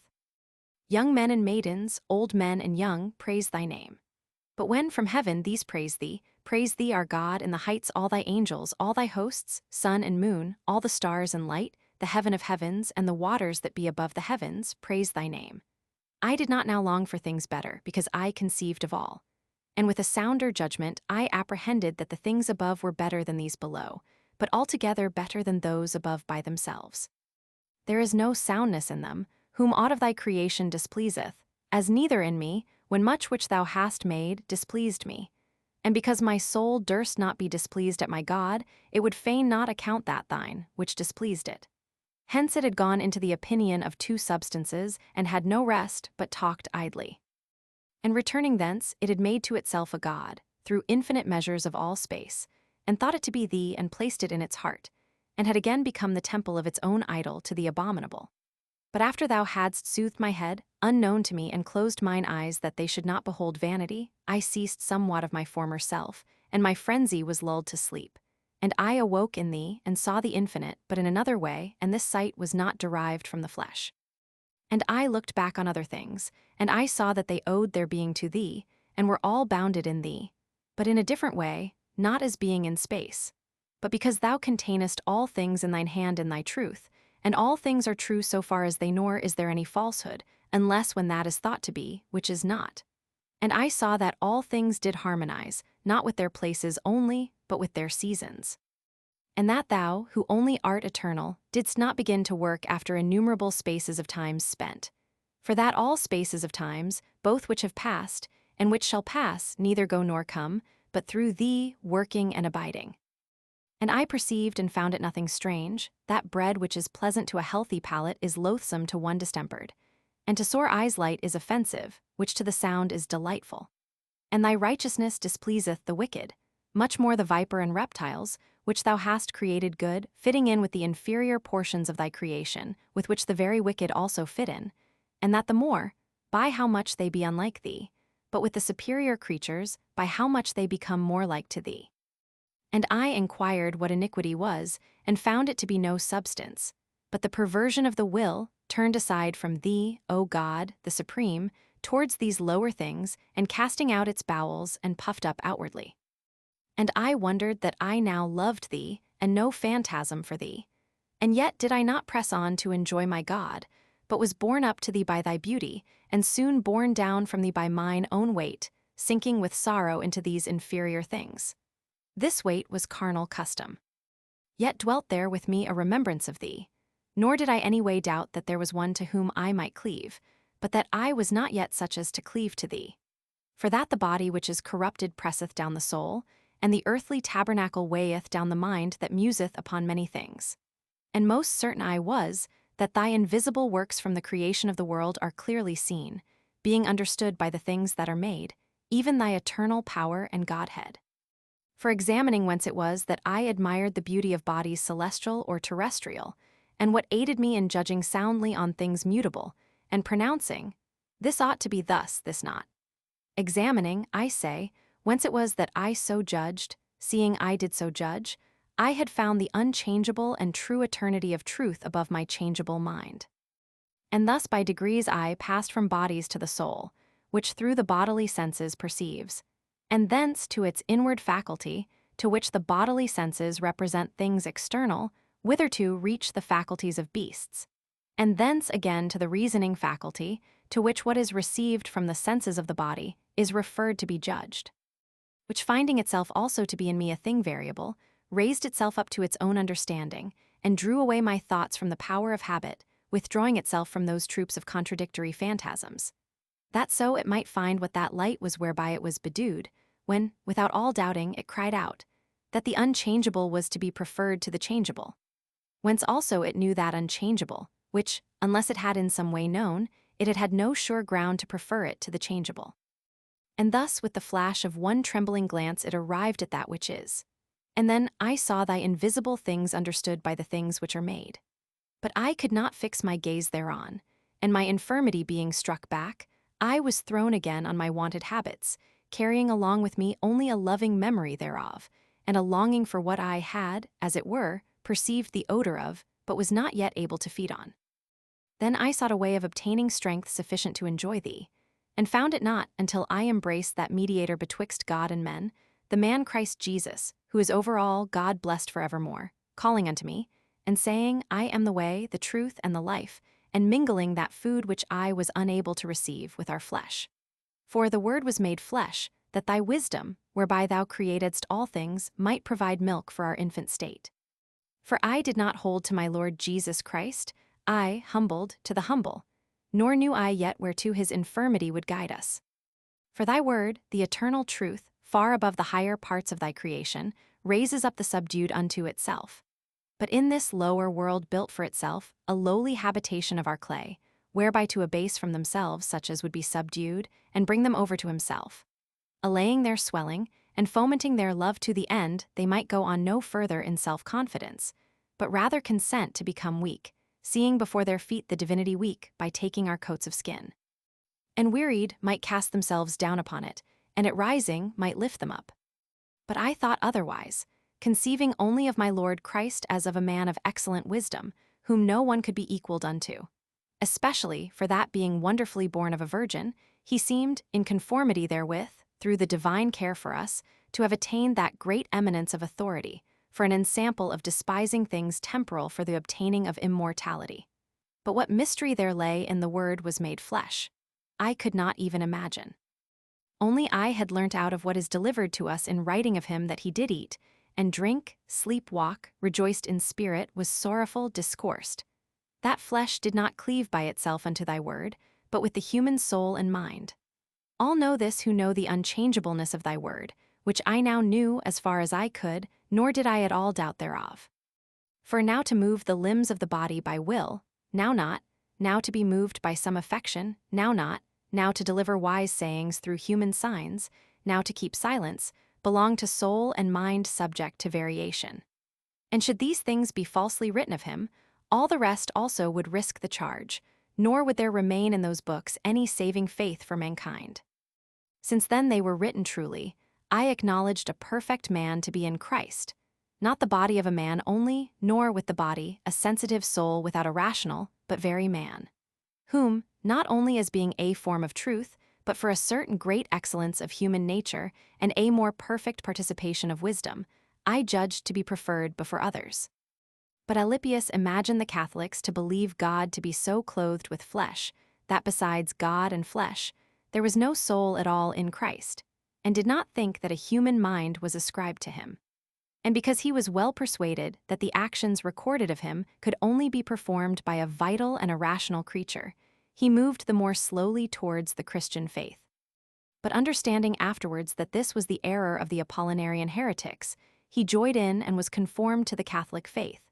But somewhat later, I confess, did I learn how in that saying, the Word was made flesh, the Catholic truth is distinguished from the falsehood of Photinus. For the rejection of heretics makes the tenets of thy church and sound doctrine to stand out more clearly. For there must also be heresies, that the approved may be made manifest among the weak. But having then read those books of the Platonists, and thence been taught to search for incorporeal truth, I saw thy invisible things understood by those things which are made.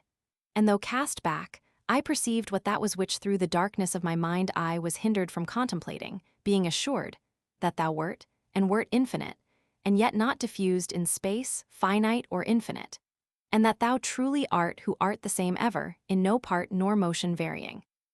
And that all other things are from thee, on this most sure ground alone that they are. Of these things I was assured, yet too unsure to enjoy thee.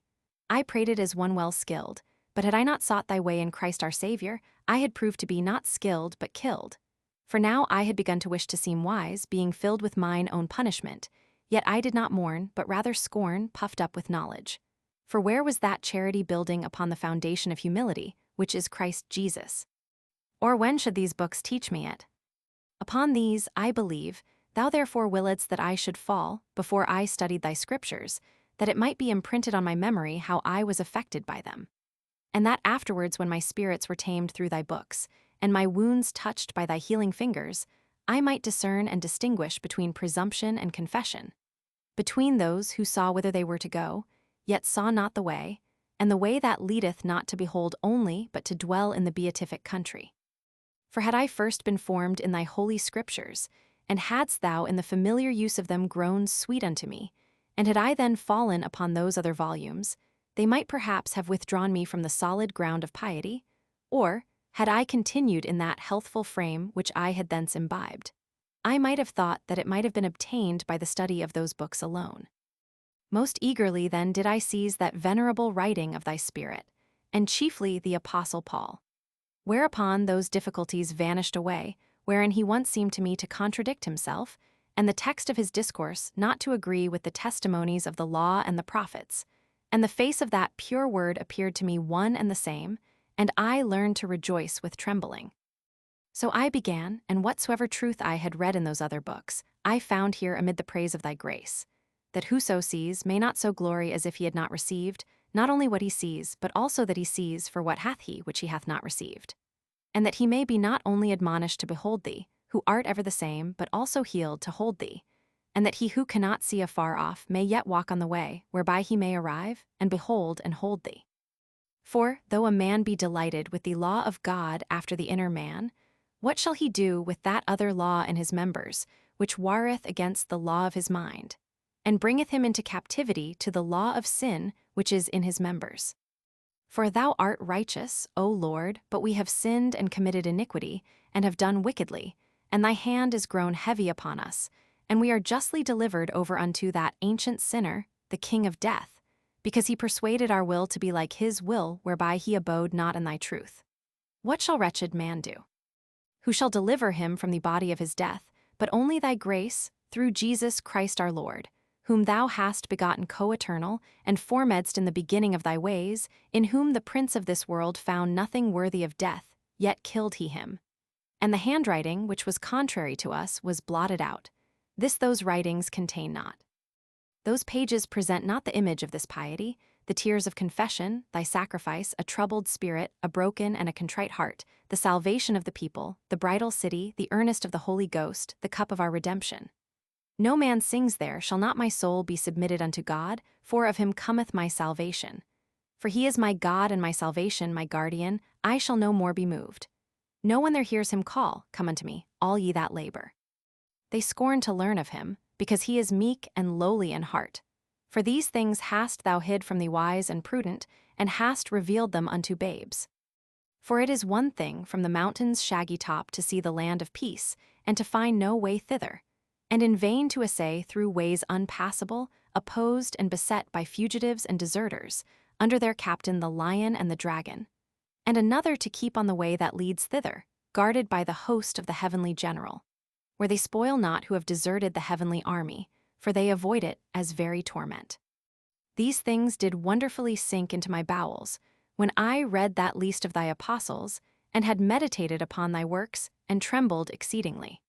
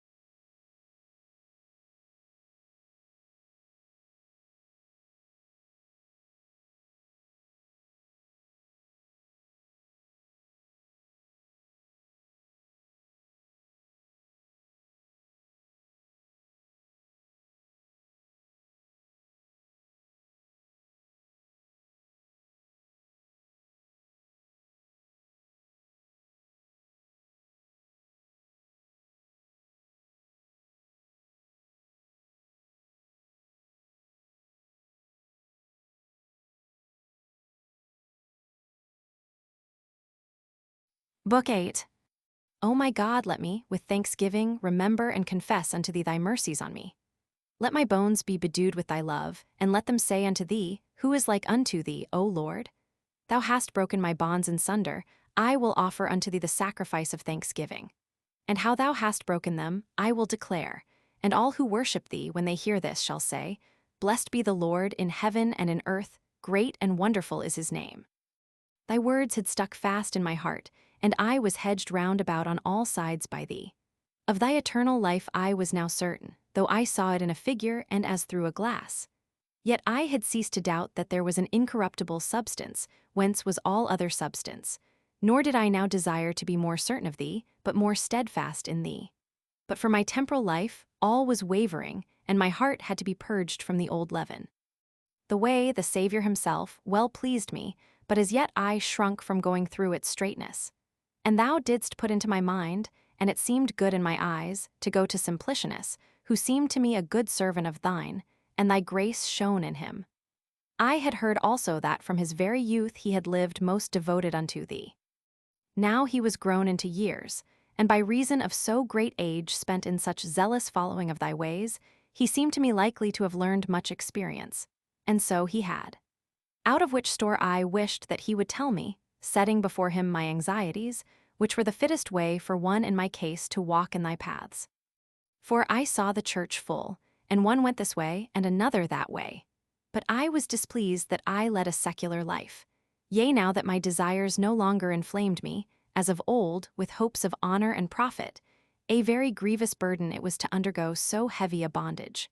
For, in comparison of thy sweetness, and the beauty of thy house which I loved, those things delighted me no longer. But still I was enthralled with the love of woman, nor did the apostle forbid me to marry, although he advised me to something better, chiefly wishing that all men were as himself was. But I, being weak, chose the more indulgent place, and because of this alone, was tossed up and down in all beside, faint and wasted with withering cares, because in other matters I was constrained against my will to conform myself to a married life, to which I was given up and enthralled. I had heard from the mouth of the truth that there were some eunuchs which had made themselves eunuchs for the kingdom of heaven's sake. But, saith he, let him who can receive it, receive it. Surely vain are all men who are ignorant of God, and could not out of the good things which are seen, find out him who is good. But I was no longer in that vanity. I had surmounted it, and by the common witness of all thy creatures had found thee our Creator, and thy word God with thee, and together with the one God, by whom thou createdst all things. There is yet another kind of ungodly, who knowing God, glorified him not as God, neither were thankful.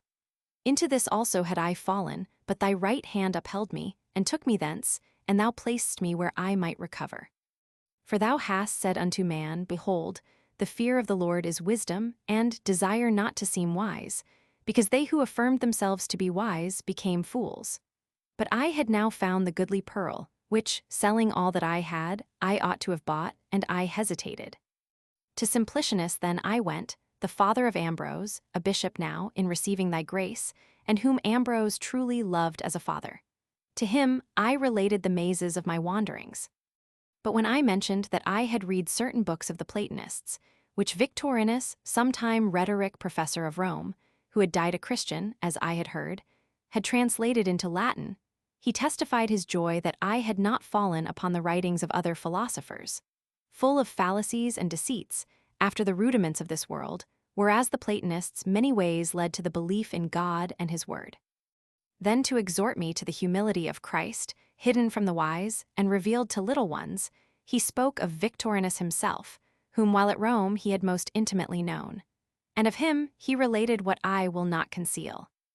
For it contains great praise of thy grace, to be confessed unto thee, how that aged man, most learned and skilled in the liberal sciences, and who had read and weighed so many works of the philosophers, the instructor of so many noble senators, who also, as a monument of his excellent discharge of his office, had which men of this world esteem a high honor, both deserved and obtained a statue in the Roman Forum. He, to that age a worshipper of idols and a partaker of the sacrilegious rites, to which almost all the nobility of Rome were given up, and had inspired the people with the love of Anubis, barking deity, and all the monster gods of every kind, who fought gainst Neptune, Venus, and Minerva, whom Rome once conquered, now adored, all which the aged Victorinus had with thundering eloquence so many years defended, he now blushed not to be the child of thy Christ, and the new-born babe of thy fountain, submitting his neck to the yoke of humility, and subduing his forehead to the reproach of the cross. O Lord, Lord, which hast bowed the heavens and come down, touched the mountains, and they did smoke, by what means didst thou convey thyself into that breast? He used to read, as Simplicianus said, the Holy Scripture, most studiously sought and searched into all the Christian writings, and said to Simplicianus, not openly, but privately and as a friend, Understand that I am already a Christian. Whereto he answered, I will not believe it, nor will I rank you among Christians, unless I see you in the Church of Christ. The other in banter replied, Do walls then make Christians?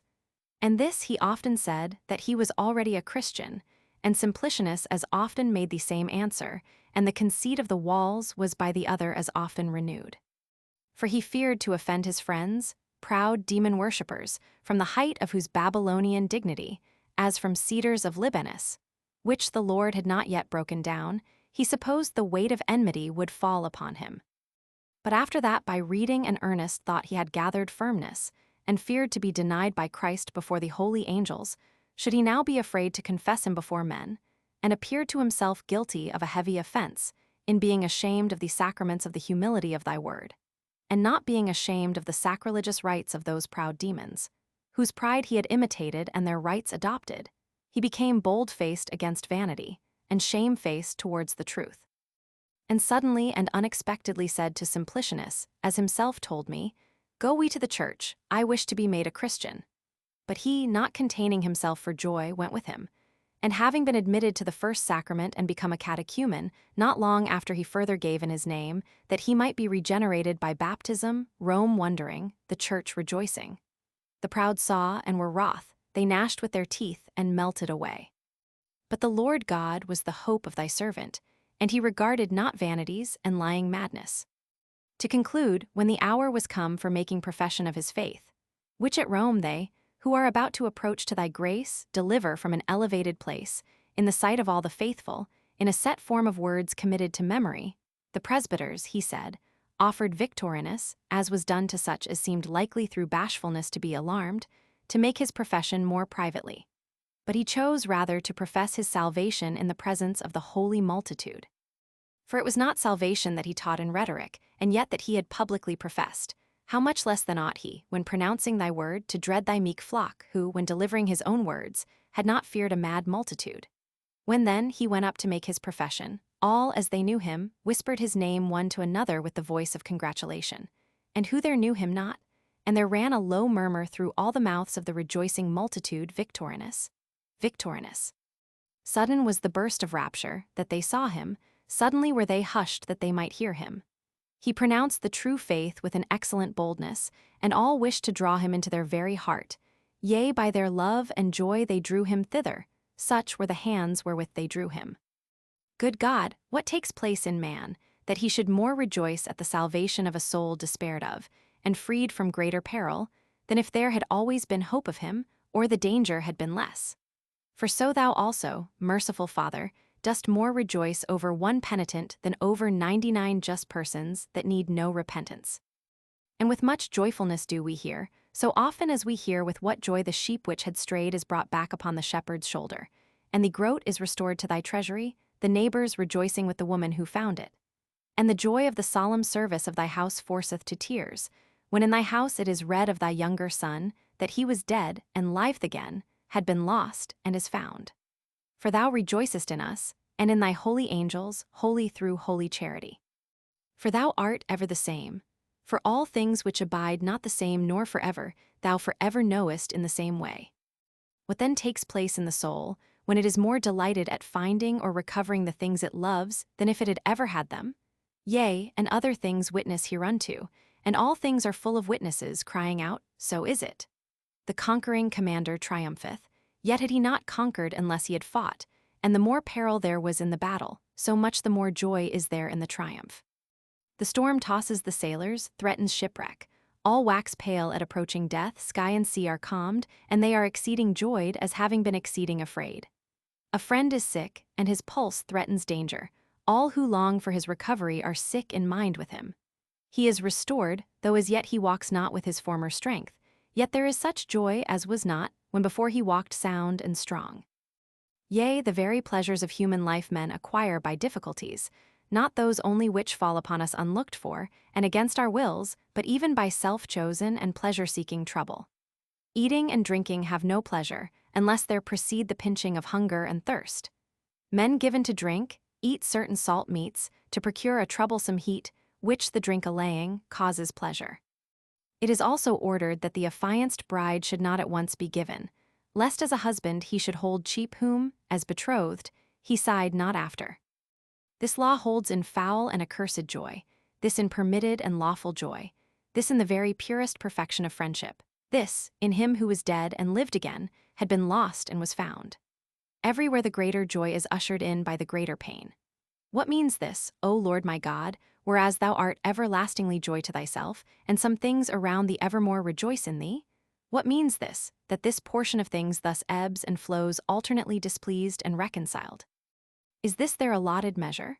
Is this all thou hast assigned to them, whereas from the highest heavens to the lowest earth, from the beginning of the world to the end of ages, from the angel to the worm, from the first motion to the last, thou settest each in its place, and realizest each in their season, everything good after its kind?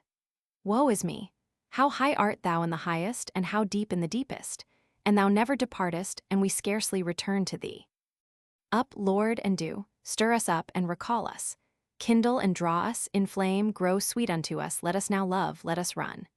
Do not many, out of a deeper hell of blindness than Victorinus, return to thee, approach, and are enlightened, receiving that light, which they who receive power from thee to become thy sons?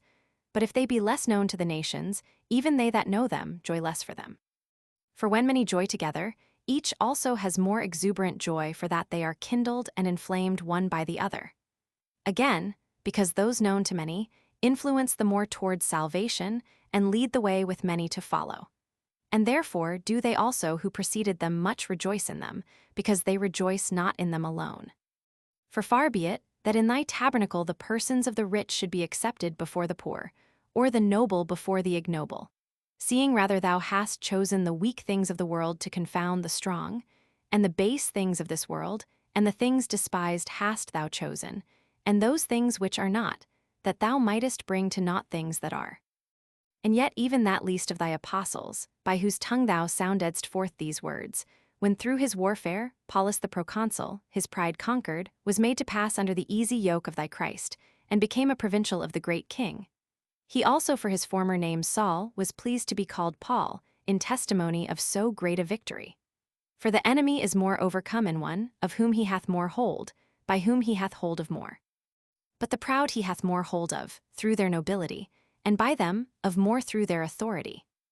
By how much the more welcome then the heart of Victorinus was esteemed, which the devil had held as an impregnable possession, the tongue of Victorinus, with which mighty and keen weapon he had slain many.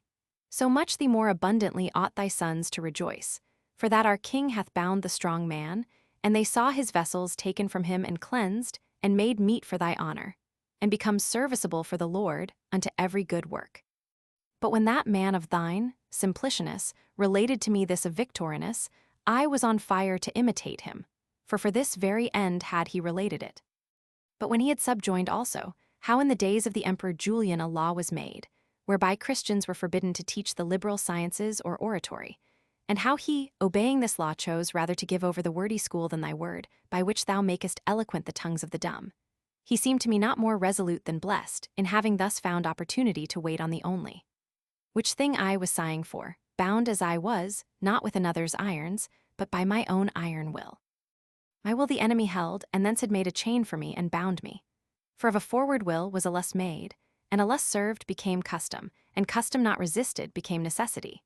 By which links, as it were, joined together, whence I called it a chain, a hard bondage held me enthralled. But that new will which had begun to be in me, freely to serve thee, and to wish to enjoy thee, O God, the only assured pleasantness, was not yet able to overcome my former willfulness, strengthened by age. Thus did my two wills, one new, and the other old, one carnal, the other spiritual, struggle within me, and by their discord undid my soul. Thus I understood by my own experience what I had read, how the flesh lusteth against the spirit, and the spirit against the flesh. Myself verily either way, yet more myself in that which I approved in myself, than in that which in myself I disapproved. For in this last, it was now for the more part not myself, because in much I rather endured against my will than acted willingly. And yet it was through me that custom had obtained this power of warring against me, because I had come willingly, whither I willed not. And who has any right to speak against it, if just punishment follow the sinner? Nor had I now any longer my former plea, that I therefore as yet hesitated to be above the world and serve thee, for that the truth was not altogether ascertained to me, for now it too was.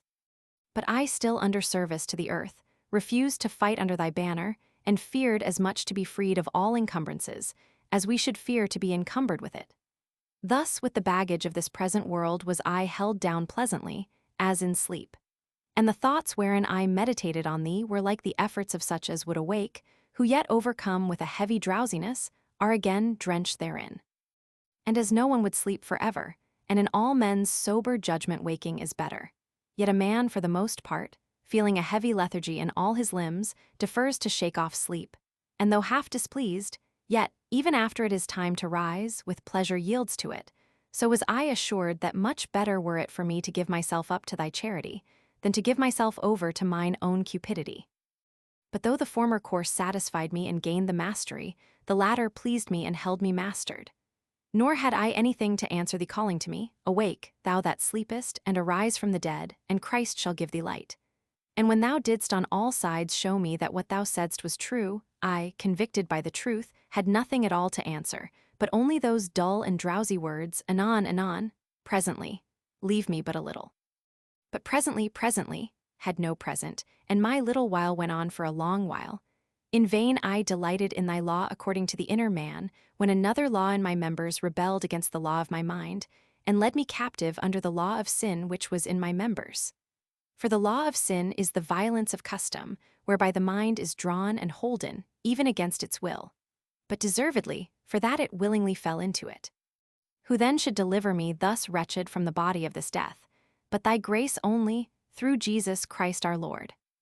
And how thou didst deliver me out of the bonds of desire, wherewith I was bound most straitly to carnal concupiscence, and out of the drudgery of worldly things, I will now declare and confess unto thy name, O Lord, my helper and my redeemer. Amid increasing anxiety, I was doing my wonted business, and daily sighing unto thee. I attended thy church, whenever free from the business under the burden of which I groaned.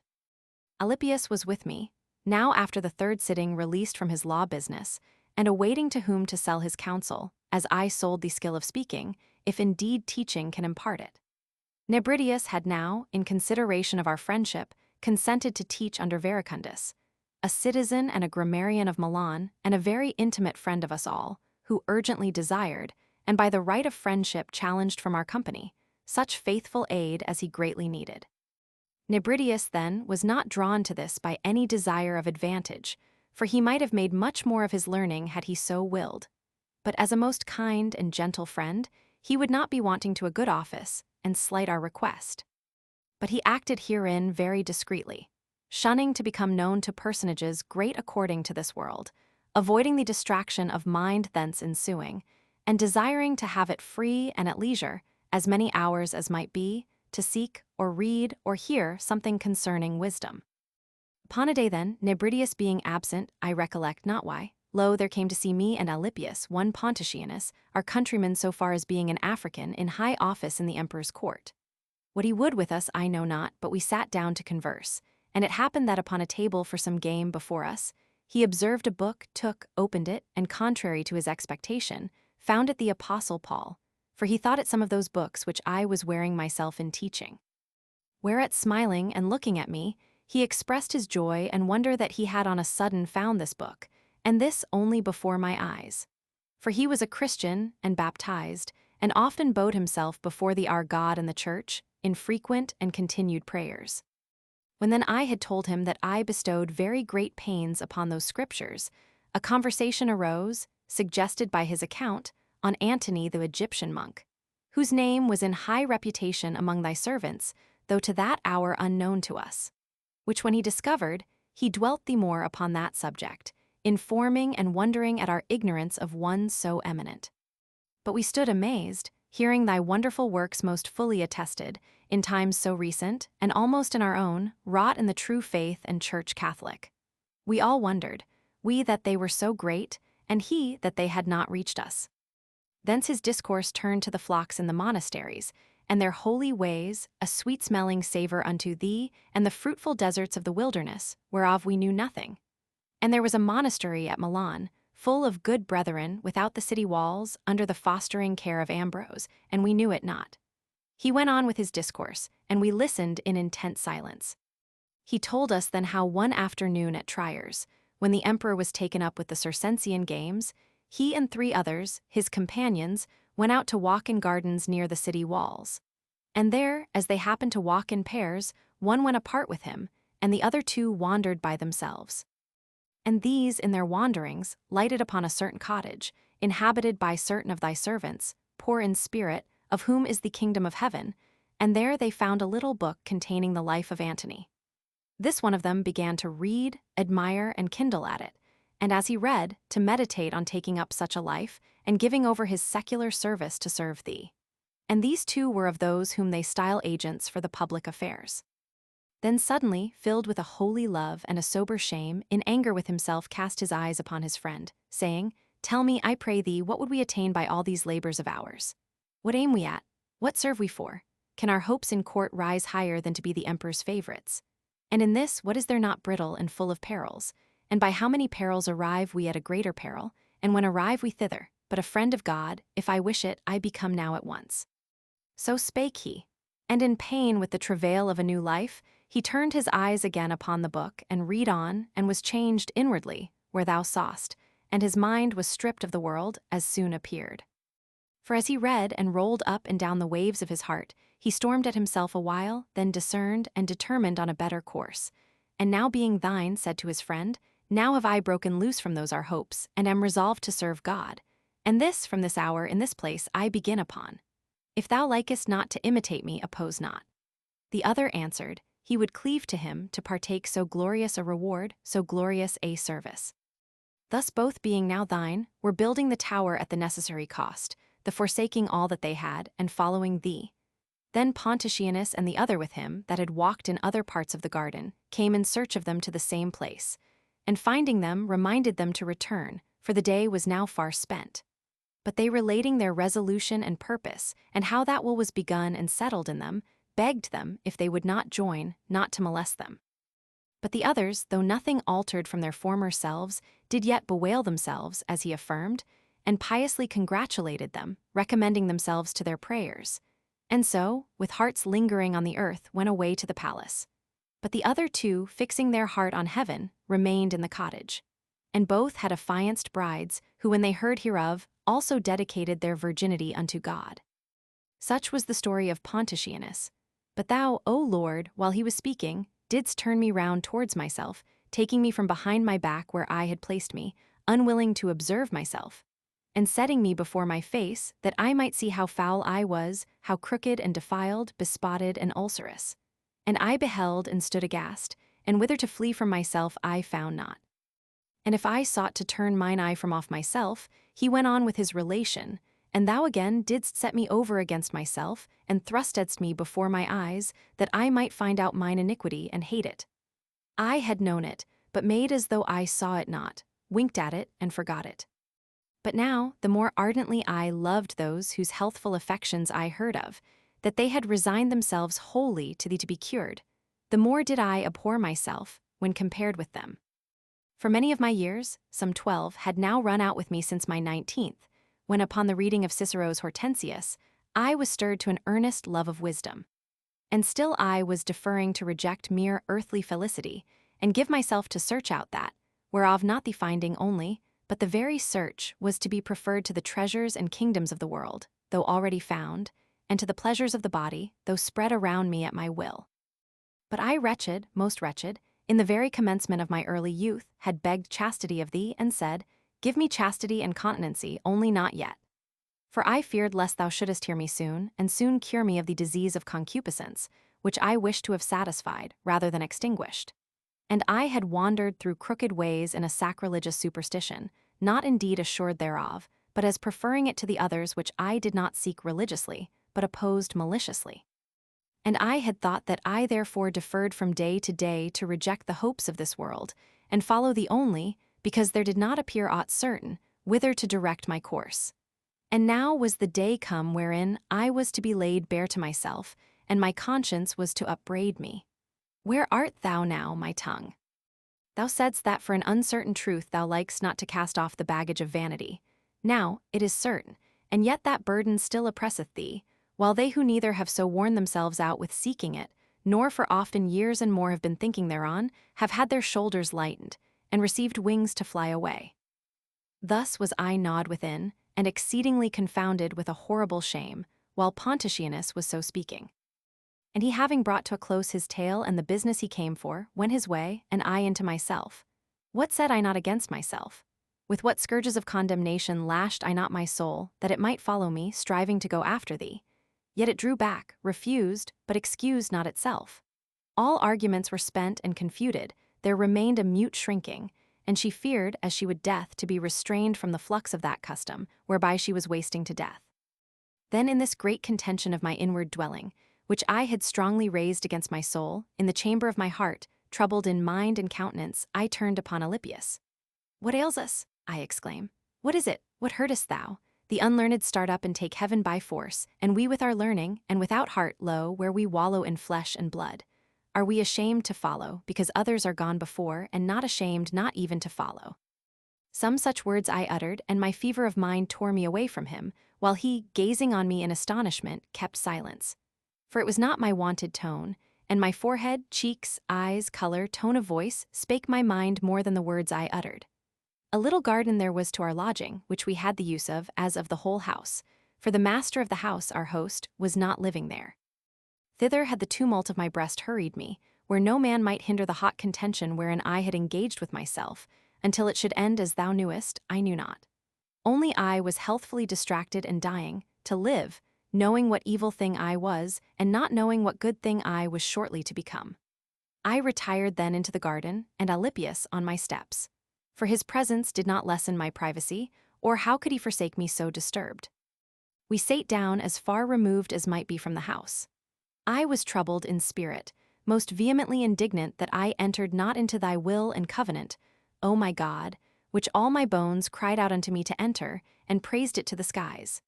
And therein we enter not by ships, or chariots, or feet, no, move not so far as I had come from the house to that place where we were sitting.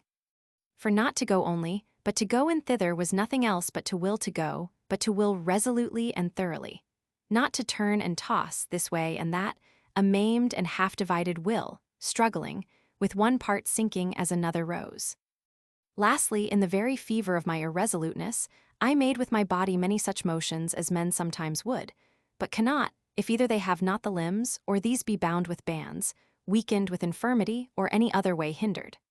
Thus, if I tore my hair, beat my forehead, if locking my fingers I clasped my knee, I willed, I did it. But I might have willed and not done it, if the power of motion in my limbs had not obeyed. So many things then I did, when to will was not in itself to be able. And I did not what both I longed incomparably more to do, and which soon after, when I should will, I should be able to do. Because soon after, when I should will thoroughly. For in these things the ability was one with the will, and to will was to do, and yet was it not done. And more easily did my body obey the weakest willing of my soul, in moving its limbs at its nod, than the soul obeyed itself to accomplish in the will alone this its momentous will. Whence is this monstrousness, and to what end? Let thy mercy gleam that I may ask, if so be the secret penalties of men and those darkest pangs of the sons of Adam may perhaps answer me. Whence is this monstrousness, and to what end? The mind commands the body, and it obeys instantly. The mind commands itself, and is resisted. The mind commands the hand to be moved, and such readiness is there that command is scarce distinct from obedience. Yet the mind is mind, the hand is body. The mind commands the mind, its own self, to will, and yet it doth not. Whence this monstrousness, and to what end? It commands itself, I say, to will, and would not command unless it willed, and what it commands is not done. But it willeth not entirely, therefore doth it not command entirely. For so far forth it commandeth, as it willeth, and so far forth is the thing commanded, not done, as it willeth not. For the will commandeth that there be a will, not another, but itself. But it doth not command entirely, therefore what it commandeth is not. For were the will entire, it would not even command it to be, because it would already be. It is therefore no monstrousness partly to will, partly to nil, but a disease of the mind, that it doth not wholly rise, by truth upborne, borne down by custom. And therefore are there two wills, for that one of them is not entire, and what the one lacketh, the other hath. Let them perish from thy presence, O God, as perish vain talkers and seducers of the soul, who observing that in deliberating there were two wills, affirm that there are two minds in us of two kinds, one good, the other evil. Themselves are truly evil when they hold these evil things, and themselves shall become good when they hold the truth and assent unto the truth, that thy apostle may say to them, Ye were sometimes darkness, but now light in the Lord. But they, wishing to be light, not in the Lord, but in themselves, imagining the nature of the soul to be that which God is, are made more gross darkness through a dreadful arrogancy. For that they went back farther from thee, the true light that enlightened every man that cometh into the world. Take heed what you say, and blush for shame. Draw near unto him and be enlightened, and your faces shall not be ashamed. Myself, when I was deliberating upon serving the Lord my God now, as I had long purposed, it was I who willed, I who nilled, I myself. I neither willed entirely, nor nilled entirely. Therefore was I at strife with myself, and rent asunder by myself. And this rent befell me against my will, and yet indicated, not the presence of another mind, but the punishment of my own. Therefore it was no more I that wrought it, but sin that dwelt in me, the punishment of a sin more freely committed, in that I was a son of Adam. For if there be so many contrary natures as there be conflicting wills, there shall now be not two only, but many. If a man deliberate whether he should go to their conventicle or to the theatre, these Manichees cry out, Behold, here are two natures. One good draws this way, another bad draws back that way. For whence else is this hesitation between conflicting wills? But I say that both be bad, that which draws to them, as that which draws back to the theatre. but they believe not that will to be other than good, which draws to them. What then if one of us should deliberate, and amid the strife of his two wills be in a strait, whether he should go to the theatre or to our church? Would not these Manichees also be in a strait what to answer? For either they must confess, which they fain would not, that the will which leads to our church is good as well as theirs, who have received and are held by the mysteries of theirs. Or they must suppose two evil natures and two evil souls conflicting in one man, and it will not be true, which they say, that there is one good and another bad. Or they must be converted to the truth, and no more deny that where one deliberates, one soul fluctuates between contrary wills. Let them no more say then, when they perceive two conflicting wills in one man, that the conflict is between two contrary souls, of two contrary substances, from two contrary principles, one good and the other bad. For thou, O true God, dost disprove, check, and convict them, as when both wills being bad, one deliberates whether he should kill a man by poison or by the sword, whether he should seize this or that estate of another's when he cannot both, whether he should purchase pleasure by luxury or keep his money by covetousness, whether he go to the circus or the theatre if both be open on one day, or thirdly, to rob another's house if he have the opportunity, or fourthly, to commit adultery, if at the same time he have the means thereof also, all these meeting together in the same juncture of time, and all being equally desired, which cannot at one time be acted. For they rend the mind amid four, or even amid the vast variety of things desired, more conflicting wills, nor do they yet allege that there are so many divers substances. So also in wills which are good. For I ask them, is it good to take pleasure in reading the Apostle? Or good to take pleasure in a sober psalm? Or good to discourse on the gospel? They will answer to each, it is good. What then if all give equal pleasure and all at once? Do not divers wills distract the mind, while he deliberates which he should rather choose? Yet are they all good, and are at variance till one be chosen, whither the one entire will may be born, which before was divided into many. Thus also, when, above, eternity delights us, and the pleasure of temporal good holds us down below, it is the same soul which willeth not this or that with an entire will, and therefore is rent asunder with grievous perplexities, while out of truth it sets this first, but out of habit sets not that aside. Thus soul-sick was I, and tormented, accusing myself much more severely than my wont, rolling and turning me in my chain, till that were wholly broken, whereby I now was but just but still was held. And thou, O Lord, pressedst upon me in my inward parts by a severe mercy, redoubling the lashes of fear and shame, lest I should again give way, and not bursting that same slight remaining tie, it should recover strength and bind me the faster. For I said with myself, be it done now, be it done now. And as I spake, I all but enacted it. I all but did it, and did it not, yet sunk not back to my former state, but kept my stand hard by, and took breath. And I essayed again, and wanted somewhat less of it, and somewhat less, and all but touched and laid hold of it, and yet came not at it, nor touched nor laid hold of it, hesitating to die to death and to live to life. And the worse whereto I was inured prevailed more with me than the better whereto I was unused. And the very moment wherein I was to become other than I was, the nearer it approached me, the greater horror did it strike into me. Yet did it not strike me back, nor turn me away, but held me in suspense. The very toys of toys and vanities of vanities, my ancient mistresses, still held me. They plucked my fleshy garment and whispered softly, dost thou cast us off? And from that moment shall we no more be with thee forever, and from that moment shall not this or that be lawful for thee forever. And what was it which they suggested in that I said, this or that? What did they suggest, O my God? Let thy mercy turn it away from the soul of thy servant. What defilements did they suggest? What shame? And now I much less than half heard them, and not openly showing themselves and contradicting me, but muttering as it were behind my back, and privily plucking me, as I was departing, but to look back on them. Yet they did retard me, so that I hesitated to burst and shake myself free from them, and to spring over whither I was called, a violent habit saying to me, thinkest thou canst live without them? But now it spake very faintly. For on that side whither I had set my face, and whither I trembled to go, there appeared unto me the chaste dignity of continency, serene, yet not relaxedly, gay, honestly alluring me to come and doubt not. And stretching forth to receive and embrace me, her holy hands full of multitudes of good examples.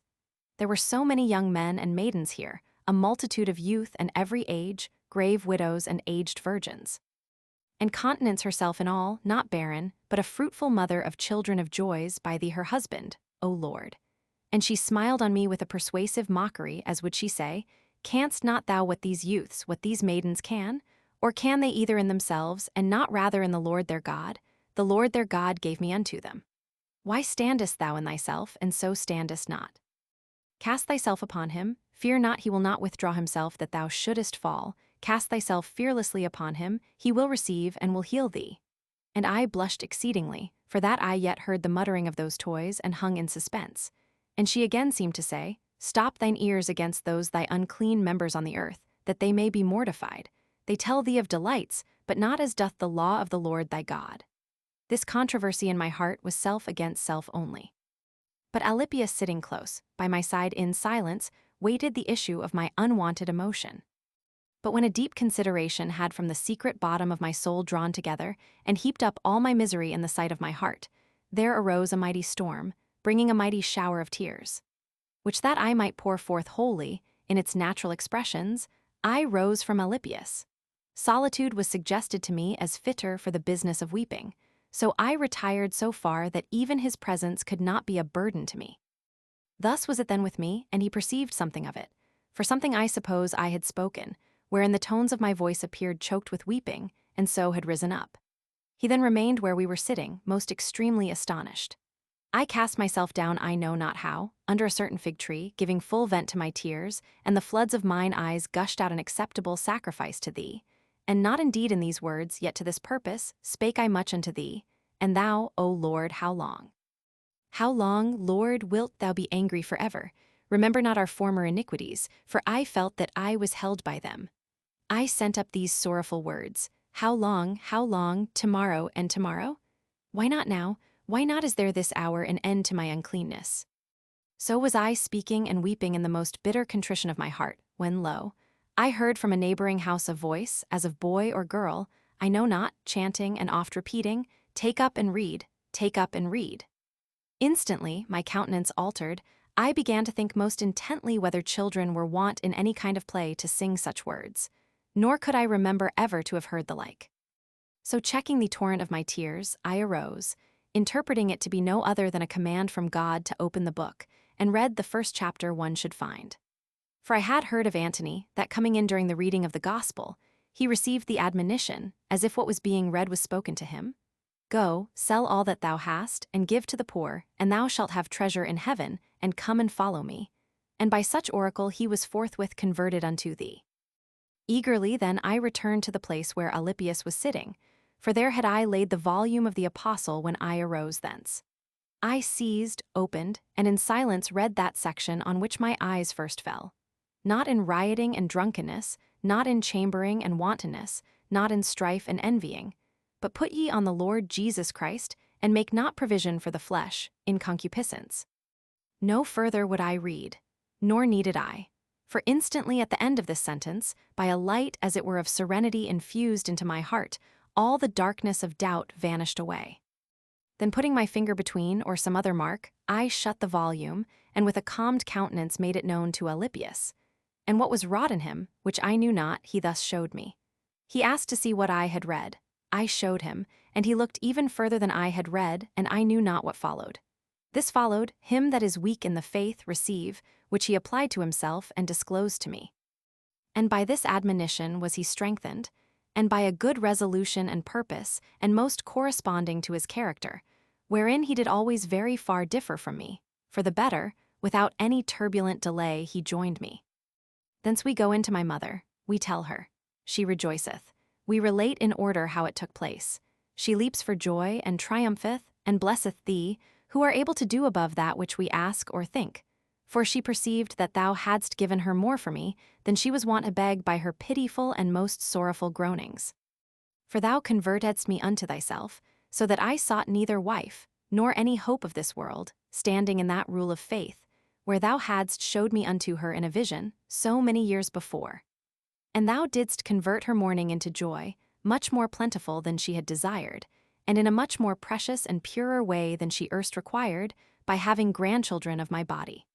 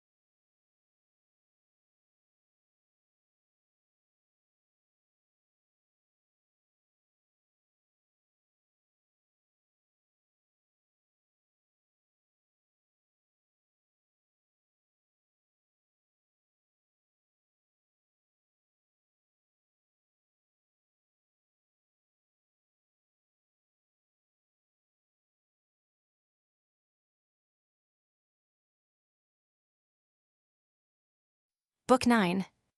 O Lord, I am thy servant. I am thy servant and the son of thy handmaid. Thou hast broken my bonds in sunder. I will offer to thee the sacrifice of praise. Let my heart and my tongue praise thee. Yea, let all my bones say, O Lord, who is like unto thee?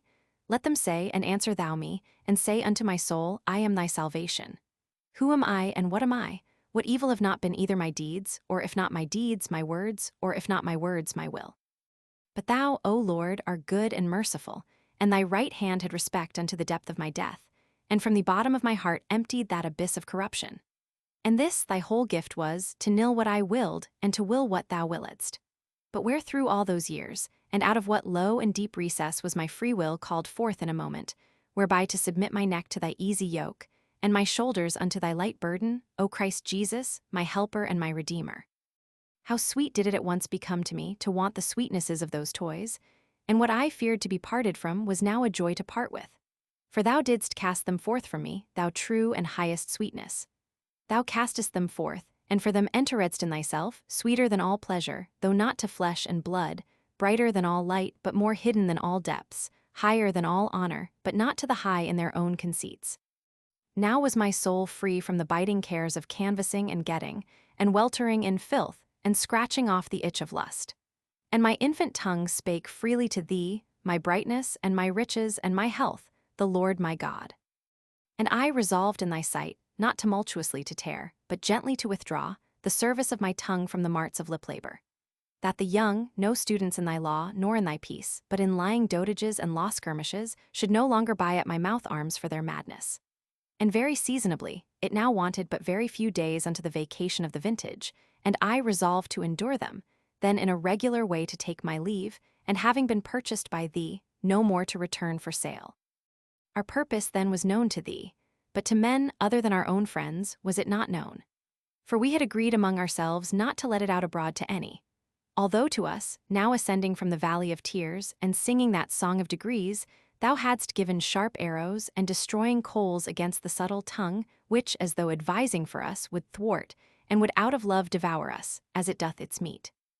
Thou hadst pierced our hearts with thy charity, and we carried thy words as it were fixed in our entrails. And the examples of thy servants, whom for black thou hadst made bright, and for dead, alive, being piled together in the receptacle of our thoughts, kindled and burned up that our heavy torpor, that we should not sink down to the abyss. And they fired us so vehemently, that all the blasts of subtle tongues from gainsayers might only inflame us the more fiercely, not extinguish us. Nevertheless, because for thy name's sake which thou hast hallowed throughout the earth, this our vow and purpose might also find some to commend it. It seemed like ostentation not to wait for the vacation now so near, but to quit beforehand a public profession, which was before the eyes of all. So that all looking on this act of mine, and observing how near was the time of vintage which I wished to anticipate, would talk much of me, as if I had desired to appear some great one. And what end had it served me, that people should repute and dispute upon my purpose, and that our good should be evil spoken of? Moreover, it had at first troubled me that in this very summer my lungs began to give way, amid too great literary labor, and to breathe deeply with difficulty, and by the pain in my chest to show that they were injured, and to refuse any full or lengthened speaking. This had troubled me, for it almost constrained me of necessity to lay down that burden of teaching, or, if I could be cured and recover, at least to intermit it. But when the full wish for leisure, that I might see how that thou art the Lord, arose and was fixed in me, my God, thou knowest, I began even to rejoice that I had this secondary, and that no feigned excuse, which might something moderate the offense taken by those who, for their son's sake, wished me never to have the freedom of thy sons. Full then of such joy, I endured till that interval of time were run. It may have been some 20 days, yet they were endured manfully. Endured, for the covetousness which aforetime bore a part of this heavy business had left me, and I remained alone and had been overwhelmed, had not patience taken its place. Perchance, some of thy servants, my brethren, may say that I sinned in this, that with a heart fully set on thy service, I suffered myself to sit even 1 hour in the chair of lies. Nor would I be contentious. But hast not thou, O most merciful Lord, pardoned and remitted this sin also, with my other most horrible and deadly sins, in the holy water? Verecundus was worn down with care about this our blessedness, For that being held back by bonds, whereby he was most straitly bound, he saw that he should be severed from us. For himself was not yet a Christian, his wife one of the faithful. And yet hereby, more rigidly than by any other chain, was he let and hindered from the journey which we had now essayed. For he would not, he said, be a Christian on any other terms than on those he could not. However, he offered us courteously to remain at his country house so long as we should stay there. Thou, O Lord, shalt reward him in the resurrection of the just, seeing thou hast already given him the lot of the righteous. For although, in our absence being now at Rome, he was seized with bodily sickness, and therein being made a Christian, and one of the faithful, he departed this life. Yet hadst thou mercy not on him only, but on us also, lest remembering the exceeding kindness of our friend towards us, yet unable to number him among thy flock, we should be agonized with intolerable sorrow. Thanks unto thee, our God, we are thine. Thy suggestions and consolations tell us, faithful in promises, thou now requitest Verecundus for his country house of Cassiacum, where from the fever of the world we reposed in thee, with the eternal freshness of thy paradise. For that thou hast forgiven him his sins upon earth, in that rich mountain, that mountain which yieldeth milk, thine own mountain. He then had at that time sorrow, but nebridious joy.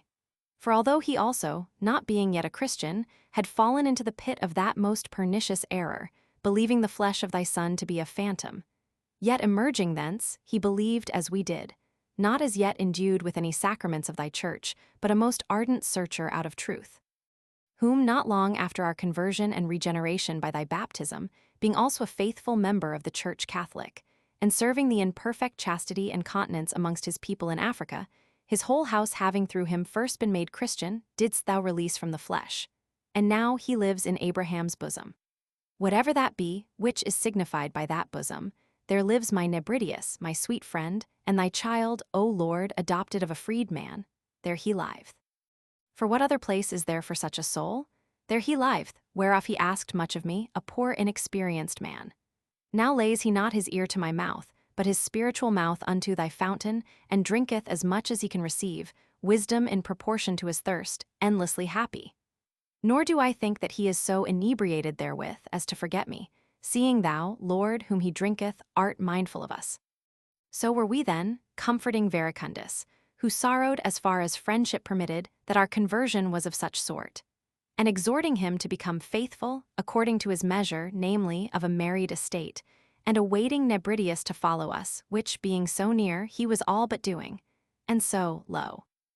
Those days rolled by at length, for long and many they seemed, for the love I bear to the easeful liberty, that I might sing to thee from my inmost marrow, my heart hath said unto thee, I have sought thy face.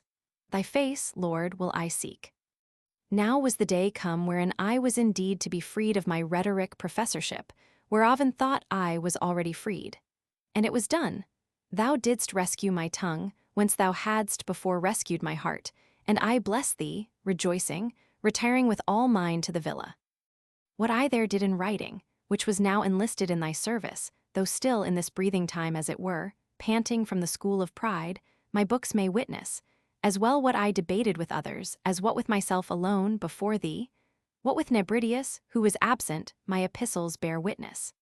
And when shall I have time to rehearse all thy great benefits towards us at that time, especially when hasting on to yet greater mercies?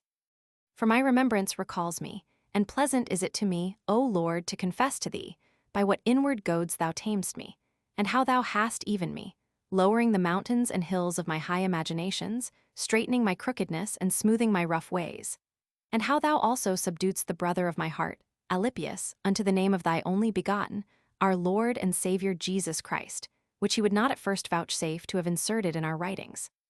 For rather would he have them savour of the lofty cedars of the schools, which the Lord hath now broken down, than of the wholesome herbs of the church, the antidote against serpents. Oh, in what accents spake I unto thee, my God, when I read the Psalms of David, those faithful songs and sounds of devotion, which allow of no swelling spirit, as yet a catechumen and a novice in thy real love. Resting in that villa, with Alypius a catechumen, my mother cleaving to us, in female garb with masculine faith, with the tranquillity of age, motherly love, Christian piety. Oh, what accents did I utter unto thee in those psalms, and how was I by them kindled towards thee, and on fire to rehearse them, if possible, through the whole world against the pride of mankind. And yet they are sung through the whole world, nor can any hide himself from thy heat. With what vehement and bitter sorrow was I angered at the Manichees! And again I pitied them, for they knew not those sacraments, those medicines, and were mad against the antidote which might have recovered them of their madness. How I would they had then been somewhere near me, and without my knowing that they were there, could have beheld my countenance and heard my words, when I read the 4th Psalm in that time of my rest, and how that psalm wrought upon me. When I called, the God of my righteousness heard me. In tribulation thou enlargedst me. Have mercy upon me, O Lord, and hear my prayer. Would that what I uttered on these words they could hear, without my knowing whether they heard, lest they should think I spake it for their sakes. Because in truth neither should I speak the same things, nor in the same way, if I perceived that they heard and saw me. Nor if I spake them would they so receive them, as when I spake by and for myself before thee, out of the natural feelings of my soul. I trembled for fear and again kindled with hope, and with rejoicing in thy mercy, O Father. And all issued forth both by mine eyes and voice, when thy good Spirit turning unto us said, O ye sons of men, how long slow of heart? Why do we love vanity and seek after leasing? For I had loved vanity and sought after leasing. And thou, O Lord, hadst already magnified thy Holy One, raising him from the dead, and setting him at thy right hand, whence from on high he should send his promise, the Comforter, the Spirit of truth. And he had already sent him, but I knew it not. He had sent him because he was now magnified, rising again from the dead, and ascending into heaven. For till then the Spirit was not yet given, because Jesus was not yet glorified. And the prophet cries out, How long, slow of heart? Why do ye love vanity and seek after leasing? Know this, that the Lord hath magnified his Holy One. He cries out, How long? He cries out, Know this. And I so long, not knowing, loved vanity and sought after leasing. And therefore I heard and trembled, because it was spoken unto such as I remembered myself to have been. For in those phantoms which I had held for truths, was there vanity and leasing, and I spake aloud many things earnestly and forcibly, in the bitterness of my remembrance. Which would they had heard, who yet love vanity and seek after leasing? They would perchance have been troubled, and have vomited it up, and thou wouldest hear them when they cried unto thee. For by a true death in the flesh did he die for us, who now intercedeth unto thee for us. I further read, Be angry and sin not. And how was I moved, O my God, who had now learned to be angry at myself for things past, that I might not sin in time to come. Yea, to be justly angry. For that it was not another nature of a people of darkness which sinned for me, as they say who are not angry at themselves, and treasure up wrath against the day of wrath, and of the revelation of thy just judgment. Nor were my good things now without, nor sought with the eyes of flesh in that earthly sun. For they that would have joy from without soon become vain, and waste themselves on the things seen and temporal, and in their famished thoughts do lick their very shadows. Oh, that they were wearied out with their famine, and said, Who will show us good things? And we would say, and they hear, The light of thy countenance is sealed upon us. For we are not that light which enlighteneth every man, but we are enlightened by thee. That having been sometimes darkness, we may be light in thee. Oh, that they could see the eternal internal, which having tasted, I was grieved that I could not show it them, so long as they brought me their heart in their eyes roving abroad from thee, while they said, Who will show us good things? For there, where I was angry within myself in my chamber, where I was inwardly pricked, where I had sacrificed, slaying my old man and commencing the purpose of a new life, putting my trust in thee there hadst thou begun to grow sweet unto me, and hadst put gladness in my heart. And I cried out, as I read this outwardly, finding it inwardly. Nor would I be multiplied with worldly goods, wasting away time, and wasted by time. Whereas I had in thy eternal simple essence other corn, and wine, and oil. And with a loud cry of my heart I cried out in the next verse, O in peace, O for the self-same. O what said he, I will lay me down and sleep, for who shall hinder us, when cometh to pass that saying which is written, Death is swallowed up in victory. And thou surpassingly art the self-same, who art not changed. And in thee is rest which forgetteth all toil, for there is none other with thee, nor are we to seek those many other things, which are not what thou art. But thou, Lord, alone hast made me dwell in hope.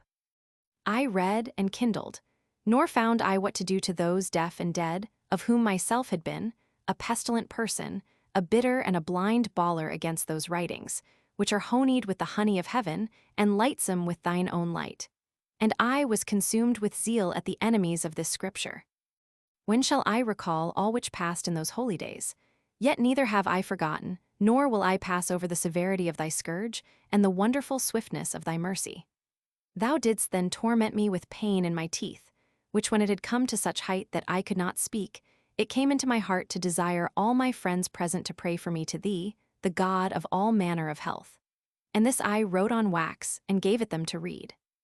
Presently, so soon as with humble devotion we had bowed our knees, that pain went away. But what pain, or how went it away? I was affrighted, O my Lord, my God, for from infancy I had never experienced the like. And the power of thy nod was deeply conveyed to me, and rejoicing in faith, I praised thy name. And that faith suffered me not to be at ease about my past sins, which were not yet forgiven me by thy baptism. The vintage vacation ended, I gave notice to the Milanese to provide their scholars with another master to sell words to them. For that I had both made choice to serve thee, and through my difficulty of breathing and pain in my chest was not equal to the professorship. And by letters I signified to thy prelate, the holy man Ambrose, my former errors and present desires, begging his advice what of thy scriptures I had best read, to become readier and fitter for receiving so great grace. He recommended Isaiah the prophet. I believe, because he above the rest is a more clear forswearer of the gospel and of the calling of the Gentiles. But I, not understanding the first lesson in him, and imagining the whole to be like it, laid it by, to be resumed when better practiced in our Lord's own words. Thence, when the time was come wherein I was to give in my name, we left the country and returned to Milan. It pleased Alypius also to be with me born again in thee, being already clothed with the humility befitting thy sacraments, and a most valiant tamer of the body, so as, with unwonted venture, to wear the frozen ground of Italy with his bare feet. We joined with us the boy Idiodatus, born after the flesh, of my sin. Excellently hadst thou made him. He was not quite 15, and in wit surpassed many grave and learned men.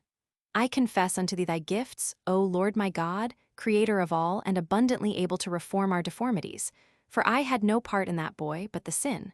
For that we brought him up in thy discipline, it was thou, none else, had inspired us with it. I confess unto thee thy gifts.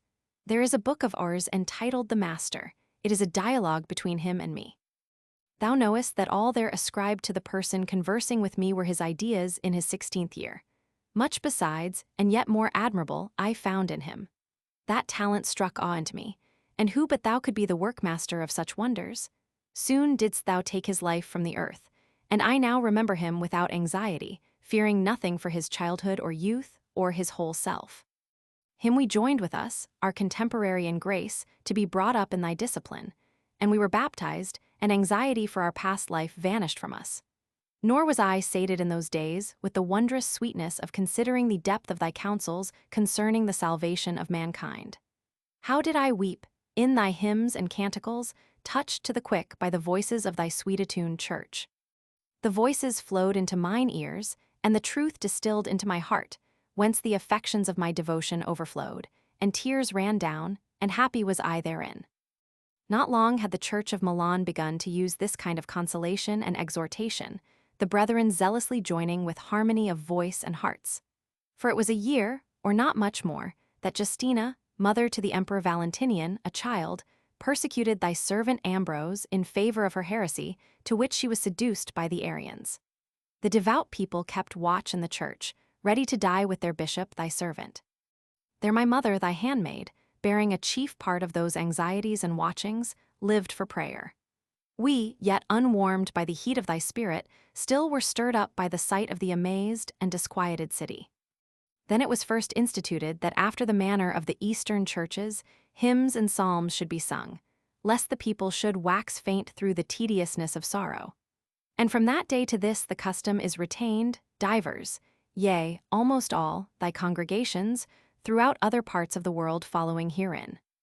Then didst thou by a vision discover to thy forenamed bishop, where the bodies of Gervasius and Protasius the martyrs lay hid, whom thou hadst in thy secret treasury stored uncorrupted so many years, whence thou mightest seasonably produce them to repress the fury of a woman, but an empress.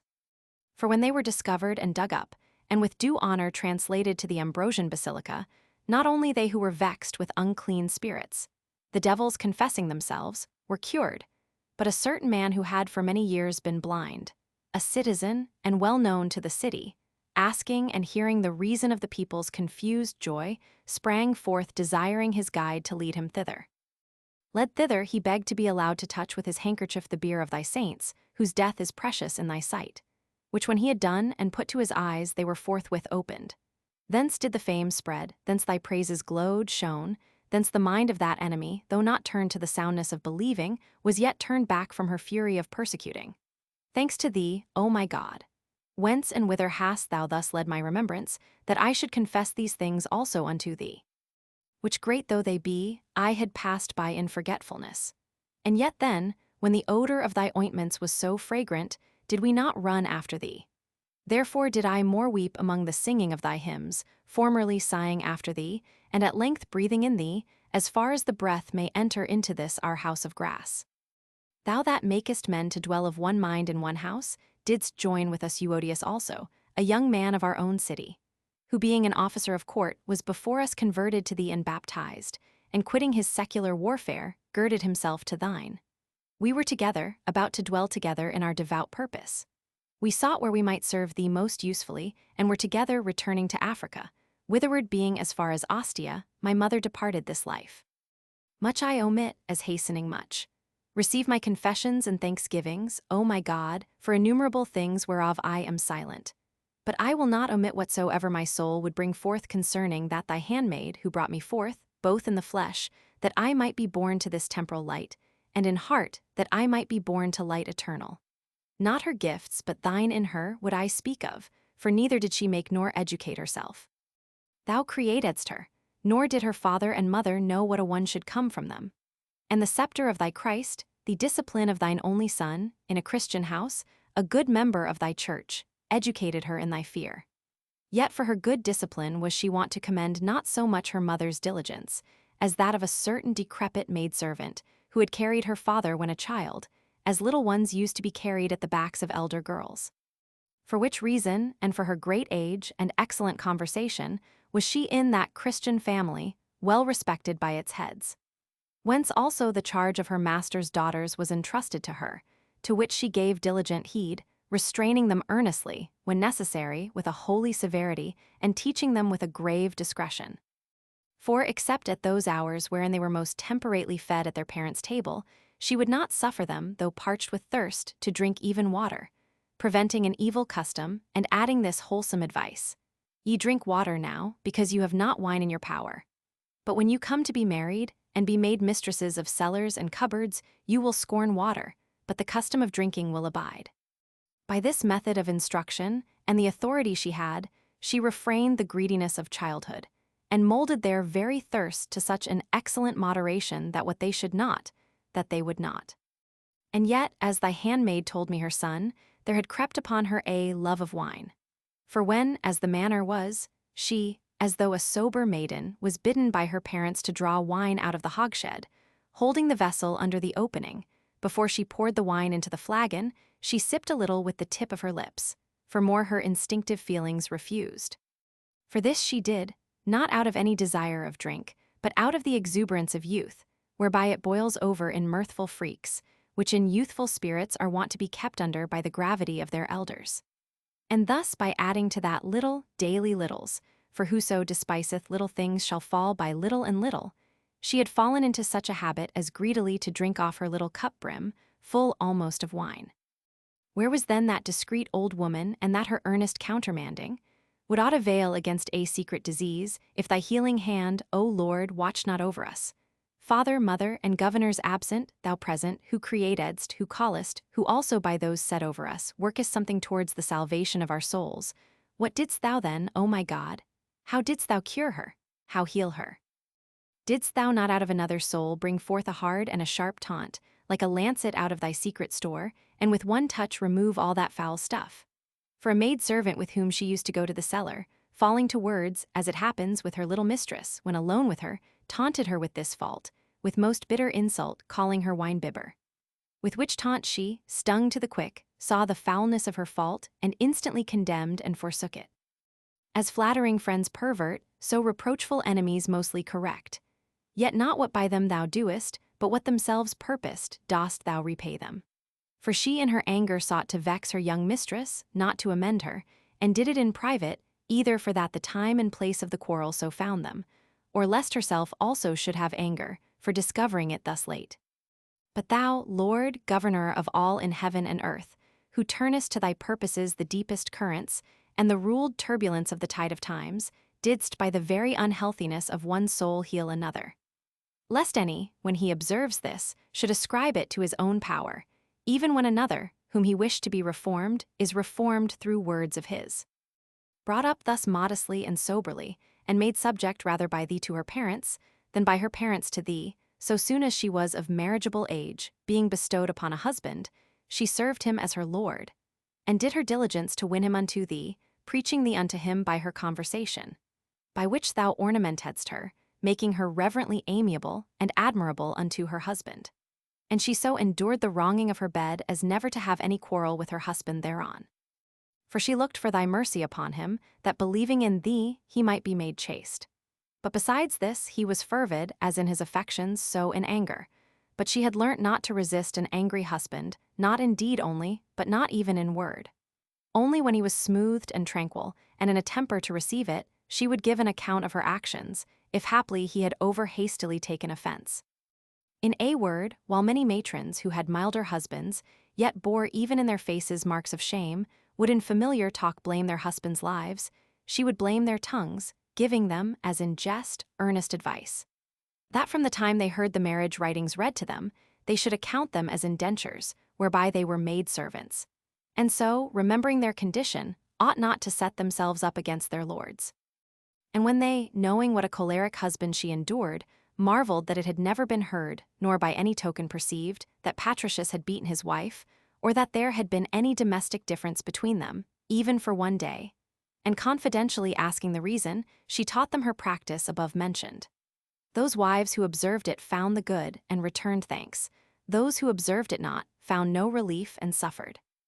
Her mother-in-law also, at first by whisperings of evil servants incensed against her, she so overcame by observance and persevering endurance and meekness, that she of her own accord discovered to her son the meddling tongues whereby the domestic peace betwixt her and her daughter-in-law had been disturbed, asking him to correct them.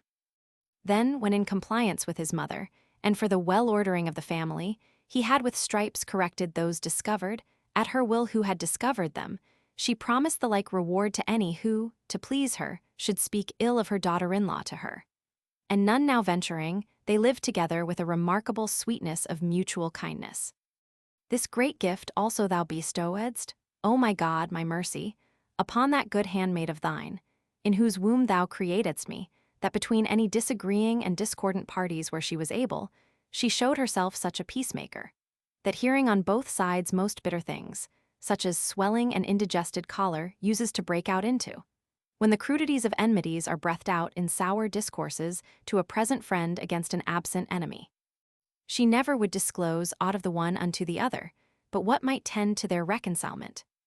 A small good this might appear to me, did I not to my grief know numberless persons, who through some horrible and wide-spreading contagion of sin, not only disclose to persons mutually angered things said in anger, but add with all things never spoken, whereas to humane humanity, it ought to seem a light thing not to foment or increase ill will by ill words, unless one study withal by good words to quench it.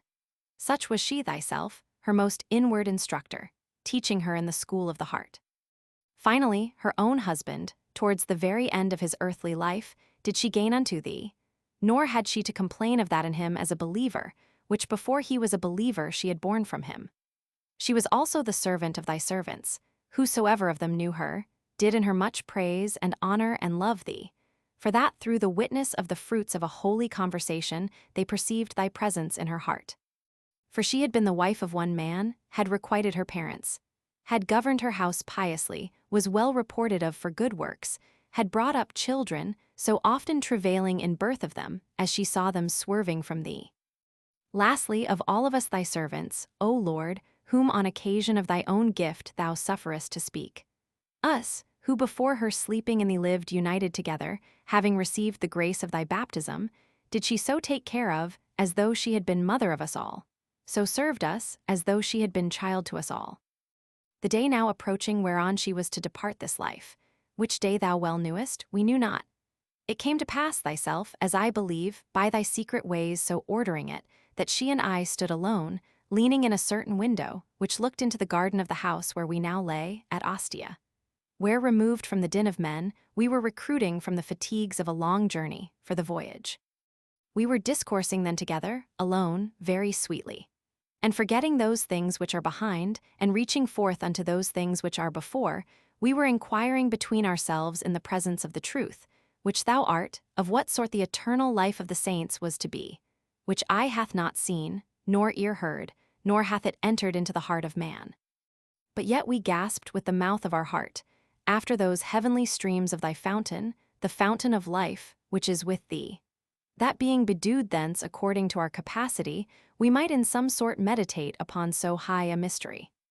And when our discourse was brought to that point, that the very highest delight of the earthly senses, in the very purest material light, was, in respect of the sweetness of that life, not only not worthy of comparison, but not even of mention, we raising up ourselves with a more glowing affection towards the selfsame, did by degrees pass through all things bodily, even the very heaven whence sun and moon and stars shine upon the earth.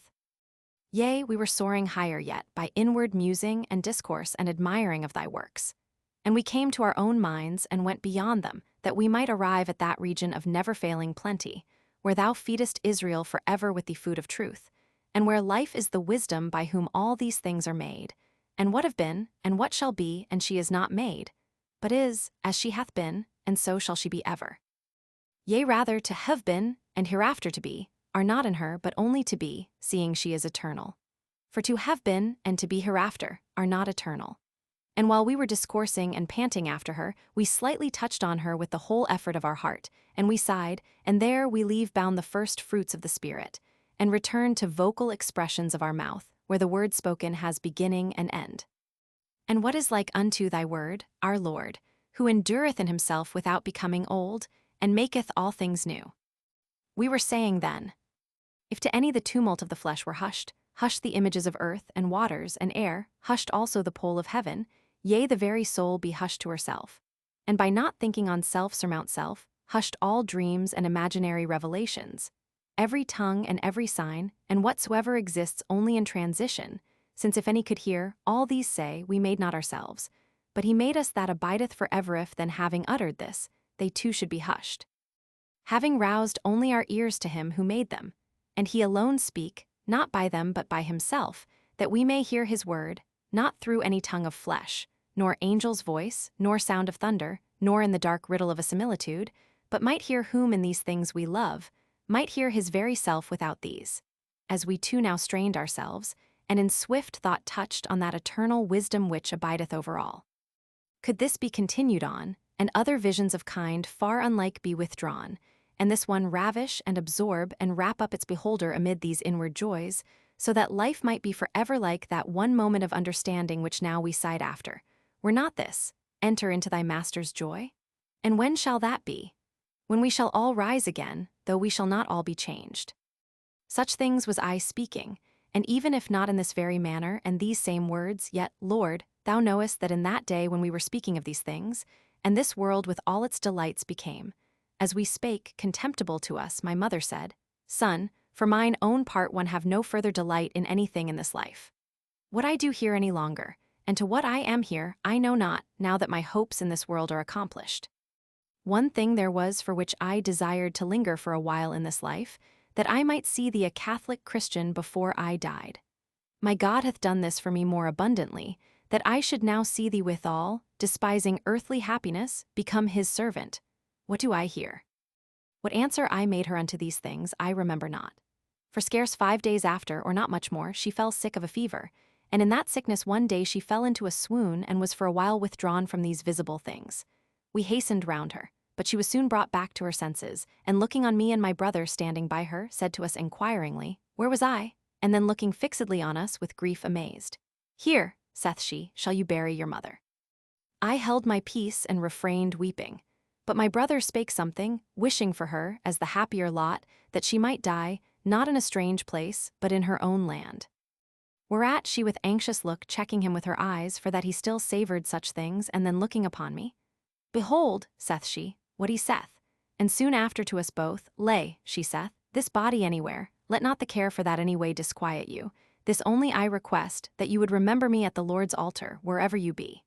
And having delivered this sentiment in what words she could, she held her peace, being exercised by her growing sickness.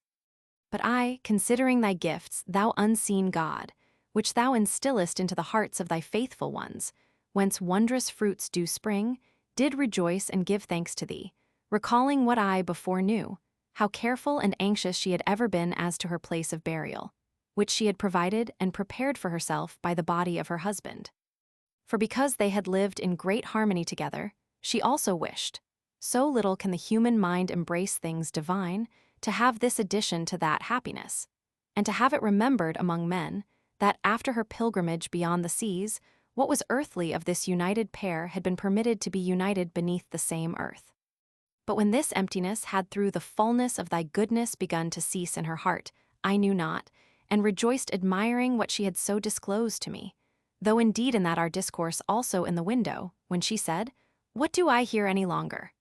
There appeared no desire of dying in her own country. I heard afterwards also, that when we were now at Ostia, she with a mother's confidence, when I was absent, one day discoursed with certain of my friends about the contempt of this life, and the blessing of death. And when they were amazed at such courage which thou hadst given to a woman, and asked, whether she were not afraid to leave her body so far from her own city. She replied, Nothing is far to God, nor was it to be feared lest at the end of the world he should not recognize whence he were to raise me up. On the 9th day then of her sickness, and the 56th year of her age, and the 33rd of mine, was that religious and holy soul freed from the body. I closed her eyes, and there flowed withal a mighty sorrow into my heart, which was overflowing into tears. Mine eyes at the same time, by the violent command of my mind, drank up their fountain wholly dry, and woe was me in such a strife. But when she breathed her last, the boy Audiobook burst out into a loud lament, then, checked by us all, held his peace. In like manner also a childish feeling in me, which was, through my heart's youthful voice, finding its vent in weeping, was checked and silenced. For we thought it not fitting to solemnize that funeral with tearful lament and groanings, for thereby do they for the most part express grief for the departed, as though unhappy or altogether dead, whereas she was neither unhappy in her death, nor altogether dead. Of this we were assured on good grounds, the testimony of her good conversation and her faith unfeigned. What then was it which did grievously pain me within, but a fresh wound wrought through the sudden wrench of that most sweet and dear custom of living together? I joyed indeed in her testimony, when, in that her last sickness, mingling her endearments with my acts of duty, she called me dutiful, and mentioned, with great affection of love, that she never had heard any harsh or reproachful sound uttered by my mouth against her. But yet, O my God, who madest us, what comparison is there betwixt that honor that I paid to her and her slavery for me? Being then forsaken of so great comfort in her, my soul was wounded, and that life rent asunder as it were, which, of hers and mine together, had been made but one. The boy then being stilled from weeping, Euodius took up the psalter, and began to sing, our whole house answering him, the psalm, I will sing of mercy and judgments to thee, O Lord. But hearing what we were doing, many brethren and religious women came together. And whilst they, whose office it was, made ready for the burial, as the manner is, I in a part of the house, where I might properly, together with those who thought not fit to leave me, discoursed upon something fitting the time. And by this balm of truth assuaged that torment, known to thee, they unknowing and listening intently, and conceiving me to be without all sense of sorrow. But in thy ears, where none of them heard, I blamed the weakness of my feelings, and refrained my flood of grief, which gave way a little unto me. But again came, as with a tide, yet not so as to burst out into tears, nor to change of countenance. Still I knew what I was keeping down in my heart. And being very much displeased that these human things had such power over me, which in the due order and appointment of our natural condition must needs come to pass, with a new grief I grieved for my grief, and was thus worn by a double sorrow. And behold, the corpse was carried to the burial. We went and returned without tears. For neither in those prayers which we poured forth unto thee when the sacrifice of our ransom was offered for her, when now the corpse was by the grave's side, as the manner there is, previous to its being laid therein, did I weep even during those prayers. Yet was I the whole day in secret heavily sad, and with troubled mind prayed thee, as I could, to heal my sorrow, yet thou didst not. Impressing, I believe, upon my memory by this one instance, how strong is the bond of all habit, even upon a soul which now feeds upon no deceiving word. It seemed also good to me to go and bathe, having heard that the bath had its name, balneum, from the Greek balanein, for that it drives sadness from the mind. And this also I confess unto thy mercy, Father of the fatherless, that I bathed, and was the same as before I bathed. For the bitterness of sorrow could not exude out of my heart. Then I slept, and woke up again, and found my grief not a little softened, and as I was alone in my bed, I remembered those true verses of thy Ambrose. For thou art the Maker of all, the Lord and ruler of the height, who, robing day and light, hast poured soft slumbers o'er the night, that to our limbs the power of toil may be renewed, and hearts be raised that sink and cower, and sorrows be subdued. And then by little and little I recovered my former thoughts of thy handmaid, her holy conversation towards thee, her holy tenderness and observance towards us, whereof I was suddenly deprived. And I was minded to weep in thy sight, for her and for myself, in her behalf and in my own. And I gave way to the tears which I before restrained, to overflow as much as they desired, reposing my heart upon them, and it found rest in them, for it was in thy ears, not in those of man, who would have scornfully interpreted my weeping. And now, Lord, in writing I confess it unto thee. Read it who will, and interpret it how he will, and if he finds sin therein, that I wept my mother for a small portion of an hour, the mother who for the time was dead to mine eyes, who had for many years wept for me that I might live in thine eyes, let him not deride me. But rather, if he be one of large charity, let him weep himself for my sins unto thee, the Father of all the brethren of thy Christ. But now, with a heart cured of that wound, wherein it might seem blameworthy for an earthly feeling, I pour out unto thee, our God, in behalf of that thy handmaid, a far different kind of tears, flowing from a spirit shaken by the thoughts of the dangers of every soul that dieth in Adam. And although she, having been quickened in Christ, even before her release from the flesh, had lived to the praise of thy name for her faith and conversation, yet dare I not say that from what time thou regeneratest her by baptism, no word issued from her mouth against thy commandment. Thy Son, the truth, hath said, whosoever shall say unto his brother, thou fool, shall be in danger of hell fire. And woe be even unto the commendable life of men, if, laying aside mercy, thou shouldest examine it. But because thou art not extreme in inquiring after sins, we confidently hope to find some place with thee. But whosoever reckons up his real merits to thee, what reckons he up to thee but thine own gifts? O that men would know themselves to be men, and that he that glorieth would glory in the Lord. I therefore owe my praise and my life, God of my heart, laying aside for a while her good deeds, for which I give thanks to thee with joy, do now beseech thee for the sins of my mother. Hearken unto me, I entreat thee, by the medicine of our wounds, who hung upon the tree, and now sitting at thy right hand maketh intercession to thee for us. I know that she dealt mercifully, and from her heart forgave her debtors their debts. Do thou also forgive her debts, whatever she may have contracted in so many years since the water of salvation. Forgive her, Lord, forgive, I beseech thee, enter not into judgment with her. Let thy mercy be exalted above thy justice, since thy words are true, and thou hast promised mercy unto the merciful, which thou gavest them to be, who wilt have mercy on whom thou wilt have mercy, and wilt have compassion on whom thou hast had compassion. And I believe thou hast already done what I ask, but accept, O Lord, the freewill offerings of my mouth. For she, the day of her dissolution now at hand, took no thought to have her body sumptuously wound up, or embalmed with spices, nor desired she a choice monument, or to be buried in her own land.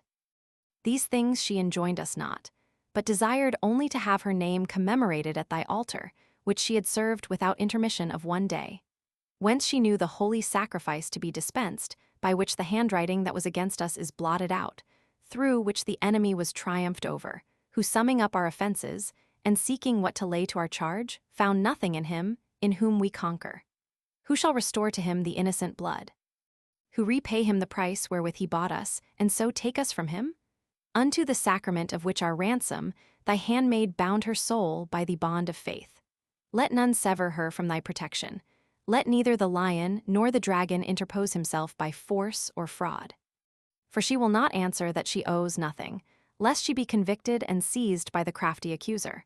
But she will answer that her sins are forgiven her by him, to whom none can repay that price which he, who owed nothing, paid for us. May she rest then in peace with the husband before and after whom she had never any, whom she obeyed, with patience bringing forth fruit unto thee, that she might win him also unto thee. And inspire, O Lord my God, inspire thy servants my brethren, thy sons my masters, whom with voice and heart and pen I serve, that so many as shall read these confessions may at thy altar remember Monica thy handmaid, with Patricius her sometimes husband, by whose bodies thou broughtest me into this life, how I know not. May they with devout affection remember my parents in this transitory light, my brethren under the Our Father in our Catholic Mother, and my fellow citizens in that eternal Jerusalem which thy pilgrim people sigheth after from their exodus, even unto their return thither. That so my mother's last request of me, may through my confessions, more than through my prayers, be, through the prayers of many, more abundantly fulfilled to her.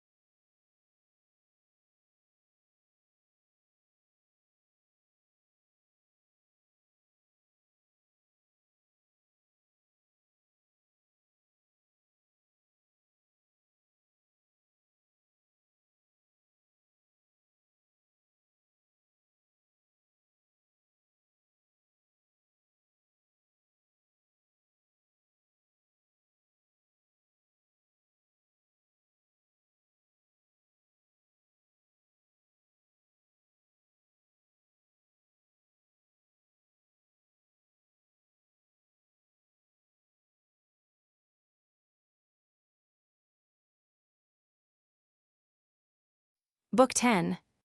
Let me know thee, O Lord, who knowest me. Let me know thee as I am known. Power of my soul, enter into it and fit it for thee that thou mayest have and hold it without spot or wrinkle. This is my hope, therefore do I speak, and in this hope do I rejoice when I rejoice healthfully. Other things of this life are the less to be sorrowed for, the more they are sorrowed for, and the more to be sorrowed for, the less men sorrow for them. For behold, thou lovest the truth, and he that doth it cometh to the light. This would I do in my heart before thee in confession, and in my writing before many witnesses. And from thee, O Lord, unto whose eyes the abyss of man's conscience is naked, what could be hidden in me though I would not confess it? For I should hide thee from me, not me from thee.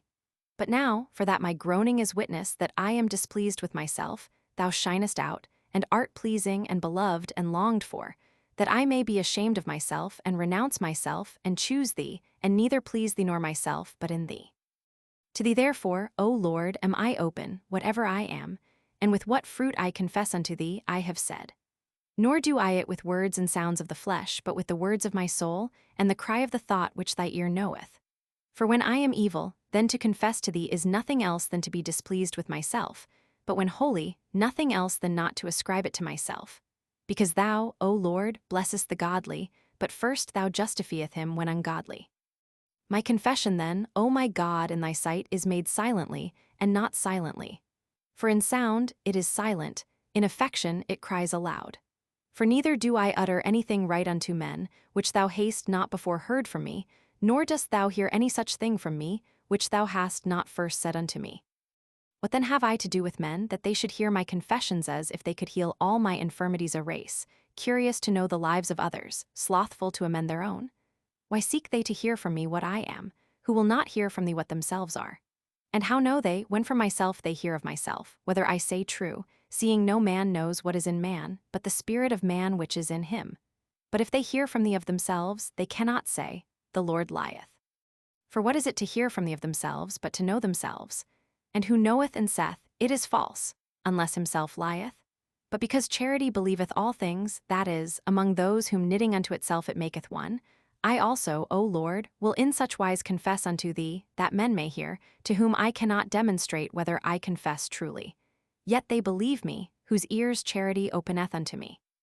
But do thou, my inmost physician, make plain unto me what fruit I may reap by doing it.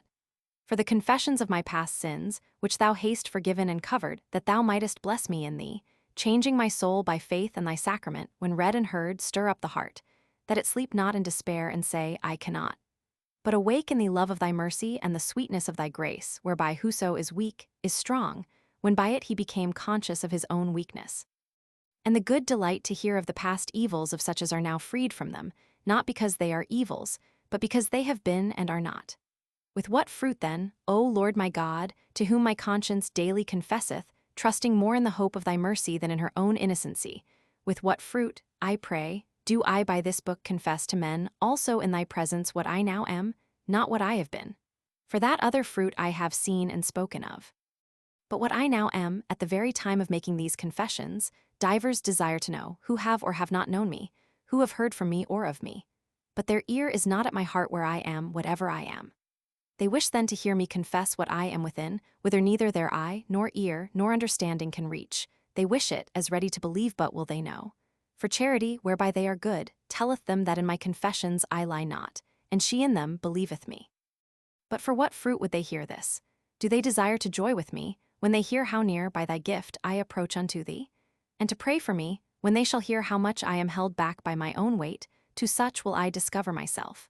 For it is no mean fruit, O Lord my God, that by many thanks should be given to thee on our behalf, and thou be by many entreated for us. Let the brotherly mind love in me what thou teachest is to be loved, and lament in me what thou teachest is to be lamented. Let a brotherly, not a stranger, mind, not that of the strange children, whose mouth talketh of vanity, and their right hand is a right hand of iniquity.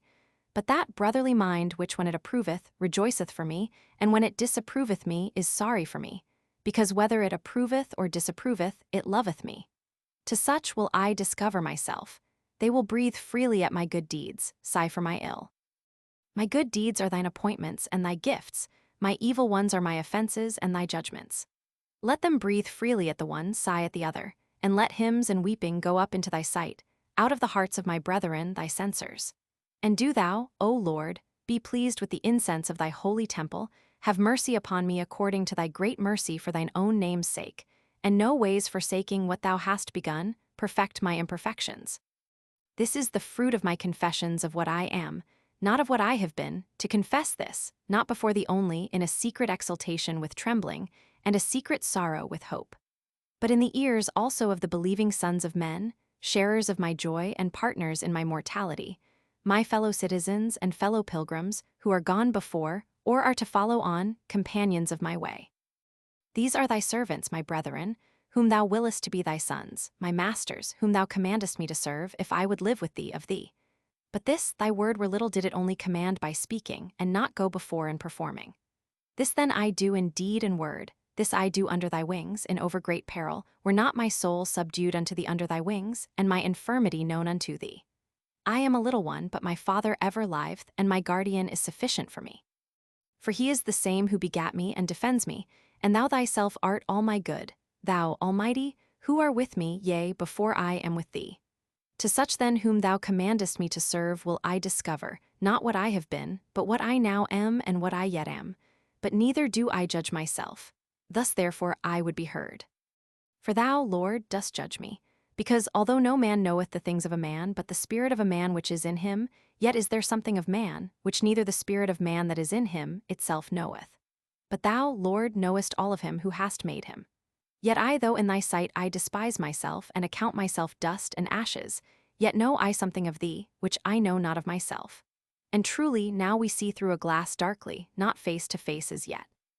So long therefore as I be absent from thee, I am more present with myself than with thee, and yet know I thee that thou art in no ways passable. But I what temptations I can resist, what I cannot, I know not. And there is hope, because thou art faithful, who wilt not suffer us to be tempted above that we are able, but wilt with the temptation also make a way to escape, that we may be able to bear it. I will confess then what I know of myself, I will confess also what I know not of myself. And that because what I do know of myself, I know by thy shining upon me, and what I know not of myself, so long know I not it, until my darkness be made as the noonday in thy countenance. Not with doubting, but with assured consciousness, do I love thee, Lord. Thou hast stricken my heart with thy word, and I loved thee. Yea, also heaven and earth, and all that therein is, behold, on every side they bid me love thee, nor cease to say so unto all, that they may be without excuse. But more deeply wilt thou have mercy on whom thou wilt have mercy, and wilt have compassion on whom thou hast had compassion. Else in deaf ears do the heaven and the earth speak thy praises. But what do I love when I love thee? Not beauty of bodies, nor the fair harmony of time, nor the brightness of the light, so gladsome to our eyes, nor sweet melodies of varied songs, nor the fragrant smell of flowers, and ointments and spices, not manna and honey, not limbs acceptable to embracements of flesh. None of these I love when I love my God, and yet I love a kind of light, and melody, and fragrance, and meat, and embracement when I love my God, the light, melody, fragrance, meat, embracement of my inner man. Where there shineth unto my soul what space cannot contain, and there soundeth what time beareth not away, and there smelleth what breathing disperseth not, and there tasteth what eating diminisheth not, and there clingeth what satiety divorceth not. This is it which I love when I love my God. And what is this? I asked the earth, and it answered me, I am not he, and whatsoever are in it confess the same. I asked the sea and the deeps and the living creeping things, and they answered, We are not thy God, seek above us. I asked the moving air, and the whole air with his inhabitants answered, Anaximenes was deceived, I am not God. I asked the heavens, sun, moon, stars, nor say they, Are we the God whom thou seekest? And I replied unto all the things which encompass the door of my flesh, Ye have told me of my God, that ye are not he, tell me something of him. And they cried out with a loud voice, He made us. My questioning them was my thoughts on them, and their form of beauty gave the answer. And I turned myself unto myself, and said to myself, Who art thou? And I answered, A man. And behold, in me there present themselves to me soul and body, one without, the other within. By which of these ought I to seek my God? I had sought him in the body from earth to heaven, so far as I could send messengers, the beams of mine eyes. But the better is the inner, for to it as presiding and judging, all the bodily messengers reported the answers of heaven and earth, and all things therein, who said, We are not God, but he made us. These things did my inner man know by the ministry of the outer. I the inner knew them, I the mind, through the senses of my body. I asked the whole frame of the world about my God, and it answered me, I am not he, but he made me. Is not this corporeal figure apparent to all whose senses are perfect? Why then speaks it not the same to all? Animals small and great see it, but they cannot ask it, because no reason is set over their senses to judge on what they report. But men can ask, so that the invisible things of God are clearly seen, being understood by the things that are made. But by love of them, they are made subject unto them, and subjects cannot judge. Nor yet do the creatures answer such as ask, unless they can judge. Nor yet do they change their voice, i.e., their appearance. If one man only sees, another seeing asks, so as to appear one way to this man, another way to that, but appearing the same way to both, it is dumb to this, speaks to that. Yea, rather it speaks to all. But they only understand who compare its voice received from without with the truth within. For truth saith unto me, Neither heaven, nor earth, nor any other body is thy God. This their very nature saith to him that seeth them, They are a mass is less in a part thereof than in the whole. Now to the eye speak, O my soul, thou art my better part, for thou quickenest the mass of my body, giving it life, which no body can give to a body, but thy God is even unto thee the life of thy life. What then do I love when I love my God? Who is he above the head of my soul? By my very soul will I ascend to him. I will pass beyond that power whereby I am united to my body, and fill its whole frame with life. Nor can I by that power find my God, for so horse and mule that have no understanding might find him, seeing it is the same power, whereby even their bodies live. But another power there is, not that only whereby I animate, but that too whereby I imbue with sense my flesh, which the Lord hath framed for me, commanding the eye not to hear, and the ear not to see. But the eye that through it I should see, and the ear that through it I should hear. And to the other senses severally, what is to each their own peculiar seats and offices, which being divers, I the one mind, do through them enact. I will pass beyond this power of mine also. For this also have the horse and mule, for they also perceive through the body. I will pass then beyond this power of my nature also, rising by degrees unto him who made me. And I come to the fields and spacious palaces of my memory, where are the treasures of innumerable images, brought into it from things of all sorts perceived by the senses. There is stored up whatsoever besides we think, either by enlarging or diminishing, or any other way varying those things which the sense hath come to, and whatever else hath been committed and laid up, which forgetfulness hath not yet swallowed up and buried. When I enter there, I require what I will to be brought forth, and something instantly comes. Others must be longer sought after, which are fetched, as it were, out of some inner receptacle. Others rush out in troops, and while one thing is desired and required, they start forth, as who should say, Is it perchance I? These I drive away with the hand of my heart from the face of my remembrance, until what I wish for be unveiled and appear in sight out of its secret place. Other things come up readily in unbroken order as they are called for, those in front making way for the following. And as they make way, they are hidden from sight, ready to come when I will, all which takes place when I repeat a thing by heart. There are all things preserved distinctly and under general heads, each having entered by its own avenue, as light and all colors and forms of bodies by the eyes, by the ears all sorts of sounds, all smells by the avenue of the nostrils, all tastes by the mouth, and by the sensation of the whole body, what is hard or soft, hot or cold, or rugged, heavy or light, either outwardly or inwardly to the body. All these doth that great harbor of the memory receive in her numberless secret and inexpressible windings, to be forthcoming and brought out at need, each entering in by his own gate, and there laid up. Nor yet do the things themselves enter in, only the images of the things perceived are there in readiness for thought to recall. Which images, how they are formed, who can tell, though it doth plainly appear by which sense each hath been brought in and stored up? For even while I dwell in darkness and silence, in my memory I can produce colors, if I will, and discern betwixt black and white, and what others I will. Nor yet do sounds break in and disturb the image drawn in by my eyes, which I am reviewing, though they also are there, lying dormant and laid up, as it were, apart. For these two I call for, and forthwith they appear. And though my tongue be still, and my throat mute, so can I sing as much as I will, nor do those images of colors, which notwithstanding be there, intrude themselves and interrupt, when another store is called for, which flowed in by the ears. So the other things, piled in and up by the other senses, I recall at my pleasure. Yea, I discern the breath of lilies from violets, though smelling nothing. And I prefer honey to sweet wine, smooth before rugged, at the time neither tasting nor handling, but remembering only. These things do I within, in that vast court of my memory. For there are present with me heaven, earth, sea, and whatever I could think on therein, besides what I have forgot. There also meet I with myself, and recall myself, and when, where, and what I have done, and under what feelings. There be all which I remember, either on my own experience or others' credit. Out of the same store do I myself with the past continually combine fresh and fresh likenesses of things which I have experienced, or from what I have experienced have believed, and thence again infer future actions, events and hopes, and all these again I reflect on as present.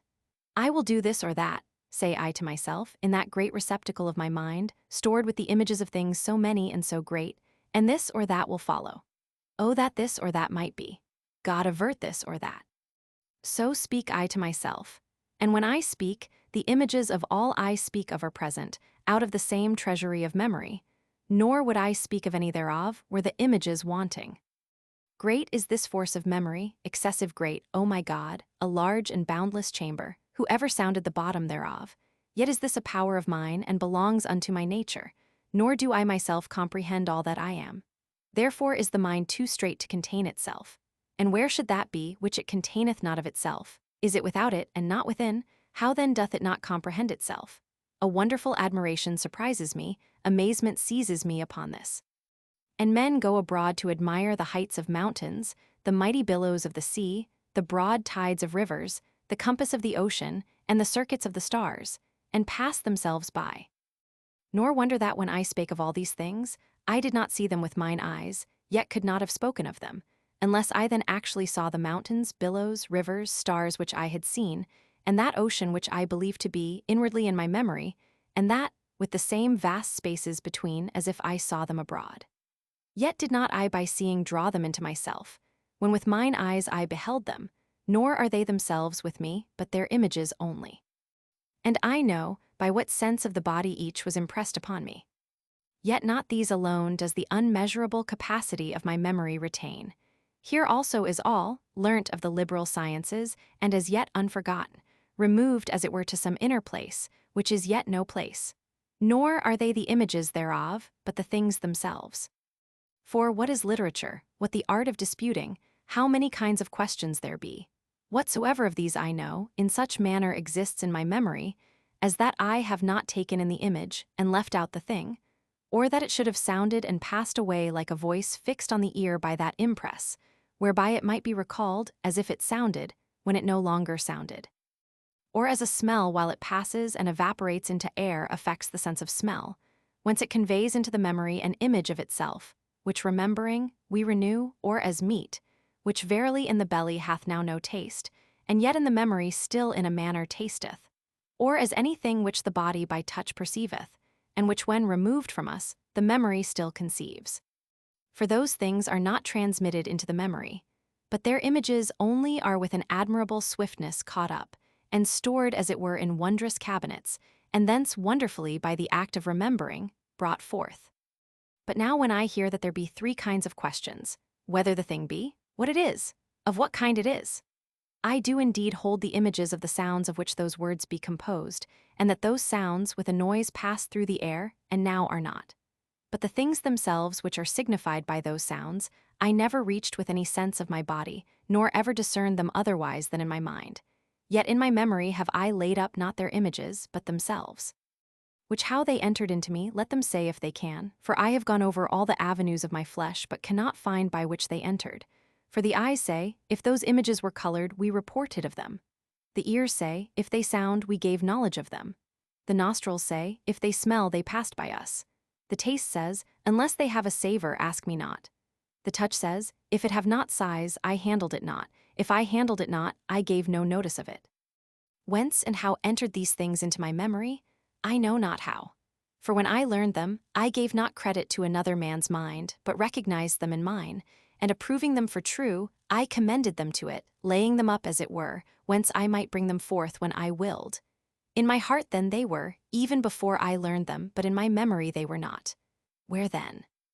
Or wherefore, when they were spoken, did I acknowledge them, and said, so is it is true, unless that they were already in the memory, but so thrown back and buried as it were in deeper recesses, that had not the suggestion of another drawn them forth I had perchance been unable to conceive of them. Wherefore we find, that to learn these things whereof we imbibe not the images by our senses, but perceive within by themselves, without images, as they are, is nothing else but by conception to receive, and by marking to take heed that those things which the memory did before contain at random and unarranged, be laid up at hand as it were in that same memory where before they lay unknown, scattered and neglected, and so readily occur to the mind familiarized to them. And how many things of this kind does my memory bear which have been already found out, and as I said, placed as it were at hand, which we are said to have learned and come to know, which were I for some short space of time to cease to call to mind, they are again so buried, and glide back, as it were, into the deeper recesses, that they must again, as if new, be thought out thence, for other abode they have none. But they must be drawn together again, that they may be known. That is to say, they must as it were be collected together from their dispersion, whence the word cogitation is derived. For cogo, collect, and cogito, recollect, have the same relation to each other as ago and agito, facio, and factito. But the mind hath appropriated to itself this word cogitation, so that, not what is collected anyhow, but what is recollected, i.e., brought together, in the mind is properly said to be cogitated or thought upon. The memory containeth also reasons and laws innumerable of numbers and dimensions, none of which hath any bodily sense impressed, seeing they have neither color, nor sound, nor taste, nor smell, nor touch. I have heard the sound of the words whereby when discussed they are denoted, but the sounds are other than the things. For the sounds are other in Greek than in Latin, but the things are neither Greek, nor Latin, nor any other language. I have seen the lines of architects, the very finest, like a spider's thread, but those are still different. They are not the images of those lines which the eye of flesh showed me. He knoweth them, whosoever without any conception whatsoever of a body recognizes them within himself. I have perceived also the numbers of the things with which we number all the senses of my body. But those numbers wherewith we number are different, nor are they the images of these, and therefore they indeed are. Let him who seeth them not deride me for saying these things, and I will pity him, while he derides me. All these things I remember, and how I learnt them I remember. Many things also most falsely objected against them have I heard, and remember, which though they be false, yet is it not false that I remember them. And I remember also that I have discerned betwixt those truths and these falsehoods objected to them. And I perceive that the present discerning of these things is different from remembering that I oftentimes discerned them, when I often thought upon them. I both remember then to have often understood these things, and what I now discern and understand, I lay up in my memory, that hereafter I may remember that I understand it now. So then I remember also to have remembered, as if hereafter I shall call to remembrance that I have now been able to remember these things, by the force of memory shall I call it to remembrance.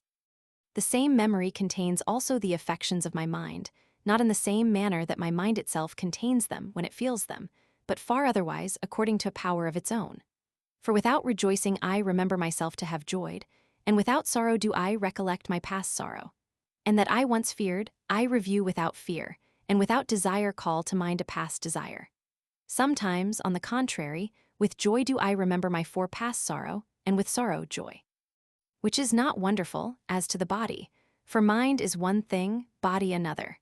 If I therefore with joy remember some past pain of body, it is not so wonderful. But now seeing this very memory itself is mind, for when we give a thing in charge to be kept in memory, we say, see that you keep it in mind. And when we forget, we say, it did not come to my mind, and it slipped out of my mind, calling the memory itself the mind. This being so, how is it that when with joy I remember my past sorrow, the mind hath joy, the memory hath sorrow, the mind upon the joyfulness which is in it is joyful, yet the memory upon the sadness which is in it is not sad? Does the memory perchance not belong to the mind? Who will say so? The memory then is, as it were, the belly of the mind, and joy and sadness, like sweet and bitter food, which, when committed to the memory, are as it were passed into the belly, where they may be stowed, but cannot taste. Ridiculous it is to imagine these to be alike, and yet are they not utterly unlike. But behold, out of my memory I bring it, when I say there be 4 perturbations of the mind, desire, joy, fear, sorrow, and whatsoever I can dispute thereon, by dividing each into its subordinate species, and by defining it, in my memory find I what to say, and thence do I bring it. Yet am I not disturbed by any of these perturbations, when by calling them to mind I remember them. Yea, and before I recalled and brought them back, they were there. And therefore could they, by recollection, thence be brought. Perchance then, as meat is by chewing the cud brought up out of the belly, so by recollection these out of the memory. Why then does not the disputer, thus recollecting, taste in the mouth of his musing the sweetness of joy, or the bitterness of sorrow? Is the comparison unlike in this, because not in all respects like? For who would willingly speak thereof, if so oft as we name grief or fear, we should be compelled to be sad or fearful? And yet could we not speak of them, did we not find in our memory, not only the sounds of the names according to the images impressed by the senses of the body, but notions of the very things themselves which we never received by any avenue of the body, but which the mind itself perceiving by the experience of its own passions, committed to the memory, or the memory of itself retained, without being committed unto it. But whether by images or no, who can readily say? Thus, I name a stone, I name the sun, the things themselves not being present to my senses, but their images to my memory. I name a bodily pain, yet it is not present with me, when nothing aches, yet unless its image were present to my memory, I should not know what to say thereof, nor in discoursing discern pain from pleasure. I name bodily health, being sound in body, the thing itself is present with me, yet unless its image also were present in my memory, I could by no means recall what the sound of this name should signify. Nor would the sick, when health were named, recognize what were spoken, unless the same image were by the force of memory retained, although the thing itself were absent from the body. I name numbers whereby we number, and not their images, but themselves are present in my memory. I name the image of the sun, and that image is present in my memory. For I recall not the image of its image, but the image itself is present to me, calling it to mind. I name memory, and I recognize what I name. And where do I recognize it but in the memory itself? Is it also present to itself by its image, and not by itself? What when I name forgetfulness, and withal recognize what I name? Whence should I recognize it, did I not remember it? I speak not of the sound of the name, but of the thing which it signifies, which if I had forgotten, I could not recognize what that sound signifies.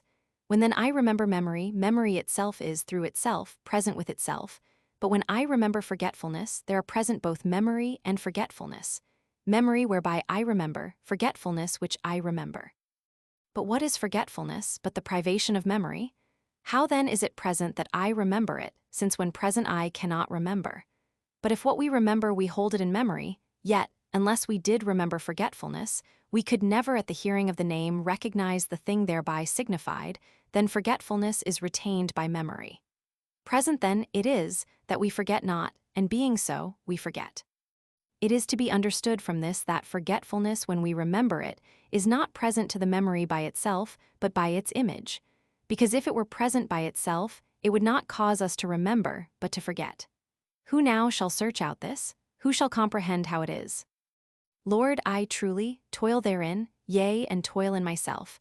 I am become a heavy soil requiring overmuch sweat of the brow.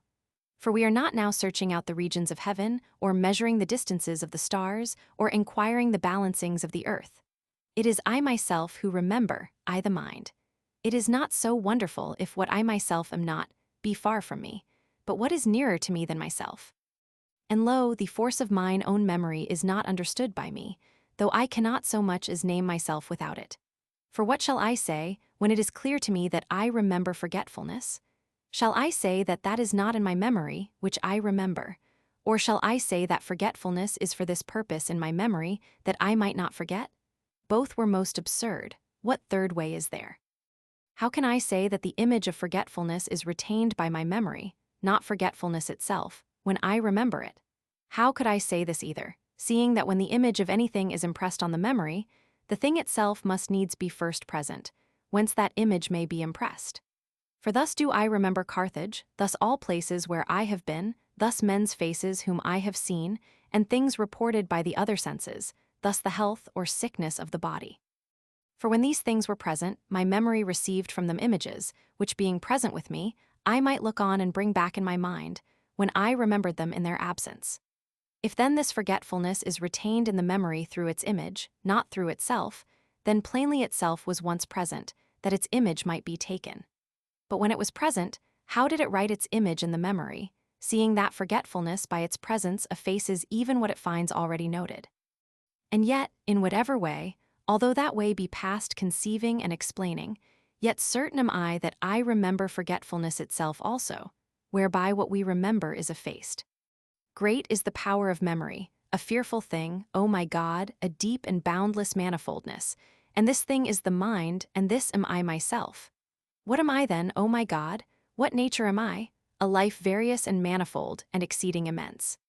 Behold in the plains and caves and caverns of my memory, innumerable and innumerably full of innumerable kinds of things, either through images as all bodies, or by actual presence as the arts, or by certain notions or impressions as the affections of the mind, which even when the mind doth not feel, the memory retaineth, while yet whatsoever is in the memory is also in the mind. Over all these do I run, I fly. I dive on this side and on that, as far as I can, and there is no end. So great is the force of memory, so great the force of life, even in the mortal life of man. What shall I do then, O thou my true life, my God? I will pass even beyond this power of mine which is called memory. Yea, I will pass beyond it, that I may approach unto thee, O sweet light. What sayest thou to me? See, I am mounting up through my mind towards thee who abidest above me. Yea, I now will pass beyond this power of mine which is called memory, desirous to arrive at thee, whence thou mayest be arrived at, and to cleave unto thee, whence one may cleave unto thee. For even beasts and birds have memory, else could they not return to their dens and nests, nor many other things they are used unto. Nor indeed could they be used to anything, but by memory. I will pass then beyond memory also, that I may arrive at him who hath separated me from the four-footed beasts and made me wiser than the fowls of the air, I will pass beyond memory also. And where shall I find thee, thou truly good and certain sweetness? And where shall I find thee? If I find thee without my memory, then do I not retain thee in my memory. And how shall I find thee, if I remember thee not? For the woman that had lost her groat and sought it with a light, unless she had remembered it, she had never found it. For when it was found, whence should she know whether it were the same, unless she remembered it? I remember to have sought and found many a thing, and this I thereby know, that when I was seeking any of them and was asked, Is this it? Is that it? So long said I, No, until that were offered me which I sought. Which had I not remembered, whatever it were, though it were offered me, yet should I not find it, because I could not recognize it. And so it ever is, when we seek and find any lost thing. Notwithstanding, when anything is by chance lost from the sight, not from the memory as any visible body, yet its image is still retained within, and it is sought until it be restored to sight. And when it is found, it is recognized by the image which is within. Nor do we say that we have found what was lost, unless we recognize it, nor can we recognize it unless we remember it. But this was lost to the eyes, but retained in the memory. But what when the memory itself loses anything, as falls out when we forget and seek that we may recollect? Where in the end do we search, but in the memory itself? And there, if one thing be perchance offered instead of another, we reject it, until what we seek meets us. And when it doth, we say, This is it, which we should not unless we recognized it, nor recognize it unless we remembered it. Certainly then we had forgotten it. Or had not the whole escaped us, but by the part whereof we had hold, was the lost part sought for. In that the memory felt that it did not carry on together all which it was wont, and maimed, as it were, by the curtailment of its ancient habit, demanded the restoration of what it missed. For instance, if we see or think of some one known to us, and having forgotten his name, try to recover it, whatever else occurs connects itself not therewith, because it was not wont to be thought upon together with him, and therefore is rejected until that present itself, whereon the knowledge reposes equably as its wonted object. And whence does that present itself, but out of the memory itself? For even when we recognize it, on being reminded by another, it is thence it comes. For we do not believe it as something new, but, upon recollection, allow what was named to be right. But were it utterly blotted out of the mind, we should not remember it, even when reminded. For we have not as yet utterly forgotten that, which we remember ourselves to have forgot. What then we have utterly forgotten, though lost, we cannot even seek after. How then do I seek thee, O Lord? For when I seek thee, my God, I seek a happy life. I will seek thee that my soul may live, for my body liveth by my soul, and my soul by thee. How then do I seek a happy life, seeing I have it not, until I can say, where I ought to say it, it is enough? How seek I it? By remembrance, as though I had forgotten it, remembering that I had forgotten it. Or desiring to learn it as a thing unknown, either never having known or so forgotten it as not even to remember that I had forgotten it. Is not a happy life what all will, and no one altogether wills it not? Where have they known it that they so will it? Where seen it that they so love it? Truly we have it, how, I know not. Yea, there is another way, wherein when one hath it, then is he happy, and there are, who are blessed in hope. These have it in a lower kind, than they who have it in very deed, yet are they better off than such as are happy neither in deed nor in hope. Yet even these, had they it not in some sort, would not so will to be happy, which that they do will, is most certain. They have known it then, I know not how, and so have it by some sort of knowledge, what I know not, and am perplexed whether it be in the memory, which if it be, then we have been happy once, whether all severally, or in that man who first sinned, in whom also we all died, and from whom we are all born with misery, I now inquire not, but only whether the happy life be in the memory. For neither should we love it, did we not know it. We hear the name, and we all confess that we desire the thing, for we are not delighted with the mere sound. For when a Greek hears it in Latin, he is not delighted, not knowing what is spoken. But we Latins are delighted, as would he too, if he heard it in Greek, because the thing itself is neither Greek nor Latin, which Greeks and Latins and men of all other tongues long for so earnestly. Known therefore it is to all, for they with one voice be asked, would they be happy? They would answer without doubt, they would. And this could not be, unless the thing itself whereof it is the name were retained in their memory. But is it so, as one remembers Carthage who hath seen it? Number for a happy life is not seen with the eye, because it is not a body. As we remember numbers then? Number for these, he that hath in his knowledge seeks not further to attain unto, but a happy life we have in our knowledge, and therefore love it, and yet still desire to attain it, that we may be happy. As we remember eloquence then. Number for although upon hearing this name also, some call to mind the thing, who still are not yet eloquent, and many who desire to be so, whence it appears that it is in their knowledge. Yet these have by their bodily senses observed others to be eloquent, and been delighted, and desire to be the like. Though indeed they would not be delighted but for some inward knowledge thereof, nor wish to be the like, unless they were thus delighted. Whereas a happy life, we do by no bodily sense experience in others. As then we remember joy? Perchance. For my joy I remember even when sad as a happy life when unhappy, nor did I ever with bodily sense see, hear, smell, taste, or touch my joy, but I experienced it in my mind when I rejoiced. And the knowledge of it clave to my memory, so that I can recall it with disgust sometimes, at others with longing, according to the nature of the things, wherein I remember myself to have joyed.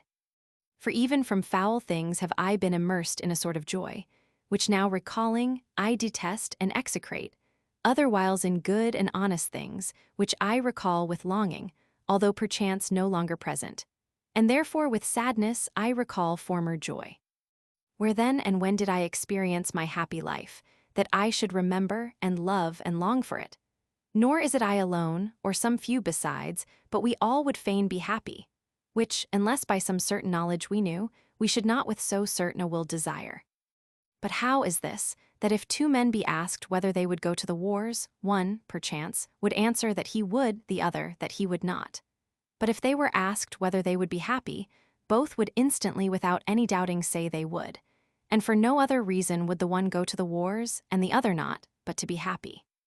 Is it perchance that as one looks for his joy in this thing, another in that, all agree in their desire of being happy, as they would if they were asked that they wish to have joy, and this joy they call a happy life?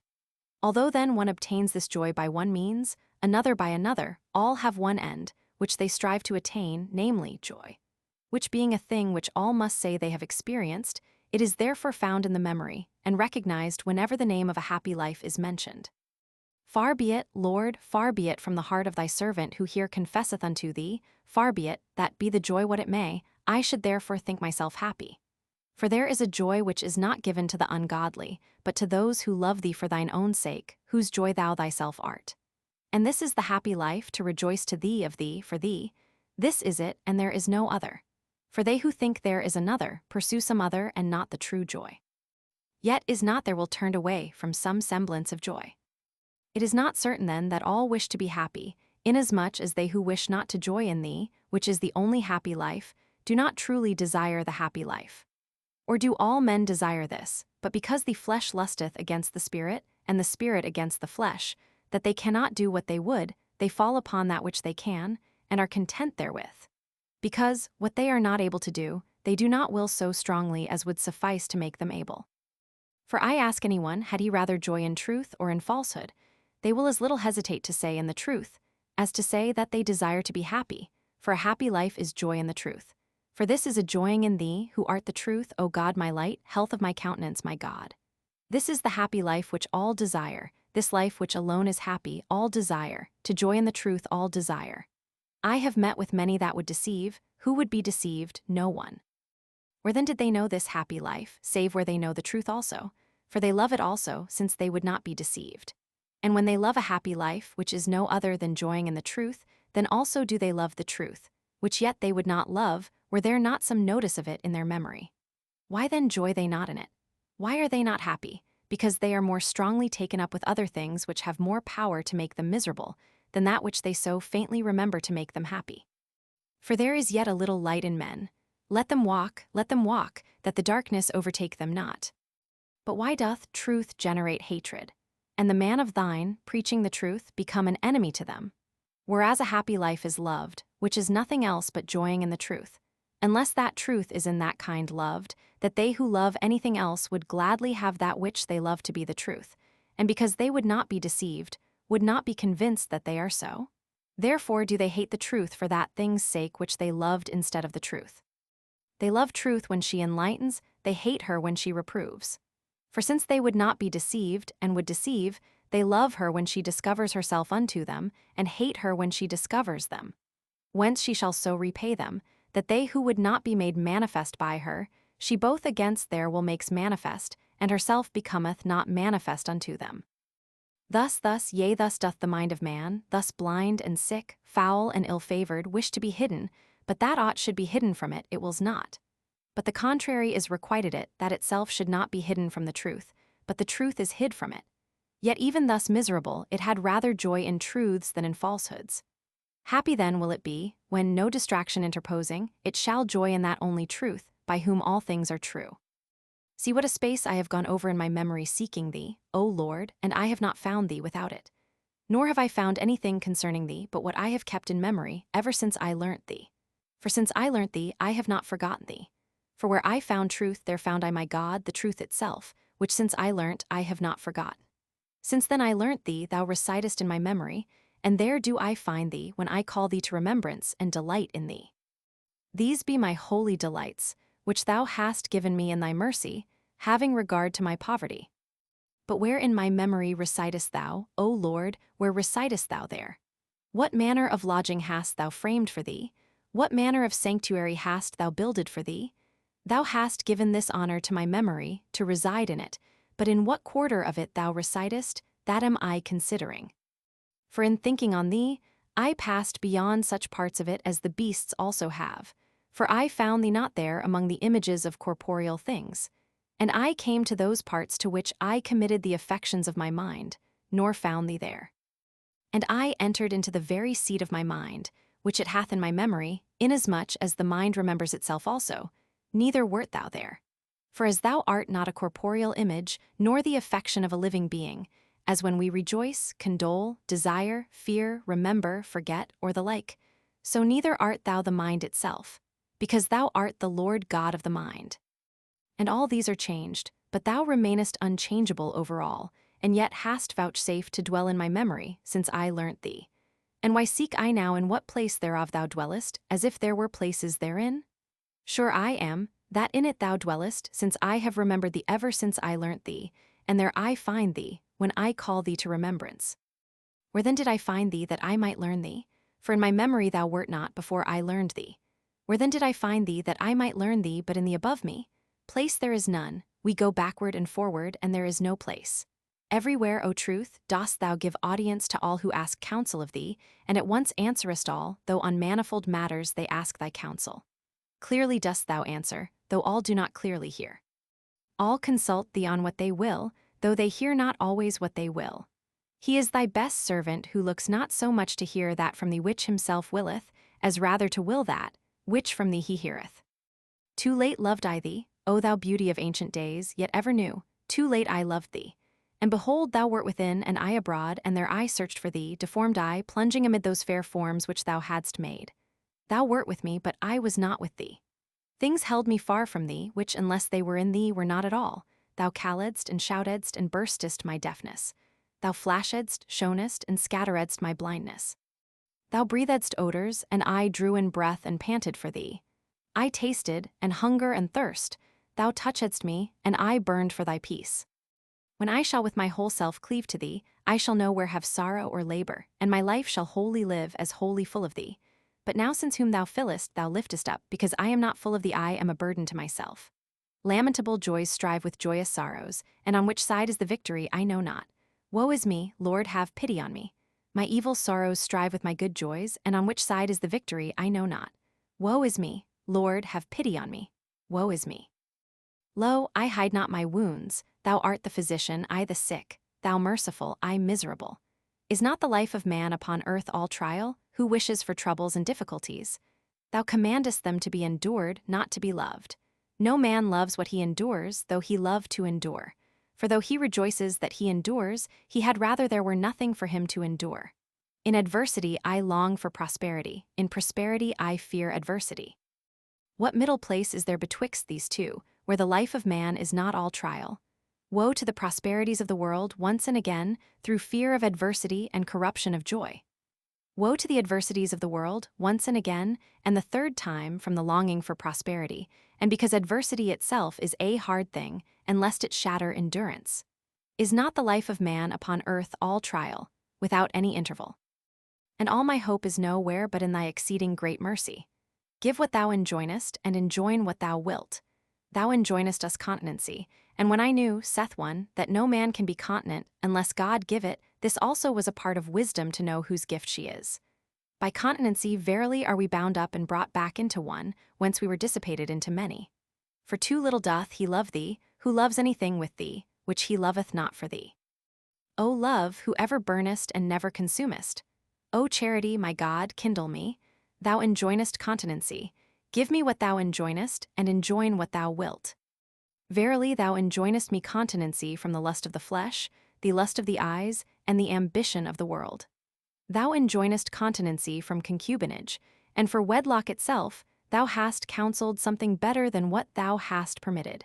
And since thou gavest it, it was done, even before I became a dispenser of thy sacrament. But there yet live in my memory, whereof I have much spoken, the images of such things as my ill custom there fixed, which haunt me, strengthless when I am awake, but in sleep not only so as to give pleasure, but even to obtain assent and what is very like reality.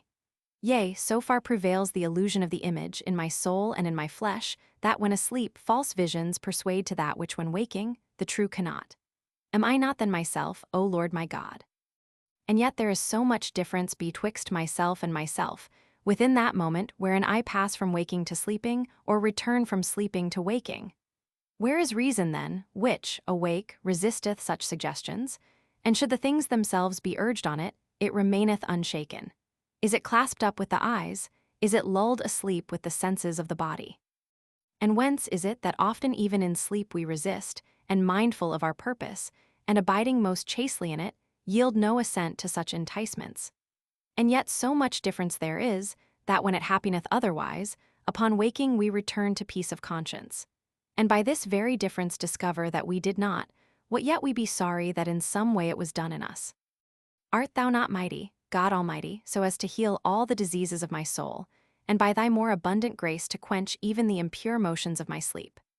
Thou wilt increase, Lord, thy gifts more and more in me, that my soul may follow me to thee, disentangled from the birdlime of concupiscence, that it rebel not against itself, and even in dreams not only not through images of sense, commit those debasing corruptions, even to pollution of the flesh, but not even to consent unto them. For that nothing of this sort should have, over the pure affections even of a sleeper, the very least influence, not even such as a thought would restrain to work this, not only during life, but even at my present age, is not hard for the Almighty, who art able to do above all that we ask or think.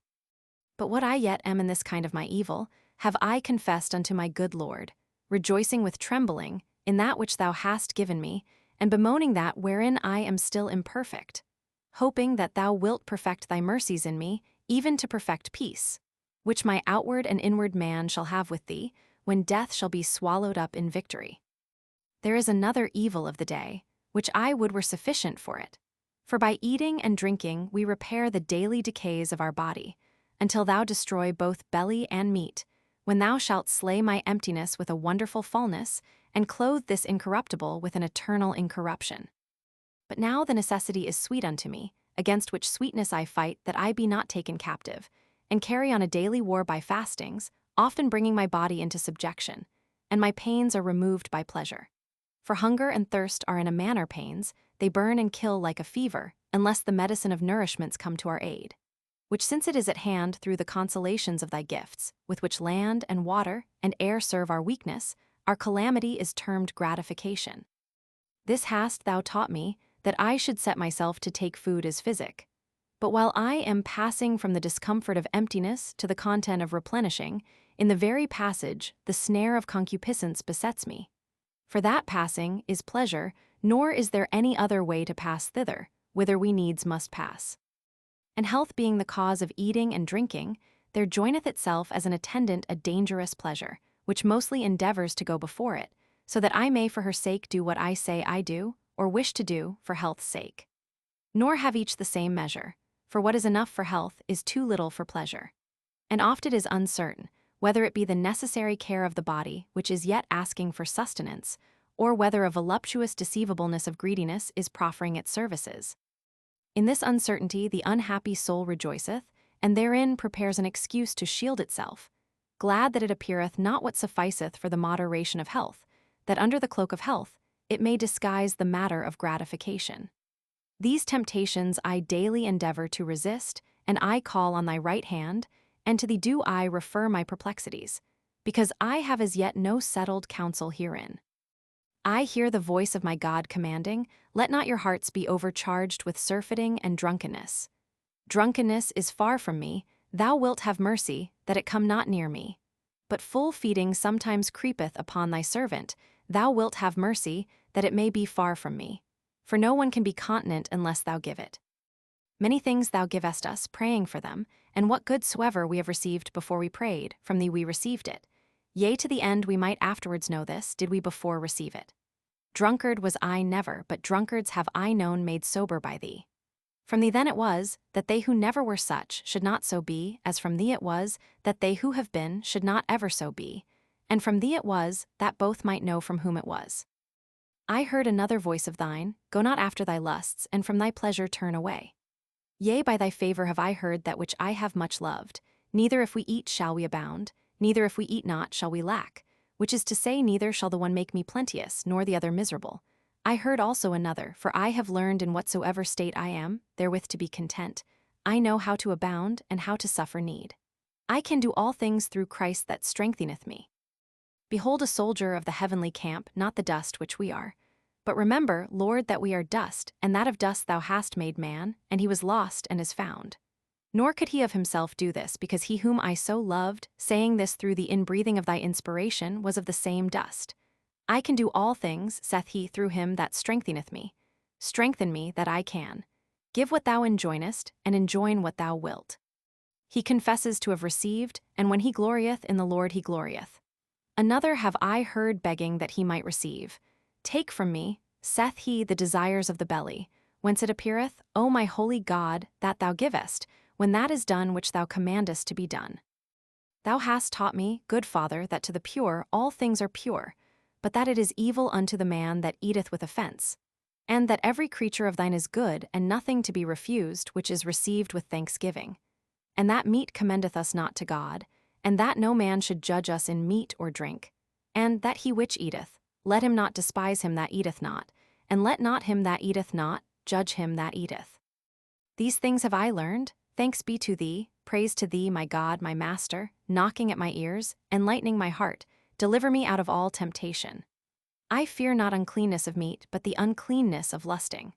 I know that Noah was permitted to eat all kind of flesh that was good for food, that Elijah was fed with flesh, that endued with an admirable abstinence was not polluted by feeding on living creatures, locusts. I know also that Esau was deceived by lusting for lentils, and that David blamed himself for desiring a draught of water, and that our king was tempted, not concerning flesh, but bread. And therefore the people in the wilderness also deserved to be reproved, not for desiring flesh, but because, in the desire of food, they murmured against the Lord.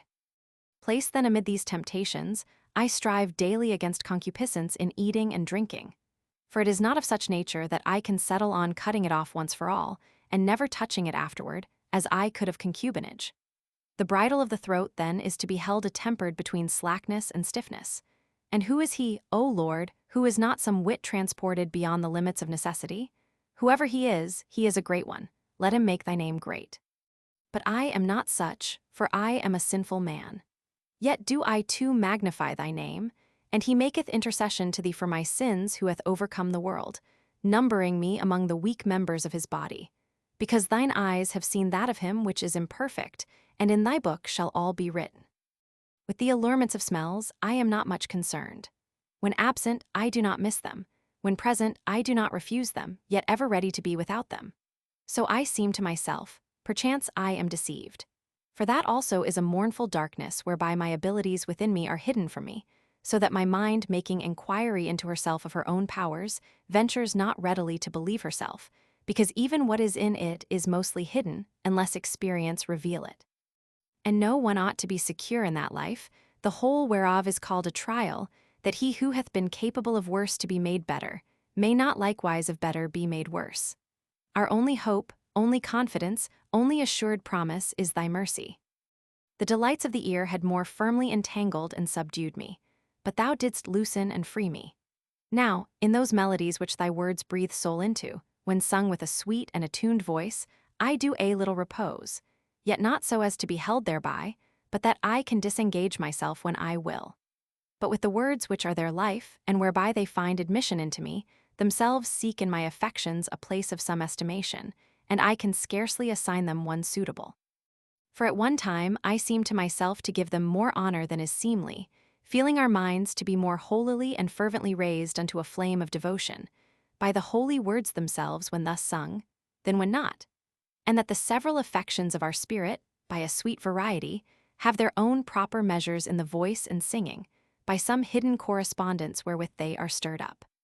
But this contentment of the flesh, to which the soul must not be given over to be enervated, doth oft beguile me, the sense not so waiting upon reason as patiently to follow her, but having been admitted merely for her sake, it strives even to run before her and lead her.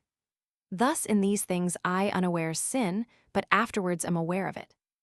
At other times, shunning over-anxiously this very deception, I err in too great strictness, and sometimes to that degree, as to wish the whole melody of sweet music which is used to David's Psalter, banished from my ears, and the church's too. And that mode seems to me safer, which I remember to have been often told me of Athanasius, Bishop of Alexandria, who made the reader of the psalm utter it with so slight inflection of voice that it was nearer speaking than singing. Yet again, when I remember the tears I shed at the psalmody of thy church, in the beginning of my recovered faith, and how at this time I am moved, not with the singing, but with the things sung, when they are sung with a clear voice and modulation most suitable, I acknowledge the great use of this institution. Thus I fluctuate between peril of pleasure and approved wholesomeness, incline the rather, though not as pronouncing an irrevocable opinion, to approve of the usage of singing in the church, that so by the delight of the ears the weaker minds may rise to the feeling of devotion. Yet when it befalls me to be more moved with the voice than the words sung, I confess to have sinned penally, and then had rather not hear music. See now my state, weep with me, and weep for me, ye, who so regulate your feelings within as that good action ensues.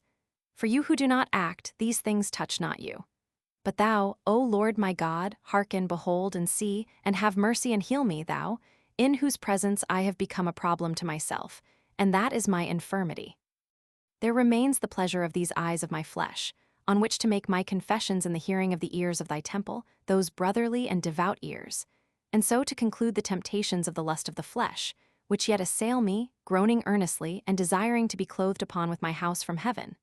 The eyes love fair and varied forms and bright and soft colors. Let not these occupy my soul, let God rather occupy it, who made these things, very good indeed, yet is he my good, not they. And these affect me, waking the whole day, nor is any rest given me from them, as there is from musical, sometimes in silence from all voices. For this queen of colors, the light, bathing all which we behold, wherever I am through the day, gliding by me in varied forms, soothes me when engaged on other things and not observing it. And so strongly doth it entwine itself, that if it be suddenly withdrawn, it is with longing sought for, and if absent long, saddeneth the mind. O thou light which Tobias saw when, these eyes closed, he taught his son the way of life, and himself went before with the feet of charity, never swerving. Or which Isaac saw, when his fleshly eyes being heavy and closed by old age, it was vouchsafed him, not knowingly to bless his sons, but by blessing to know them. Or which Jacob saw when he also, blind through great age, with illumined heart, in the persons of his sons shed light on the different races of the future people, in them foresignified, and laid his hands, mystically crossed, upon his grandchildren by Joseph, not as their father by his outward eye corrected them, but as himself inwardly discerned. This is the light, it is one, and all are one, who see and love it. But that corporeal light whereof I spake, it seasoneth the life of this world for her blind lovers, with an enticing and dangerous sweetness. But they who know how to praise thee for it, O all-creating Lord, take it up in thy hymns, and are not taken up with it in their sleep. Such would I be. These seductions of the eyes I resist, lest my feet wherewith I walk upon thy way be ensnared, and I lift up mine invisible eyes to thee, that thou wouldest pluck my feet out of the snare. Thou dost ever and anon pluck them out, for they are ensnared. Thou ceasest not to pluck them out, while I often entangle myself in the snares on all sides laid, because thou that keepest Israel shalt neither slumber nor sleep. What innumerable toys, made by divers arts and manufactures, in our apparel, shoes, utensils, and all sorts of works, in pictures also and divers images, and these far exceeding all necessary and moderate use and all pious meaning, have men added to tempt their own eyes withal, outwardly following what themselves make, inwardly forsaking him by whom themselves were made, and destroying that which themselves have been made.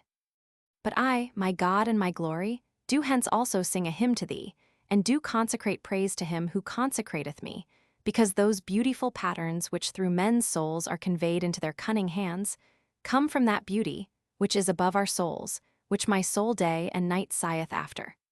But the framers and followers of the outward beauties derive thence the rule of judging of them, but not of using them.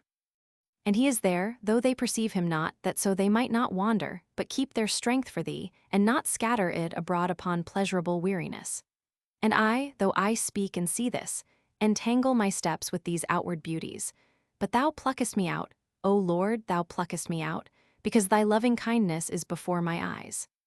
For I am taken miserably, and thou pluckest me out mercifully, sometimes not perceiving it, when I had but lightly lighted upon them, otherwhiles with pain, because I had stuck fast in them. To this is added another form of temptation more manifoldly dangerous. For besides that concupiscence of the flesh which consisteth in the delight of all senses and pleasures, wherein its slaves, who go far from thee, waste and perish, the soul hath, through the same senses of the body, a certain vain and curious desire, veiled under the title of knowledge and learning, not of delighting in the flesh, but of making experiments through the flesh.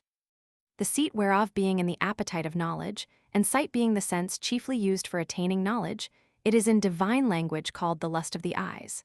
For to see belongeth properly to the eyes, yet we use this word of the other senses also, when we employ them in seeking knowledge. For we do not say, hark how it flashes, or smell how it glows, or taste how it shines, or feel how it gleams, for all these are said to be seen. And yet we say not only, see how it shineth, which the eyes alone can perceive, but also see how it soundeth, see how it smelleth, see how it tasteth, see how hard it is. And so the general experience of the senses, as was said, is called the lust of the eyes, because the office of seeing, wherein the eyes hold the prerogative, the other senses by way of similitude take to themselves, when they make search after any knowledge. But by this may more evidently be discerned, wherein pleasure and wherein curiosity is the object of the senses. For pleasure seeketh objects beautiful, melodious, fragrant, savory, soft. But curiosity, for trial's sake, the contrary as well, not for the sake of suffering annoyance, but out of the lust of making trial and knowing them. For what pleasure hath it to see in a mangled carcase what will make you shudder? And yet if it be lying near, they flock thither to be made sad, and to turn pale. Even in sleep they are afraid to see it, as if when awake, any one forced them to see it, or any report of its beauty drew them thither. Thus also in the other senses, which it were long to go through. From this disease of curiosity are all those strange sights exhibited in the theater. Hence men go on to search out the hidden powers of nature, which is besides our end, which to know profits not, and wherein men desire nothing but to know. Hence also, if with that same end of perverted knowledge magical arts be inquired by.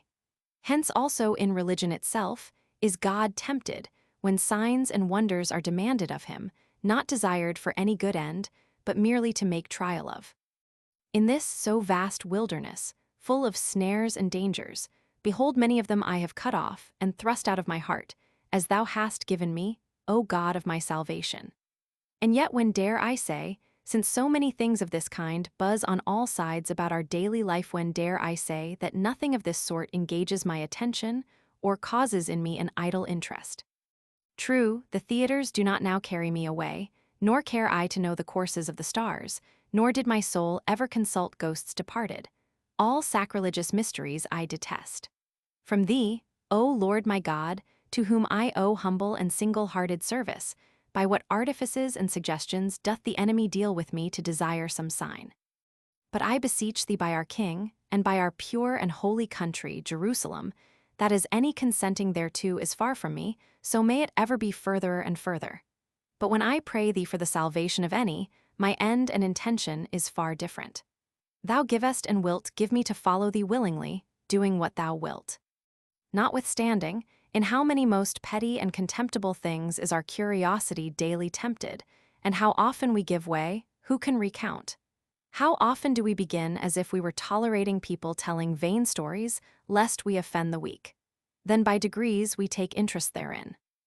I go not now to the circus to see a dog coursing a hare, but in the field if passing, that coursing peradventure will distract me even from some weighty thought, and draw me after it.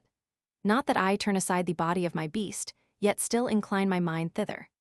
And unless thou, having made me see my infirmity, didst speedily admonish me either through the sight itself by some contemplation to rise towards thee, or altogether to despise and pass it by, I dully stand fixed therein. What when sitting at home, a lizard catching flies, or a spider entangling them rushing into her nets, oft times takes my attention?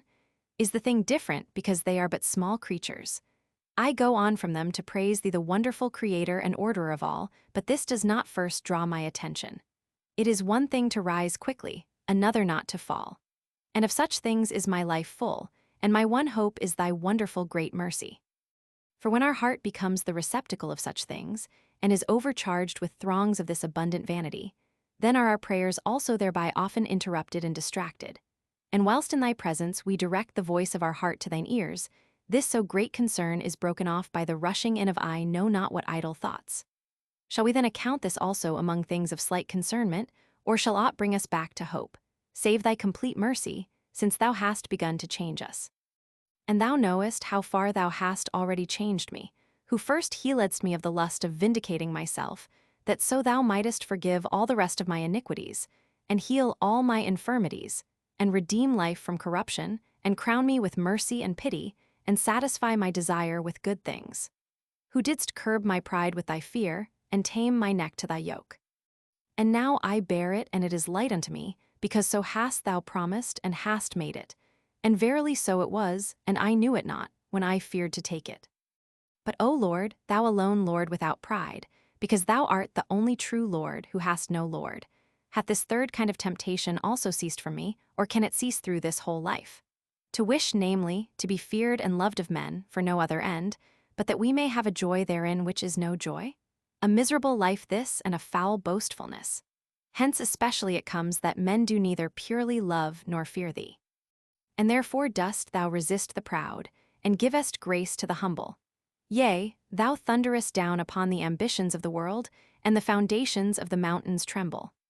Because now certain offices of human society make it necessary to be loved and feared of men, the adversary of our true blessedness layeth hard at us, everywhere spreading his snares of well done, that greedily catching at them, we may be taken unawares, and sever our joy from thy truth, and set it in the deceivingness of men, and be pleased at being loved and feared, not for thy sake, but in thy stead. And thus having been made like him, he may have them for his own, not in the bands of charity, but in the bonds of punishment, who purposed to set his throne in the north, that dark and chilled they might serve him, pervertedly and crookedly imitating thee. But we, O Lord, behold, we are thy little flock, possess us as thine, stretch thy wings over us, and let us fly under them. Be thou our glory, let us be loved for thee, and thy word feared in us. Who would be praised of men when thou blamest, will not be defended of men when thou judgest, nor delivered when thou condemnest. But when not the sinner is praised in the desires of his soul, nor he blessed who doth ungodlily, but a man is praised for some gift which thou hast given him, and he rejoices more at the praise for himself than that he hath the gift for which he is praised, he also is praised, while thou dispraisest. Better is he who praised than he who is praised. For the one took pleasure in the gift of God and man, the other was better pleased with the gift of man than of God. By these temptations we are assailed daily, O Lord, without ceasing are we assailed. Our daily furnace is the tongue of men, and in this way also thou commandest us continence. Give what thou enjoinest, and enjoin what thou wilt. Thou knowest on this matter the groans of my heart and the floods of mine eyes, for I cannot learn how far I am more cleansed from this plague, and I much fear my secret sins, which thine eyes know, mine do not. For in other kinds of temptations I have some sort of means of examining myself, in this scarce any. For, in refraining my mind from the pleasures of the flesh and idle curiosity, I see how much I have attained to when I do without them, foregoing or not having them, for then I ask myself how much more or less troublesome it is to me not to have them. Then riches, which are desired, that they may serve to some one or two or all of the three concupiscences. If the soul cannot discern whether, when it hath them, it despiseth them, they may be cast aside, that so it may prove itself. But to be without praise, and therein essay our powers, must we live ill, yea, so abandonedly and atrociously, that no one should know without detesting us? What greater madness can be said or thought of? But if praise useth and ought to accompany a good life and good works, we ought as little to forgo its company as good life itself. Yet I know not whether I can well or ill be without anything, unless it be absent. What then do I confess unto thee in this kind of temptation, O Lord? What, but that I am delighted with praise, but with truth itself, more than with praise? For were it proposed to me, whether I would, being frenzied in error on all things, be praised by all men, or being consistent and most settled in the truth be blamed by all, I see which I should choose. Yet fain would I that the approbation of another should not even increase my joy for any good in me. Yet I own it doth increase it, and not so only, but dispraise doth diminish it. And when I am troubled at this my misery, an excuse occurs to me, which of what value it is, thou God knowest, for it leaves me uncertain. For since thou hast commanded us not continency alone, that is, from what things to refrain our love, but righteousness also, that is, whereon to bestow it, and hast willed us to love not the only, but our neighbor also. Often, when pleased with intelligent praise, I seem to myself to be pleased with the proficiency or towardliness of my neighbor, or to be grieved for evil in him, when I hear him dispraise either what he understands not, or is good. For sometimes I am grieved at my own praise, either when those things be praised in me, in which I mislike myself, or even lesser and slight goods are more esteemed than they ought. But again, how know I whether I am therefore thus affected? Because I would not have him who praiseth me differ from me about myself. Not as being influenced by concern for him, but because those same good things which please me in myself, please me more when they please another also. For somehow I am not praised when my judgment of myself is not praised, forasmuch as either those things are praised, which displease me, or those more, which please me less. Am I then doubtful of myself in this matter? Behold, in thee, O truth, I see that I ought not to be moved at my own praises, for my own sake, but for the good of my neighbor. And whether it be so with me, I know not, for herein I know less of myself than of thee. I beseech now, O my God, discover to me myself also, that I may confess unto my brethren, who are to pray for me, wherein I find myself maimed. Let me examine myself again more diligently. If in my praise I am moved with the good of my neighbor, why am I less moved if another be unjustly dispraised than if it be myself?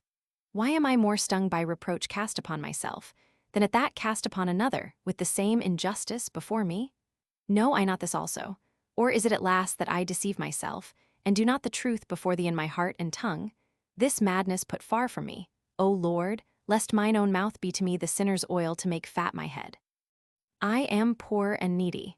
Yet best, while in hidden groanings I displease myself, and seek thy mercy, until what is lacking in my defective state be renewed and perfected, on to that peace which the eye of the proud knoweth not. Yet the word which cometh out of the mouth, and deeds known to men, bring with them a most dangerous temptation through the love of praise, which, to establish a certain excellency of our own, solicits and collects men's suffrages. It tempts, even when it is reproved by myself in myself, on the very ground that it is reproved, and often glories more vainly of the very contempt of vainglory. And so it is no longer contempt of vainglory, whereof it glories, for it doth not contemn when it glorieth. Within is another evil, arising out of a like temptation, whereby men become vain, pleasing themselves in themselves, though they please not, or displease, or care not to please others. But pleasing themselves, they much displease thee, not only taking pleasure in things not good, as if good, but in thy good things, as though their own. Or even if as thine, yet as though for their own merits. Or even if as though from thy grace, yet not with brotherly rejoicing, but envying that grace to others. In all these and the like perils and travails, thou seest the trembling of my heart. And I rather feel my wounds to be cured by thee, than not inflicted by me. Where hast thou not walked with me, O truth, teaching me what to beware, and what to desire? When I referred to thee what I could discover here below, and consulted thee. With my outward senses, as I might, I surveyed the world, and observed the life, which my body hath from me, and these my senses. Thence entered I the recesses of my memory, those manifold and spacious chambers, wonderfully furnished with innumerable stores.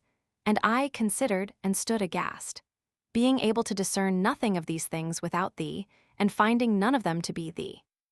Nor was I myself, who found out these things, who went over them all, and labored to distinguish and to value everything according to its dignity, taking some things upon the report of my senses, questioning about others which I felt to be mingled with myself, numbering and distinguishing the reporters themselves, and in the large treasure house of my memory revolving some things, storing up others, drawing out others. Nor yet was I myself when I did this, i.e., that my power whereby I did it neither was it thou, for thou art the abiding light, which I consulted concerning all these, whether they were, what they were, and how to be valued. And I heard thee directing and commanding me. And this I often do, this delights me, and as far as I may be freed from necessary duties, unto this pleasure have I recourse. Nor in all these which I run over consulting, thee can I find any safe place for my soul, but in thee, whither my scattered members may be gathered, and nothing of me depart from thee. And sometimes thou admittest me to an affection, very unusual, in my inmost soul, rising to a strange sweetness, which if it were perfected in me, I know not what in it would not belong to the life to come. But through my miserable encumbrances I sink down again into these lower things, and am swept back by former custom, and am held, and greatly weep, but am greatly held. So much doth the burden of a bad custom weigh us down. Here I can stay, but would not, there I would, but cannot, both ways miserable. Thus then have I considered the sicknesses of my sins in that threefold concupiscence, and have called thy right hand to my help. For with a wounded heart have I beheld thy brightness, and stricken back I said, who can attain thither? I am cast away from the sight of thine eyes. Thou art the truth who presidest over all, but I through my covetousness would not indeed forgo thee, but would with thee possess a lie, as no man would in such wise speak falsely, as himself to be ignorant of the truth. So then I lost thee, because thou vouchsafest not to be possessed with a lie. Whom could I find to reconcile me to thee? Was I to have recourse to angels? By what prayers? By what sacraments? Many endeavoring to return unto thee, and of themselves unable, have, as I hear, tried this, and fallen into the desire of curious visions, and been accounted worthy to be deluded. For they, being high-minded, sought thee by the pride of learning, swelling out rather than smiting upon their breasts, and so by the agreement of their heart drew unto themselves the princes of the air, the fellow conspirators of their pride, by whom, through magical influences, they were deceived, seeking a mediator by whom they might be purged, and there was none. For the devil it was, transforming himself into an angel of light. And it much enticed proud flesh, that he had no body of flesh. For they were mortal and sinners, but thou, Lord, to whom they proudly sought to be reconciled, art immortal and without sin. But a mediator between God and man must have something like to God, something like to men, lest being in both like to man, he should be far from God, or if in both like God, too unlike man, and so not be a mediator. That deceitful mediator, then, by whom in thy secret judgments pride deserved to be deluded, hath one thing in common with man, that is sin. Another he would seem to have in common with God, and not being clothed with the mortality of flesh, would vaunt himself to be immortal. But since the wages of sin is death, this hath he in common with men, that with them he should be condemned to death. But the true mediator, whom in thy secret mercy thou hast showed to the humble, and sentest, that by his example also they might learn that same humility, that mediator between God and man, the man Christ Jesus, appeared betwixt mortal sinners and the immortal just one, mortal with men, just with God, that because the wages of righteousness is life and peace, he might by a righteousness conjoined with God make void that death of sinners, now made righteous, which he willed to have in common with them. Hence he was showed forth to holy men of old, that so they, through faith in his passion to come, as we through faith of it past, might be saved. For as man, he was a mediator, but as the Word, not in the middle between God and man, because equal to God, and God with God, and together one God. How hast thou loved us, good Father, who sparedst not thine only Son, but deliveredst him up for us ungodly? How hast thou loved us, for whom he that thought it no robbery to be equal with thee, was made subject even to the death of the cross, he alone, free among the dead, having power to lay down his life and power to take it again. For us to thee both victor and victim, and therefore victor, because the victim, for us to thee priest and sacrifice, and therefore priest because the sacrifice, making us to thee of servants, sons by being born of thee, and serving us. Well then is my hope strong in him, that thou wilt heal all my infirmities, by him who sitteth at thy right hand and maketh intercession for us, else should I despair. For many and great are my infirmities, many they are and great, but thy medicine is mightier. We might imagine that thy word was far from any union with man, and despair of ourselves, unless he had been made flesh and dwelt among us. Affrighted with my sins and the burden of my misery, I had cast in my heart, and had purposed to flee to the wilderness. But thou forbadest me, and strengthenedst me, saying, Therefore Christ died for all, that they which live may now no longer live unto themselves, but unto him that died for them. See, Lord, I cast my care upon thee that I may live, and consider wondrous things out of thy law. Thou knowest my unskillfulness and my infirmities, teach me and heal me. He, thine only Son, in whom are hid all the treasures of wisdom and knowledge, hath redeemed me with his blood. Let not the proud speak evil of me, because I meditate on my ransom, and eat and drink, and communicate it, and poor desire to be satisfied from him, amongst those that eat and are satisfied, and they shall praise the Lord who seek him.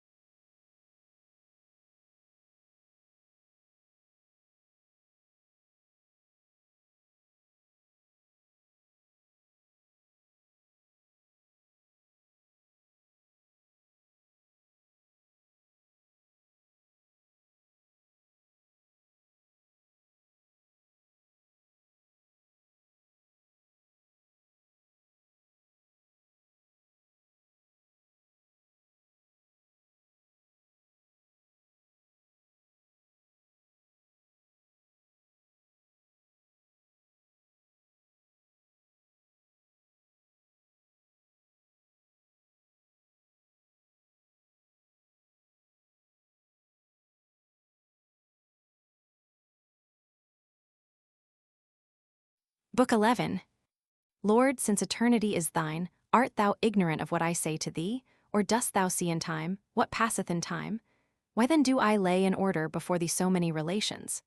Not of a truth that thou mightest learn them through me, but to stir up mine own and my readers' devotions towards thee, that we may all say, Great is the Lord, and greatly to be praised. I have said already, and again will say, for love of thy love do I this. For we pray also, and yet truth hath said, Your Father knoweth what you have need of before you ask. It is then our affections which we lay open unto thee, confessing our own miseries, and thy mercies upon us, that thou mayest free us wholly since thou hast begun, that we may cease to be wretched in ourselves, and be blessed in thee, seeing thou hast called us, to become poor in spirit, and meek, and mourners, and hungering, and athirst after righteousness, and merciful, and pure in heart, and peacemakers. See, I have told thee many things, as I could and as I would, because thou first wouldest that I should confess unto thee, my Lord God. For thou art good, for thy mercy endureth forever. But how shall I suffice with the tongue of my pen to utter all thy exhortations, and all thy terrors and comforts and guidances, whereby thou broughtest me to preach thy word, and dispense thy sacrament to thy people? And if I suffice to utter them in order, the drops of time are precious with me, and long have I burned to meditate in thy law, and therein to confess to thee my skill and unskillfulness, the daybreak of thy enlightening, and the remnants of my darkness, until infirmity be swallowed up by strength. And I would not have aught besides steal away those hours, which I find free from the necessities of refreshing my body and the powers of my mind, and of the service which we owe to men, or which, though we owe not, we yet pay. O Lord my God, give ear unto my prayer, and let thy mercy hearken unto my desire, because it is anxious not for myself alone, but would serve brotherly charity, and thou seest my heart, that so it is. I would sacrifice to thee the service of my thought and tongue. Do thou give me what I may offer thee. For I am poor and needy, thou rich to all that call upon thee, who, inaccessible to care, carest for us. Circumcise from all rashness and all lying both my inward and outward lips. Let thy scriptures be my pure delights. Let me not be deceived in them, nor deceive out of them. Lord, hearken and pity, O Lord my God, light of the blind and strength of the weak. Yea, also light of those that see and strength of the strong, hearken unto my soul, and hear it crying out of the depths. For if thine ears be not with us in the depths also, whither shall we go? Whither cry? The day is thine, and the night is thine. At thy beck the moments flee by. Grant thereof a space for our meditations in the hidden things of thy law, and close it not against us who knock. For not in vain wouldest thou have the darksome secrets of so many pages written, nor are those forests without their hearts which retire therein and range and walk, feed, lie down, and ruminate. Perfect me, O Lord, and reveal them unto me. Behold, thy voice is my joy, thy voice exceedeth the abundance of pleasures. Give what I love, for I do love, and this hast thou given. Forsake not thy own gifts, nor despise thy green herb that thirsteth. Let me confess unto thee whatsoever I shall find in thy books, and hear the voice of praise, and drink in thee, and meditate on the wonderful things out of thy law, even from the beginning, wherein thou madest the heaven and the earth, unto the everlasting reigning of thy holy city with thee. Lord, have mercy on me, and hear my desire. For it is not, I deem, of the earth, not of gold and silver and precious stones, or gorgeous apparel, or honors and offices, or the pleasures of the flesh, or necessaries for the body and for this life of our pilgrimage, all which shall be added unto those that seek thy kingdom and thy righteousness. Behold, O Lord my God, wherein is my desire. The wicked have told me of delights, but not such as thy law, O Lord. Behold, wherein is my desire. Behold, Father, behold, and see, and approve. And be it pleasing in the sight of thy mercy, that I may find grace before thee, that the inward parts of thy words be open to me knocking.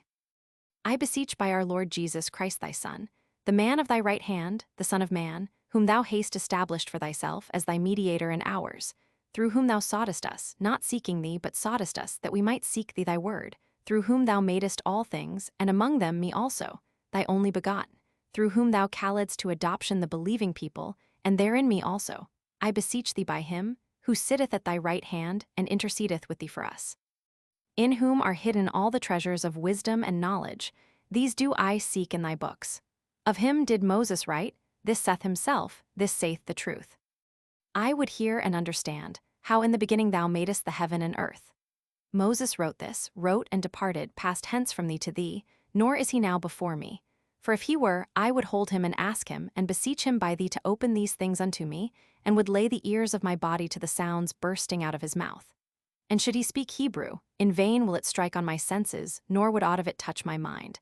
But if Latin, I should know what he said. But whence should I know whether he spake truth? Yea, and if I knew this also, should I know it from him? Truly within me, within, in the chamber of my thoughts, truth, neither Hebrew, nor Greek, nor Latin, nor barbarian, without organs of voice or tongue or sound of syllables, would say, it is truth. And I forthwith should say confidently to that man of thine, thou sayest truly. Whereas then I cannot inquire of him, thee, I beseech, O truth, full of whom he spake truth, thee, my God, I beseech, forgive my sins. And thou, who gavest him thy servant to speak these things, give to me also to understand them.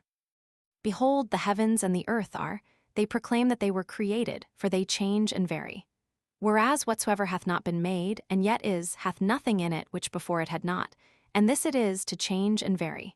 They proclaim also that they made not themselves. Therefore we are, because we have been made, we were not therefore before we were, so as to make ourselves. Now the evidence of the thing is the voice of the speakers. Thou therefore, Lord, madest them. Who art beautiful, for they are beautiful, who art good, for they are good. Who art, for they are, yet are they not beautiful nor good, nor are they, as thou their Creator art, compared with whom they are neither beautiful nor good nor are. This we know, thanks be to thee, and our knowledge, compared with thy knowledge, is ignorance. But how didst thou make the heaven and the earth? And what the engine of thy so mighty fabric?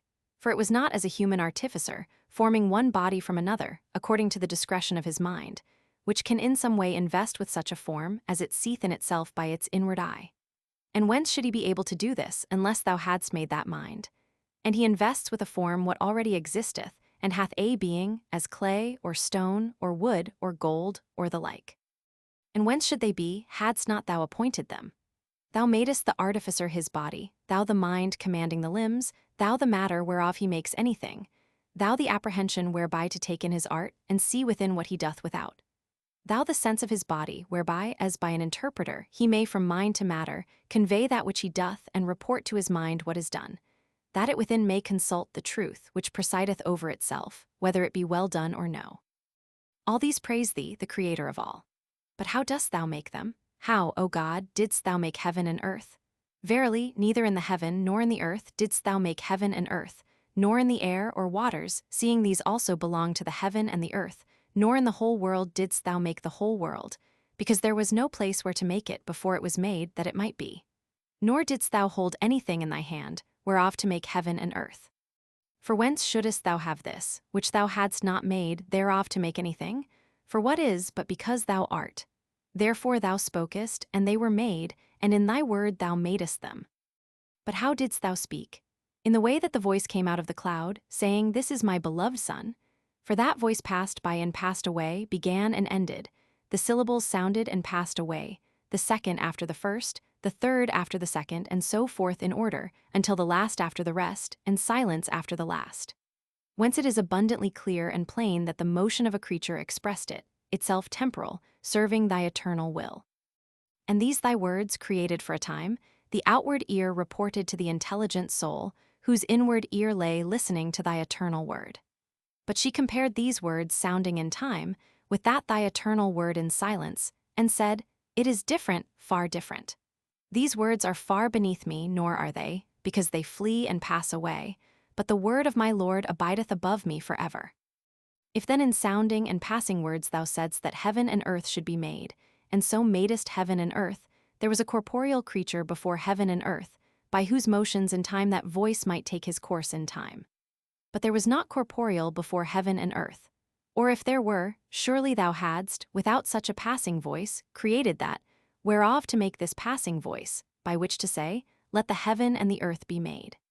For whatsoever that were, whereof such a voice were made, unless by thee it were made, it could not be at all. By what word then didst thou speak, that a body might be made, whereby these words again might be made? Thou callest us then to understand the word, God with the God, which is spoken eternally, and by it are all things spoken eternally.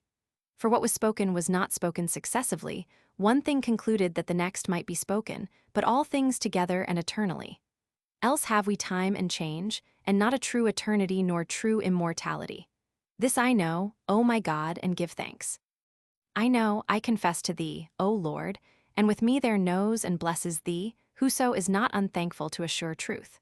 We know, Lord, we know, since inasmuch as anything is not which was and is, which was not, so far forth it dieth and eraseth. Nothing then of thy word doth give place or replace, because it is truly immortal and eternal. And therefore unto the word co-eternal with thee thou dost at once and eternally say all that thou dost say, and whatever thou sayest shall be made is made. Nor dost thou make, otherwise than by saying, and yet are not all things made together, or everlasting, which thou makest by saying. Why, I beseech thee, O Lord my God? I see it in a way, but how to express it I know not, unless it be that whatsoever begins to be and leaves off to be begins then and leaves off then, when in thy eternal reason it is known that it ought to begin or leave off, in which reason nothing beginneth or leaveth off. This is thy word, which is also the beginning, because also it speaketh unto us. Thus in the gospel he speaketh through the flesh, and this sounded outwardly in the ears of men, that it might be believed and sought inwardly and found in their eternal verity, where the good and only Master teacheth all his disciples. There, Lord, hear I thy voice speaking unto me, because he speaketh us who teacheth us, but he that teacheth us not, though he speaketh, to us he speaketh not. Who now teacheth us but the unchangeable truth? For even when we are admonished through a changeable creature, we are but led to the unchangeable truth, where we learn truly, while we stand and hear him and rejoice greatly because of the bridegroom's voice, restoring us to him from whom we are. And therefore the beginning, because unless it abided, there should not, when we went astray, be whither to return. But when we return from error, it is through knowing, and that we may know, he teacheth us, because he is the beginning and speaking unto us. In this beginning, O God, hast thou made heaven and earth, in thy word, in thy Son, in thy power, in thy wisdom, in thy truth, wondrously speaking and wondrously making. Who shall comprehend? Who declare it? What is that which gleams through me and strikes my heart without hurting it, and I shudder and kindle? I shudder, inasmuch as I am unlike it. I kindle, inasmuch as I am like it. It is wisdom, wisdom's self which gleameth through me, severing my cloudiness which yet again mantles over me, fainting from it, through the darkness which for my punishment gathers upon me. For my strength is brought down in need, so that I cannot support my blessings, till thou, Lord, who hast been gracious to all mine iniquities, shalt heal all my infirmities. For thou shalt also redeem my life from corruption, and crown me with loving kindness and tender mercies, and shalt satisfy my desire with good things, because my youth shall be renewed like an eagle's. For in hope we are saved, wherefore we through patience wait for thy promises. Let him that is able hear the inwardly discoursing out of thy oracle. I will boldly cry out, how wonderful are thy works, O Lord, in wisdom haste thou made them all. And this wisdom is the beginning, and in that beginning didst thou make heaven and earth. Lo, are they not full of their old leaven who say to us, what was God doing before he made heaven and earth? For if, say they, he were unemployed and wrought not, why does he not also henceforth, and forever, as he did heretofore? For did any new motion arise in God, and a new will to make a creature, which he had never before made, how then would that be a true eternity, where there ariseth a will which was not? For the will of God is not a creature, but before the creature, seeing nothing could be created, unless the will of the Creator had preceded. The will of God then belongeth to his very substance. And if aught have arisen in God's substance, which before was not, that substance cannot be truly called eternal. But if the will of God has been from eternity that the creature should be, why was not the creature also from eternity? Who speak thus do not yet understand thee, O wisdom of God, light of souls, understand not yet how the things be made, which by thee and in thee are made. Yet they strive to comprehend things eternal, whilst their heart fluttereth between the motions of things past and to come, and is still unstable. Who shall hold it and fix it, that it be settled a while, and a while catch the glory of that ever-fixed eternity, and compare it with the times which are never fixed, and see that it cannot be compared, and that a long time cannot become long, but out of many motions passing by, which cannot be prolonged altogether. But that in the eternal nothing passeth, but the whole is present, whereas no time is all at once present. And that all time past is driven on by time to come, and all to come followeth upon the past, and all past and to come is created and flows out of that which is ever present. Who shall hold the heart of man, that it may stand still, and see how eternity ever still standing, neither past nor to come, uttereth the times past and to come? Can my hand do this, or the hand of my mouth by speech bring about a thing so great? See, I answer him that asketh, what did God before he made heaven and earth? I answer not as one is said to have done merrily, eluding the pressure of the question. He was preparing hell, saith he, for priors into mysteries. It is one thing to answer inquiries, another to make sport of inquirers. So I answer not, for rather had I answer, I know not, what I know not, than so as to raise a laugh at him who asketh deep things and gain praise for one who answereth false things. But I say that thou, our God, art the creator of every creature.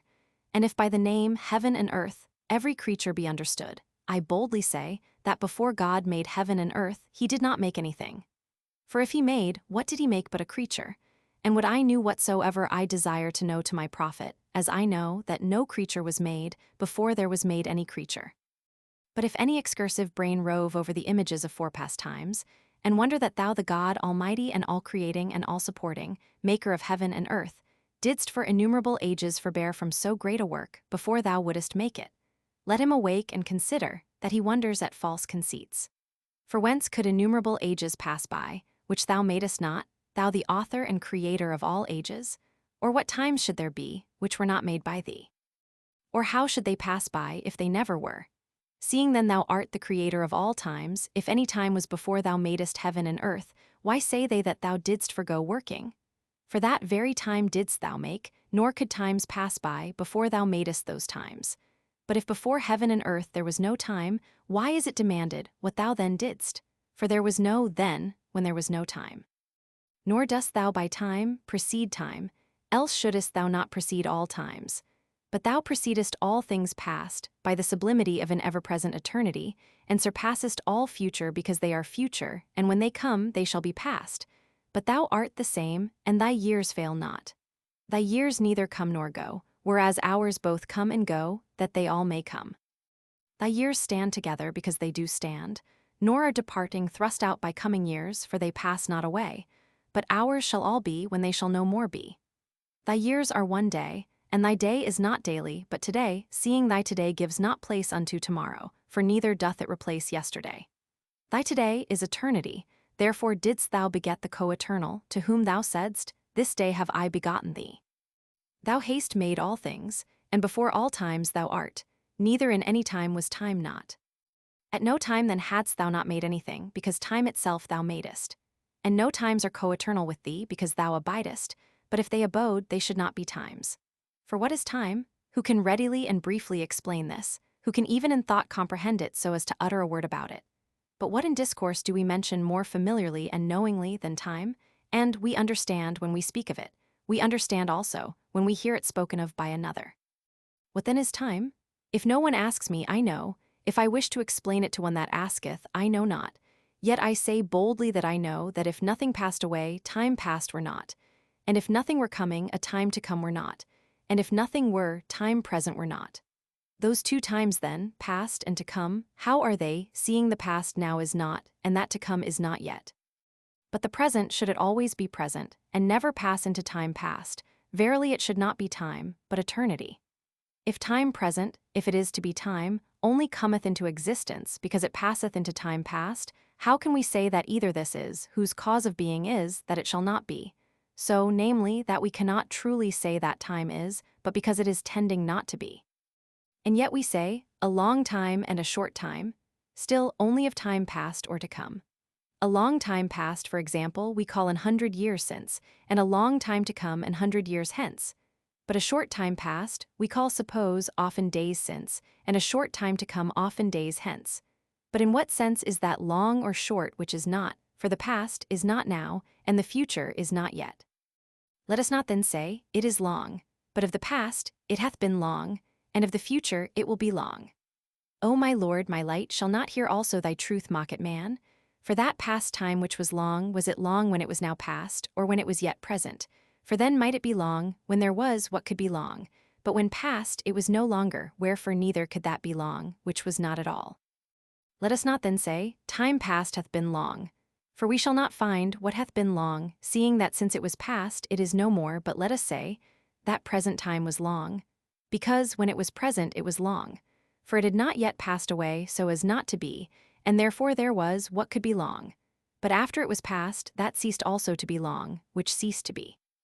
Let us see then, thou soul of man, whether present time can be long, for to thee it is given to feel and to measure length of time. What wilt thou answer me? Are 100 years when present a long time? See first whether 100 years can be present. For if the first of these years be now current, it is present, but the other 99 are to come, and therefore are not yet. But if the second year be current, one is now past, another present, the rest to come. And so if we assume any middle year of this 100 to be present, all before it are past, all after it to come, wherefore 100 years cannot be present. But see at least whether that one which is now current itself is present. For if the current month be its first, the rest are to come. If the second, the first is already past, and the rest are not yet. Therefore, neither is the year now current present, and if not present as a whole, then is not the year present. For 12 months are a year, of which whatever by the current month is present, the rest past or to come. Although neither is that current month present, but one day only the rest being to come, if it be the first, past if the last, if any of the middle, then amid past and to come. See how the present time, which alone we found could be called long, is abridged to the length scarce of one day. But let us examine that also, because neither is one day present as a whole. For it is made up of 24 hours of night and day, of which the first hath the rest to come, the last hath them past, and any of the middle hath those before it past, those behind it to come. Yea, that 1 hour passeth away in flying particles. Whatsoever of it hath flown away is past, whatsoever remaineth is to come. If an instant of time be conceived, which cannot be divided into the smallest particles of moments, that alone is it which may be called present, which yet flies with such speed from future to past, as not to be lengthened out with the least stay. For if it be, it is divided into past and future. The present hath no space. Where then is the time which we may call long? Is it to come? Of it we do not say, it is long, because it is not yet so as to be long, but we say, it will be long. When therefore will it be? For if even then, when it is yet to come, it shall not be long, because what can be long as yet is not, and so it shall then be long, when from future which as yet is not, it shall begin now to be, and have become present, that so there should exist what may be long. Then does time present cry out in the words above, that it cannot be long. And yet, Lord, we perceive intervals of times and compare them, and say, some are shorter and others longer. We measure also how much longer or shorter this time is than that, and we answer, this is double or treble, and that but once or only just so much as that. But we measure times as they are passing by perceiving them, but past, which now are not, or the future, which are not yet, who can measure unless a man shall presume to say, that can be measured, which is not. When then time is passing, it may be perceived and measured, but when it is past, it cannot, because it is not. I ask, Father, I affirm not. O my God, rule and guide me. Who will tell me that there are not 3 times, as we learned when boys and taught boys, past, present, and future, but present only because those 2 are not, or are they also, and when from future it becometh present, doth it come out of some secret place? And so, when retiring from present it becometh past. For where did they, who foretold things to come, see them, if as yet they be not? For that which is not cannot be seen. And they who relate things past could not relate them, if in mind they did not discern them, and if they were not, they could no way be discerned. Things then past and to come are. Permit me, Lord, to seek further. O my hope, let not my purpose be confounded. For if times past and to come be, I would know where they be. Which yet if I cannot, yet I know, wherever they be, they are not there as future or past, but present. For if there also they be future, they are not yet there. If there also they be past, they are no longer there. Wheresoever then is whatsoever is, it is only as present. Although when past facts are related, they are drawn out of the memory, not the things themselves which are past, but words which, conceived by the images of the things, they, in passing, have through the senses left as traces in the mind. Thus my childhood, which now is not, is in time past, which now is not. But now when I recall its image and tell of it, I behold it in the present, because it is still in my memory. Whether there be a like cause of foretelling things to come also, that of things which as yet are not, the images may be perceived before, already existing, I confess, O my God, I know not.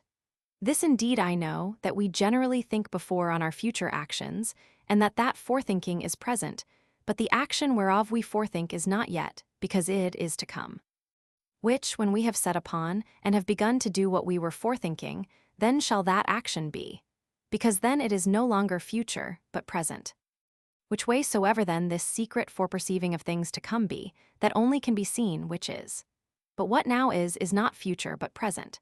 When then things to come are said to be seen, it is not themselves which as yet are not, that is, which are to be, but their causes perchance or signs are seen, which already are. Therefore they are not future but present to those who now see that, from which the future, being foreconceived in the mind, is foretold. Which foreconceptions again now are, and those who foretell those things do behold the conceptions present before them. Let now the numerous variety of things furnish me some example. I behold the daybreak, I foreshow that the sun is about to rise. What I behold is present, what I foresignify to come, not the sun which already is, but the sun rising, which is not yet. And yet did I not in my mind imagine the sun rising itself, as now while I speak of it, I could not foretell it. But neither is that daybreak which I discern in the sky, the sun rising, although it goes before it, nor that imagination of my mind, which 2 are seen now present, that the other which is to be may be foretold. Future things then are not yet, and if they be not yet, they are not, and if they are not, they cannot be seen, yet foretold they may be from things present, which are already and are seen. Thou then, ruler of thy creation, by what way dost thou teach souls things to come? For thou didst teach thy prophets. By what way dost thou, to whom nothing is to come, teach things to come, or rather of the future dost teach things present? For what is not, neither can it be taught. Too far is this way of my ken, it is too mighty for me, I cannot attain unto it. But from the I can, when thou shalt vouchsafe it, O sweet light of my hidden eyes. What now is clear and plain is that neither things to come nor past are. Nor is it properly said, there be 3 times past, present, and to come. Yet perchance it might be properly said, there be 3 times, a present of things past, a present of things present, and a present of things future. For these 3 do exist in some sort in the soul, but otherwhere do I not see them. Present of things past, memory, present of things present, sight, present of things future, expectation. If thus we be permitted to speak, I see 3 times, and I confess there are 3. Let it be said too, there be 3 times, past, present, and to come, in our incorrect way. See, I object not, nor gainsay, nor find fault, if what is so said be but understood, that neither what is to be now is, nor what is past. For but few things are there which we speak properly, most things improperly. Still the things intended are understood. I said then even now, we measure times as they pass in order to be able to say, this time is twice so much as that one, or this is just so much as that, and so of any other parts of time which be measurable. Wherefore, as I said, we measure times as they pass. And if any should ask me, how knowest thou? I might answer, I know that we do measure, nor can we measure things that are not, and things past and to come are not. But time present how do we measure, seeing it hath no space? It is measured while passing, but when it shall have passed, it is not measured, for there will be nothing to be measured. But whence, by what way, and whither passes it while it is a measuring? Whence, but from the future? Which way, but through the present? Whither, but into the past? From that, therefore, which is not yet, through that, which hath no space, into that, which now is not. Yet what do we measure, if not time in some space? For we do not say, single and double and triple and equal, or any other like way that we speak of time, except of spaces of times. In what space then do we measure time passing? In the future whence it passeth through, but what is not yet we measure not, or in the present by which it passes, but no space we do not measure, or in the past to which it passes, but neither do we measure that which now is not. My soul is on fire to know this most intricate enigma. Shut it not up, O Lord my God, good Father, through Christ I beseech thee, do not shut up these usual yet hidden things from my desire, that it be hindered from piercing into them. But let them dawn through thy enlightening mercy, O Lord. Whom shall I inquire of concerning these things? And to whom shall I more fruitfully confess my ignorance than to thee, to whom these my studies, so vehemently kindled toward thy scriptures, are not troublesome? Give what I love, for I do love, and this hast thou given me. Give, Father, who truly knowest to give good gifts unto thy children. Give, because I have taken upon me to know, and trouble is before me until thou openest it. By Christ I beseech thee in his name, Holy of Holies, let no man disturb me. For I believed, and therefore do I speak. This is my hope, for this do I live, that I may contemplate the delights of the Lord. Behold, thou hast made my days old, and they pass away, and how, I know not. And we talk of time, and time, and times, and times. How long time is it since he said this? How long time since he did this? And how long time since I saw that? And this syllable hath double time to that single short syllable. These words we speak, and these we hear, and are understood and understand. Most manifest and ordinary they are, and the selfsame things again are but too deeply hidden, and the discovery of them were new. I heard once from a learned man that the motions of the sun, moon, and stars constituted time, and I assented not. For why should not the motions of all bodies rather be times? Or, if the lights of heaven should cease, and a potter's wheel run round, should there be no time by which we might measure those whirlings, and say that either it moved with equal pauses, or if it turned sometimes slower, otherwhiles quicker, that some rounds were longer, others shorter? Or, while we were saying this, should we not also be speaking in time? Or should there in our words be some syllables short, others long, but because those sounded in a shorter time, these in a longer? God, grant to men to see in a small thing notices common to things great and small. The stars and lights of heaven are also for signs, and for seasons, and for years, and for days. They are. Yet neither should I say that the going round of that wooden wheel was a day, nor yet he, that it was therefore no time. I desire to know the force and nature of time, by which we measure the motions of bodies, and say, for example, this motion is twice as long as that. For I ask, seeing day denotes not the stay only of the sun upon the earth, according to which day is one thing, night another, but also its whole circuit from east to east again. According to which we say, there passed so many days, the night being included when we say, so many days, and the nights not reckoned apart, seeing then a day is completed by the motion of the sun and by his circuit from east to east again. I ask, does the motion alone make the day, or the stay in which that motion is completed, or both? For if the first be the day, then should we have a day, although the sun should finish that course in so small a space of time as 1 hour comes to. If the second, then should not that make a day, if between one sunrise and another there were but so short a stay as 1 hour comes to, but the sun must go 24 times about to complete 1 day. If both, then neither could that be called a day, if the sun should run his whole round in the space of 1 hour, nor that, if, while the sun stood still, so much time should overpass, as the sun usually makes his whole course in, from morning to morning. I will not therefore now ask, what that is which is called day. But what time is, whereby we, measuring the circuit of the sun, should say that it was finished in half the time it was wont, if so be it was finished in so small a space as 12 hours. And comparing both times, should call this a single time, that a double time. Even supposing the sun to run his round from east to east, sometimes in that single, sometimes in that double time. Let no man then tell me that the motions of the heavenly bodies constitute times, because, when at the prayer of one the sun had stood still, till he could achieve his victorious battle, the sun stood still, but time went on. For in its own allotted space of time was that battle waged and ended. I perceive time then to be a certain extension. But do I perceive it or seem to perceive it? Thou, light and truth, wilt show me. Dost thou bid me assent if any define time to be motion of a body? Thou dost not bid me. For that no body is moved, but in time, I hear this thou sayest. But that the motion of a body is time, I hear not, thou sayest it not. For when a body is moved, I by time measure how long it moveth, from the time it began to move until it left off. And if I did not see whence it began, and it continue to move so that I see not when it ends, I cannot measure, save perchance from the time I began until I cease to see. And if I look long, I can only pronounce it to be a long time, but not how long, because when we say how long, we do it by comparison, as this is as long as that, or twice so long as that, or the like. But when we can mark the distances of the places, whence and whither goeth the body moved, or his parts, if it moved as in a lathe, then can we say precisely, in how much time the motion of that body or his part from this place unto that was finished. Seeing therefore the motion of a body is one thing, that by which we measure how long it is another. Who sees not, which of the two is rather to be called time?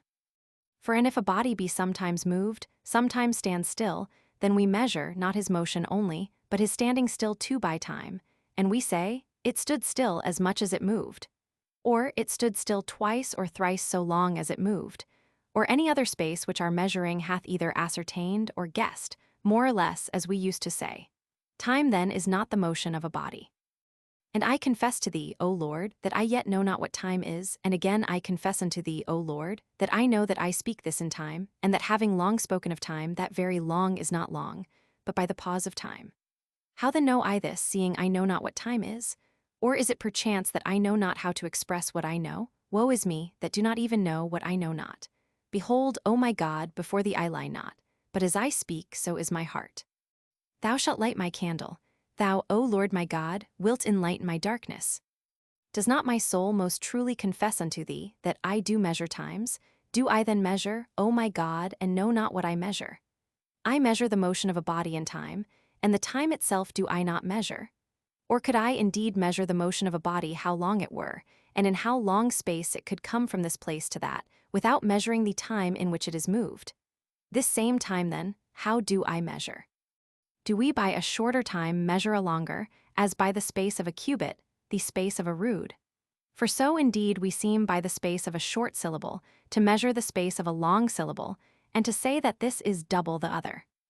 Thus measure we the spaces of stanzas, by the spaces of the verses, and the spaces of the verses by the spaces of the feet, and the spaces of the feet by the spaces of the syllables, and the spaces of long by the space of short syllables, not measuring by pages.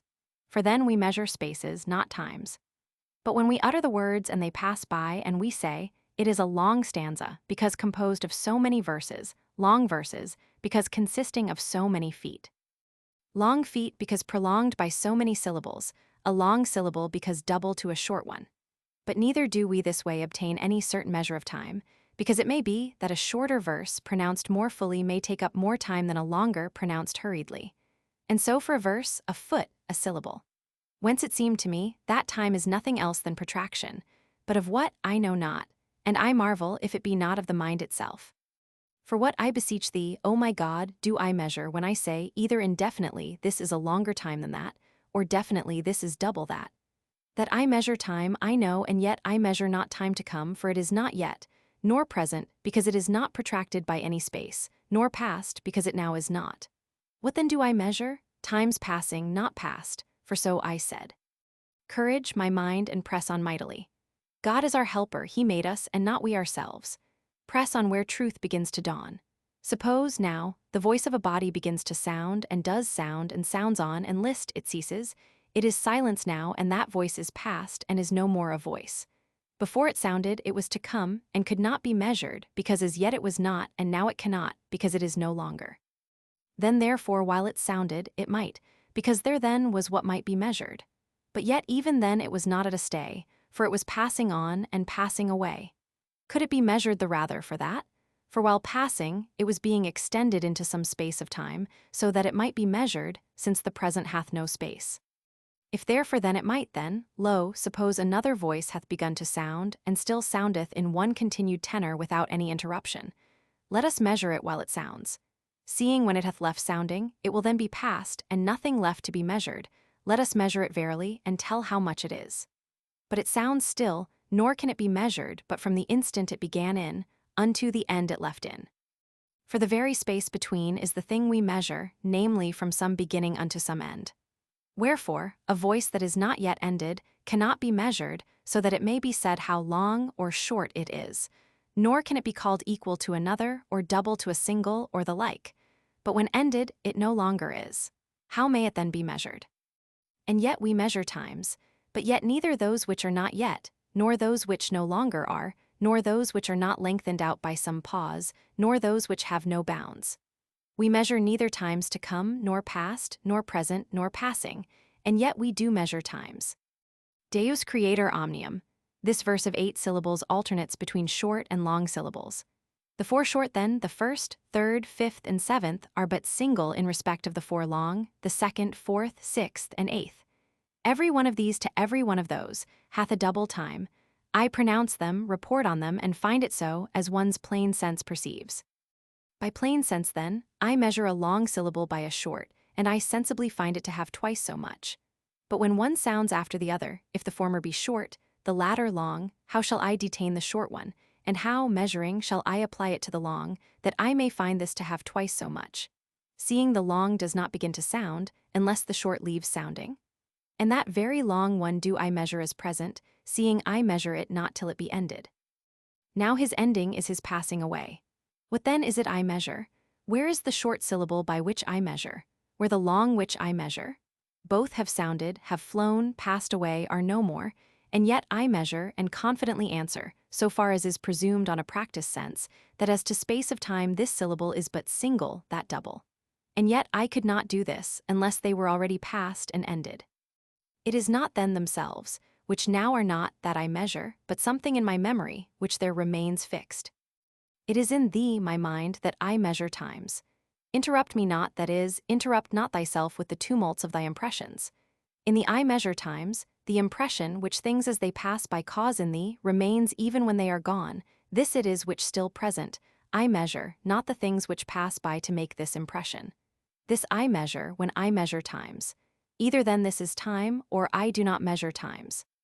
What when we measure silence, and say that this silence hath held as long time as did that voice? Do we not stretch out our thought to the measure of a voice, as if it sounded, that so we may be able to report of the intervals of silence in a given space of time? For though both voice and tongue be still, yet in thought we go over poems and verses and any other discourse or dimensions of motions, and report as to the spaces of times, how much this is in respect of that, no otherwise than if vocally we did pronounce them. If a man would utter a lengthened sound, and had settled in thought how long it should be, he hath in silence already gone through a space of time, and committing it to memory, begins to utter that speech, which sounds on, until it be brought unto the end proposed. Yea, it hath sounded, and will sound, for so much of it as is finished hath sounded already, and the rest will sound. And thus passeth it on, until the present intent conveys over the future into the past. The past increasing by the diminution of the future, until by the consumption of the future, all is past. But how is that future diminished or consumed, which as yet is not? Or how that past increased, which is now no longer, save that in the mind which enacteth this there be 3 things done? For it expects, it considers, it remembers, that so that which it expecteth, through that which it considereth, passeth into that which it remembereth. Who therefore denieth that things to come are not as yet? And yet, there is in the mind an expectation of things to come. and who denies past things to be now no longer. And yet is there still in the mind a memory of things past? And who denieth the present time hath no space, because it passeth away in a moment? And yet our consideration continueth, through which that which shall be present proceedeth to become absent. It is not then future time, that is long, for as yet it is not, but a long future, is a long expectation of the future, nor is it time past, which now is not, that is long, but a long past, is a long memory of the past. I am about to repeat a psalm that I know. Before I begin, my expectation is extended over the whole. But when I have begun, how much soever of it I shall separate off into the past, is extended along my memory. Thus the life of this action of mine is divided between my memory as to what I have repeated, and expectation as to what I am about to repeat.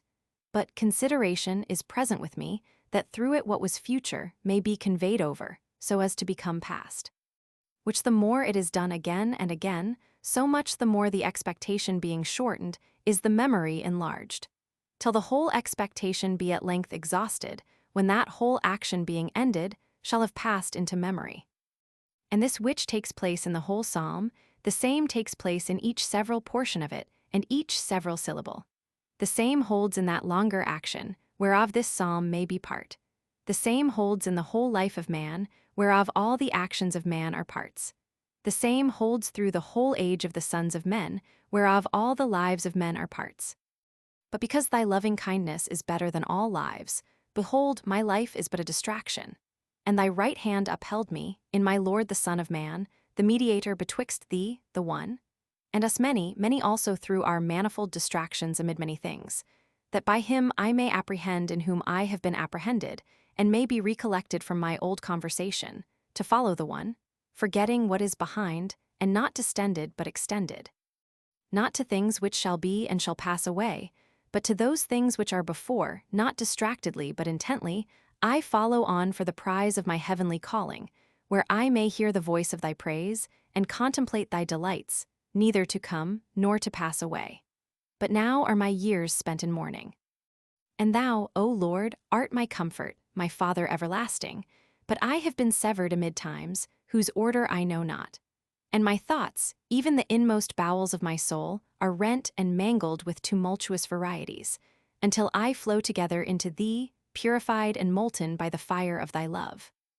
And now will I stand, and become firm in thee in my mold thy truth, nor will I endure the questions of men, who by a penal disease thirst for more than they can contain, and say, what did God before he made heaven and earth? Or, how came it into his mind to make anything, having never before made anything? Give them, O Lord, well to bethink themselves what they say, and to find that never cannot be predicated, when time is not. This then that he is said never to have made, what else is it to say than in no time to have made? Let them see therefore, that time cannot be without created being, and cease to speak that vanity. May they also be extended towards those things which are before, and understand thee before all times, the eternal creator of all times, and that no times be co-eternal with thee, nor any creature, even if there be any creature before all times. O Lord my God, what a depth is that recess of thy mysteries, and how far from it have the consequences of my transgressions cast me?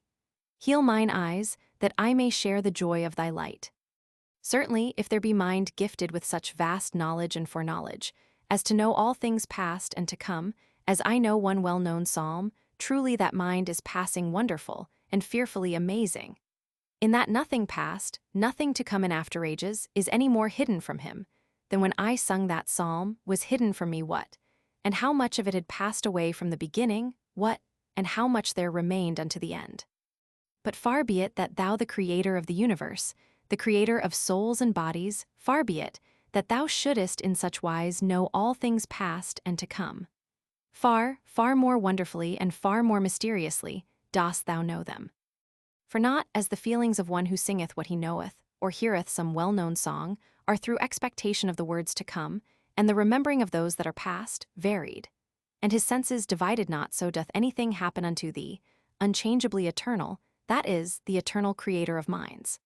Like then as thou in the beginning knewest the heaven and the earth, without any variety of thy knowledge, so madest thou in the beginning heaven and earth, without any distraction of thy action. Whoso understandeth, let him confess unto thee, and whoso understandeth not, let him confess unto thee. O how high art thou, and yet the humble in heart are thy dwelling place.